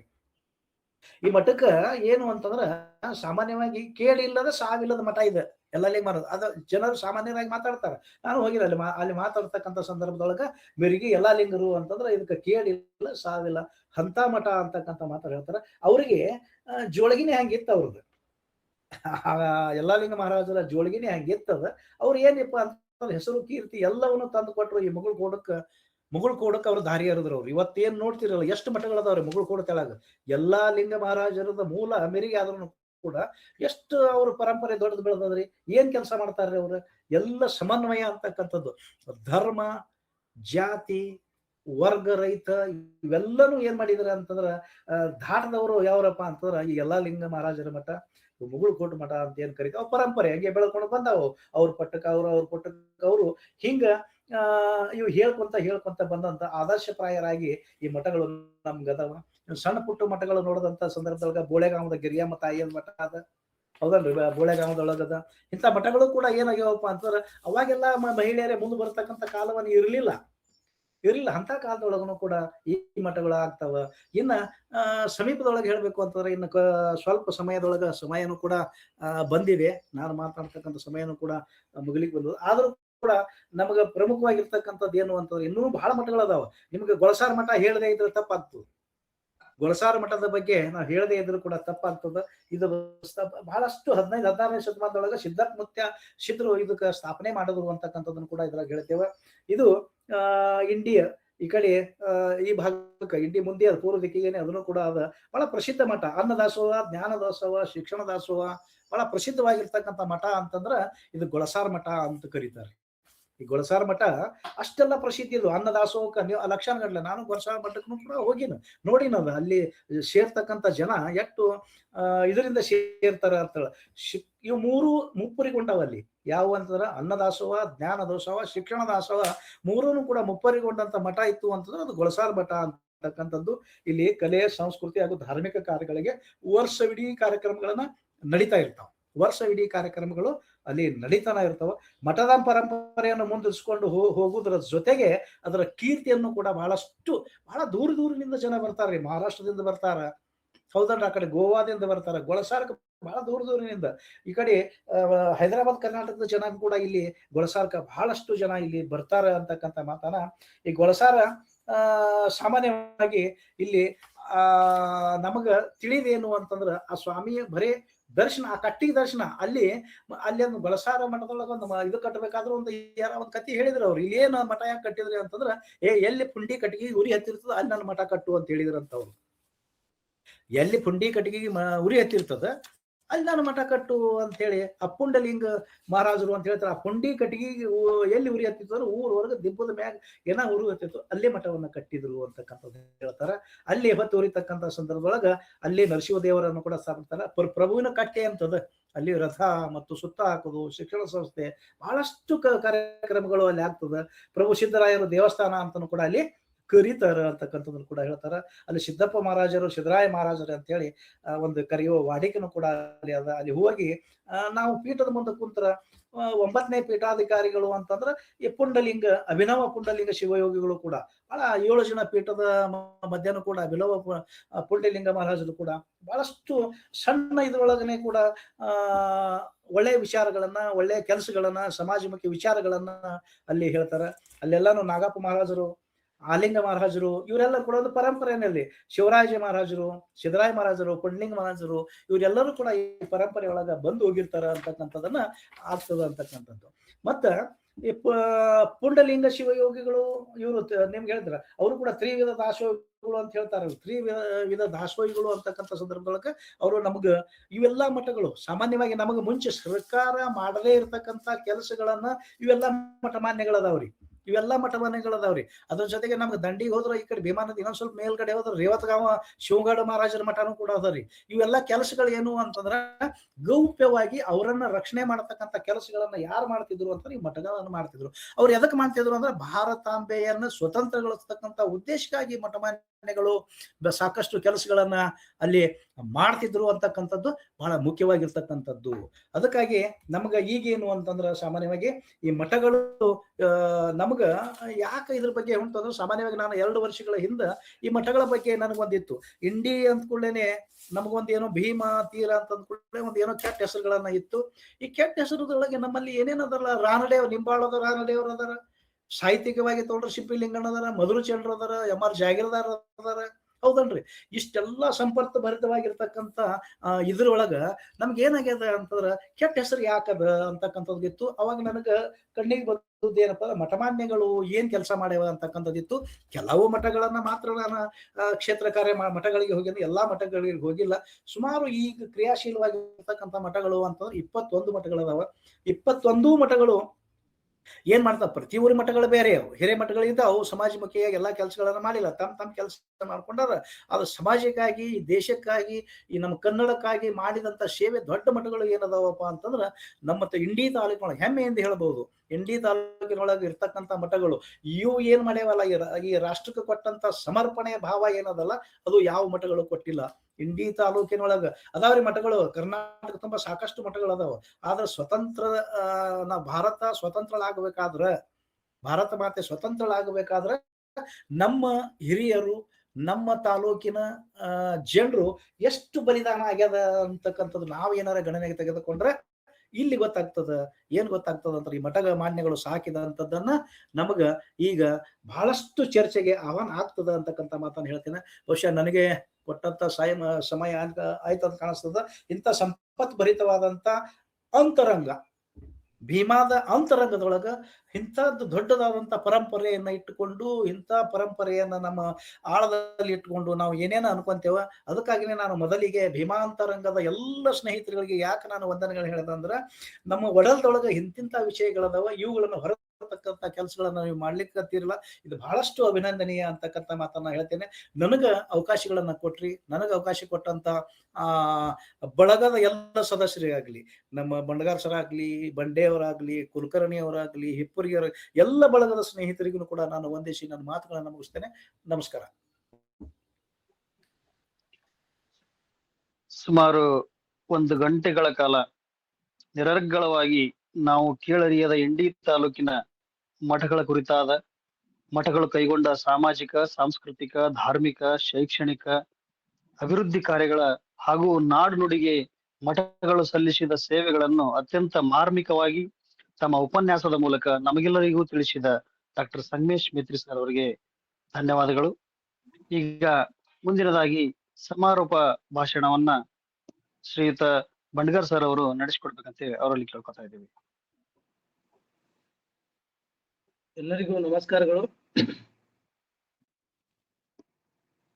ಇಲ್ಲಿಯವರೆಗೆ ಡಾಕ್ಟರ್ ಸಂಗಮೇಶ್ ಮೇತ್ರಿ ಸರ್ ಅವರು ಇಂಡಿ ತಾಲೂಕಿನ ಮಠಗಳ ಕುರಿತು, ಅವುಗಳ ಚರಿತ್ರೆಗಳ ಕುರಿತು ಬಹಳ ನಿರರ್ಗಳವಾಗಿ 1 ಗಂಟೆ ವಿಸ್ತೃತವಾಗಿ ಅಧ್ಯಯನಪೂರ್ಣವಾದ ಶಿಸ್ತುಬದ್ಧ ವಿಚಾರಗಳನ್ನ ವ್ಯಕ್ತಪಡಿಸಿದ್ರು. ಮುಖ್ಯವಾಗಿ ಮೇತ್ರಿ ಸರ್ ಅವರು ಬಹಳ ಮೃದು ಭಾಷಿಕರು, ಸರಳ ಸಜ್ಜನಿಕೆಯ ಮತ್ತು ಗ್ರಾಮ್ಯ ಭಾಷೆಯಲ್ಲಿಯೇ ತಮ್ಮ ಉಪನ್ಯಾಸವನ್ನ ಅಭಿವ್ಯಕ್ತಪಡಿಸಿದ್ರು. ಅವರು ಸಾಧಾರಣವಾಗಿ ಅವ್ರ ಉಪನ್ಯಾಸ ಹೇಗಿರುತ್ತಂದ್ರೆ ಎದ್ರ ಬಿದ್ರ ಕುತ್ಕೊಂಡು ನಾವೇನೋ ಡಿಸ್ಕಷನ್ ಮಾಡಾಕತ್ತೀವಿ, ಕನ್ವರ್ಸೇಷನ್ ಮಾಡಾಕತ್ತೀವಿ ಅನ್ನೋ ರೀತಿಯೊಳಗೆ ಅವ್ರು ನಮ್ಮೊಟ್ಟಿಗೆ ತೊಡಗಿಕೊಂಡ್ರು. ಸರ್ ಅವರು ಪ್ರಾಧ್ಯಾಪಕರಾಗಿ, ದೊಡ್ಡ ಸಾಹಿತಿಗಳಾಗಿ, ಹಲವಾರು ಸಾಹಿತ್ಯ ಕ್ಷೇತ್ರಗಳಲ್ಲಿ ಕೆಲಸ ಮಾಡಿ ಹಲವಾರು ಅನುಭವಗಳನ್ನ ತಮ್ಮೊಟ್ಟಿಗೆ ಕಟ್ಟಿಕೊಂಡು ನಮ್ಮ ಬಿಜಾಪುರ ಜಿಲ್ಲೆಯಲ್ಲಿ ಸಾಹಿತ್ಯ ಕ್ಷೇತ್ರದಲ್ಲಿ ತಮ್ಮನ್ನು ತಾವು ತೊಡಗಿಸ್ಕೊಂಡವರು. ನಮ್ಮ ಪ್ರೀತಿಯ ಕರೆಗೆ ಹೋಗ್ಬಿಟ್ಟು ಆಗಮಿಸಿ ಈ ವೇದಿಕೆಯನ್ನ ಅಲಂಕರಿಸಿ ಇಂಡಿ ತಾಲೂಕಿನ ಮಠಗಳ ಮತ್ತು ಅದರ ಹಿನ್ನೆಲೆಗಳು, ಅದರ ಚರಿತ್ರೆ ಕುರಿತು ಸವಿಸ್ತಾರವಾಗಿ ಹೇಳಿದ್ರು. ಅವರಿಗೆ ನಾನು ಹೃತ್ಪೂರ್ವಕವಾದ ಅಭಿನಂದನೆಗಳನ್ನ ಹೇಳಕ್ಕೆ ಬಯಸ್ತಾ ಇದ್ದೀನಿ. ಸರ್ ಅವರು ನಮ್ಮ ಇಂಡಿ ತಾಲೂಕಿನಲ್ಲಿ ಇರಬಹುದಾದ ಎಷ್ಟು ಮಠಗಳು, ಈಗ ಕ್ರಿಯಾಶೀಲ ಇರುವಂತಹ ಅಷ್ಟು ಮಠಗಳು ಎಷ್ಟು, ಪ್ರತಿಯೊಂದು ಅದರಲ್ಲಿ ವಿಶೇಷವಾಗಿ ಇಂಚಗೇರಿ ಮತ್ತು ಲಚ್ಚಾಣ, ಬಂತನಾಳ, ಗುಳಸಾರದ ಮಠಗಳ ಕಾರ್ಯವೈಖರಿ ಮತ್ತು ಸಮಾಜಮುಖಿ ಚಿಂತನೆಗಳ ಕುರಿತು ಬಹಳ ವಿಸ್ತೃತವಾಗಿ ನಮಗೆ ಮನಮುಟ್ಟುವಂಗೆ ಹೇಳಿದ್ರು. ಅವ್ರು ಹೇಳಿದ ಬಳಿಕ ನಾವು ಆ ಮಠಗಳ ಬಗ್ಗೆ ಮತ್ತೇನು ವಿಶ್ಲೇಷಣೆ ಮಾಡೋದೇನಿಲ್ಲ. ಆದ್ರೆ ಈ ಕಾರ್ಯ ನಿಮಿತ್ತವಾಗಿ ಅದಕ್ಕೆ ಸಂಬಂಧಪಟ್ಟಾಗ ನನ್ನ ವಿಚಾರ ಹೇಳೋದಾಗಿದ್ದಲ್ಲಿ, ಭಾರತೀಯ ಪರಂಪರೆಯಲ್ಲಿ ಅಥವಾ ಭಾರತೀಯ ಸನಾತನ ಪರಂಪರೆಯಲ್ಲಿ ಈ ಮಠಗಳು ಮತ್ತು ದೇವಾಲಯಗಳು ಸೃಷ್ಟಿಗೊಂಡು ಇವುಗಳ ಮೂಲ ಉದ್ದೇಶ ಭಕ್ತಿಯಾಗಿದ್ರು ಕೂಡ ಕಾಲಾನಂತರದಲ್ಲಿ ಅವು ಬೇರೆ ಬೇರೆ ರೂಪಗಳನ್ನು ಪಡ್ಕೊಂಡು ಮುಂದೆ ವಿಸ್ತೃತಗೊಂಡು ದೇವಾಲಯಗಳಲ್ಲಿ ಮೂರ್ತಿಯನ್ನು ಪ್ರತಿಷ್ಠಾಪನೆ ಮಾಡಿ ಪೂಜೆ, ಪುನಸ್ಕಾರ, ಅರ್ಚನೆ, ರಥೋತ್ಸವ ಮುಖ್ಯ ಉದ್ದೇಶ ಆಗಿದ್ರೆ, ಮಠಗಳಲ್ಲಿ ಮಠಾಧೀಶರಿದ್ದು ಅಲ್ಲಿ ಜ್ಞಾನವನ್ನ ವಿಚಾರವನ್ನ ಮುಂದಿನ ಪೀಳಿಗೆ ಹಂಚೋದು ಹಾಗೂ ಆ ಮೂಲಕ ಭಕ್ತರ ಜೀವನವನ್ನ ಹಸನಗೊಳಿಸುವಂತ ಕೈಂಕರ್ಯವನ್ನು ಈ ಮಠಗಳು ಮಾಡುತ್ತಾ ಬಂದು ಅವೆಲ್ಲ ಮುಂದೆ ಬರುತ್ತಾ ಜನಜೀವನದಲ್ಲಿ ಬೆರೆತುವುದು ನಮ್ಮ ಸಂಸ್ಕೃತಿಯ ಒಂದು ಭಾಗವಾಗಿ ಮಠಗಳು ಅಸ್ತಿತ್ವದಲ್ಲಿವೆ.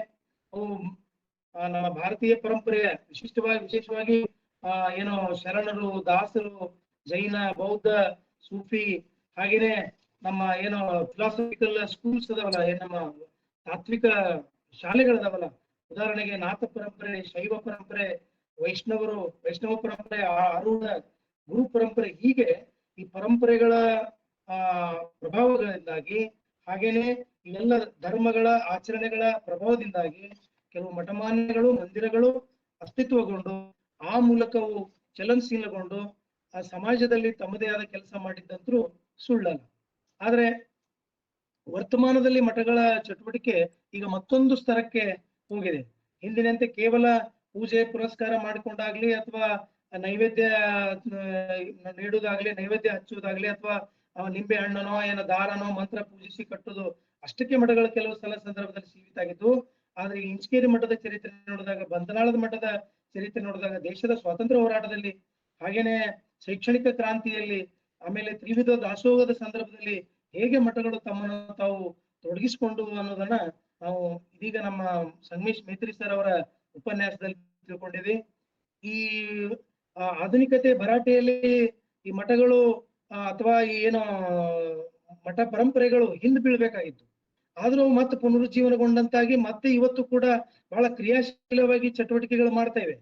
ಆದ್ರೆ ನಮ್ಮ ಕರ್ನಾಟಕದಲ್ಲಿ ನೋಡಿದಾಗ ಅದು ದಕ್ಷಿಣ ಕರ್ನಾಟಕ ಮತ್ತು ಉತ್ತರ ಕರ್ನಾಟಕ ವ್ಯತ್ಯಾಸ ಅದು.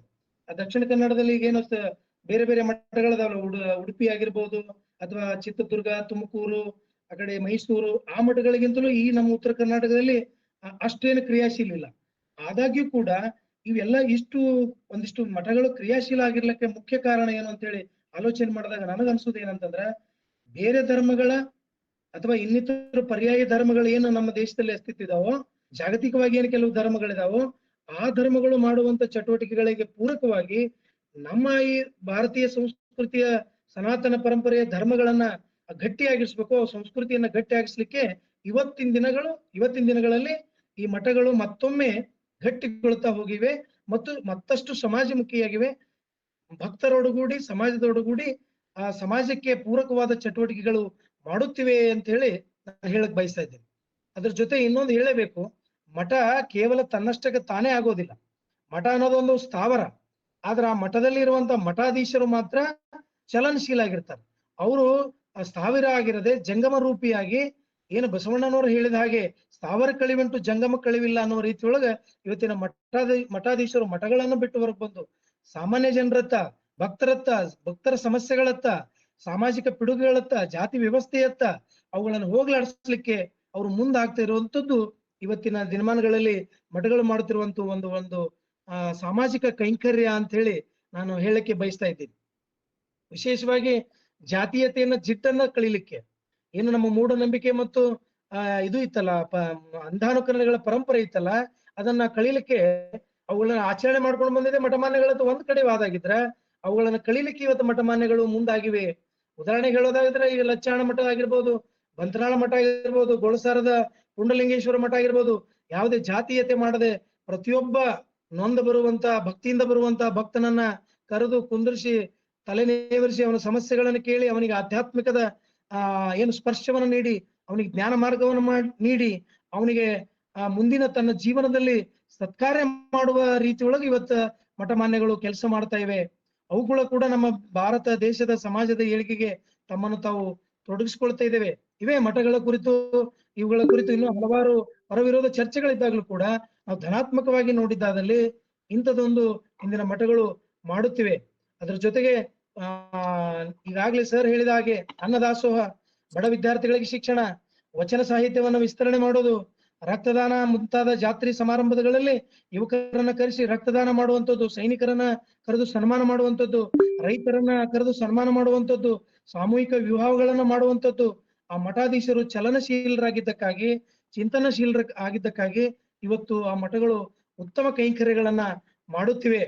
ಅದರಲ್ಲಿ ವಿಶೇಷವಾಗಿ ಈಗೇನು ಜೇವೂರಿನ ಹಠಯೋಗಿಗಳ ಬಗ್ಗೆ ಹೇಳಿದ್ರು, ತೆನ್ನಳಿಯ ಏನೋ ಗವಿಮಠದ ಬಗ್ಗೆ ಹೇಳಿದ್ರು, ಯಾವ್ದು ತೆಗ್ಗೆಳಿಯ ಗವಿಮಠದ ಬಗ್ಗೆ ಹೇಳಿದ್ರು, ಇಂಚಗೇರಿ ಮಠ ಹಾಗೂ ತಡವಲಗ, ಆಮೇಲೆ ಹಿರೇರುಗಿಯಲ್ಲಿ ಒಂದು ಜಟ್ಟಿಂಗರಾಯರ ದೇವಾಲಯ ಇದೆ, ಜೊತೆಗೆ ಇನ್ನೊಂದಲ್ಲಿ ಆಧ್ಯಾತ್ಮದ ಕೇಂದ್ರವಾದ ಮಠ ಇದೆ. ಇವೆಲ್ಲವೂ ಕೂಡ ಸಮಾಜಮುಖಿಯಾಗಿ ಕೆಲಸ ಮಾಡ್ತೇವೆ ಅನ್ನೋದನ್ನ ಸರ್ ಅವರು ತಮ್ಮ ಉಪನ್ಯಾಸಗಳ ಮೂಲಕ ಸವಿವರವಾಗಿ ಹೇಳಿದ್ದಾರೆ.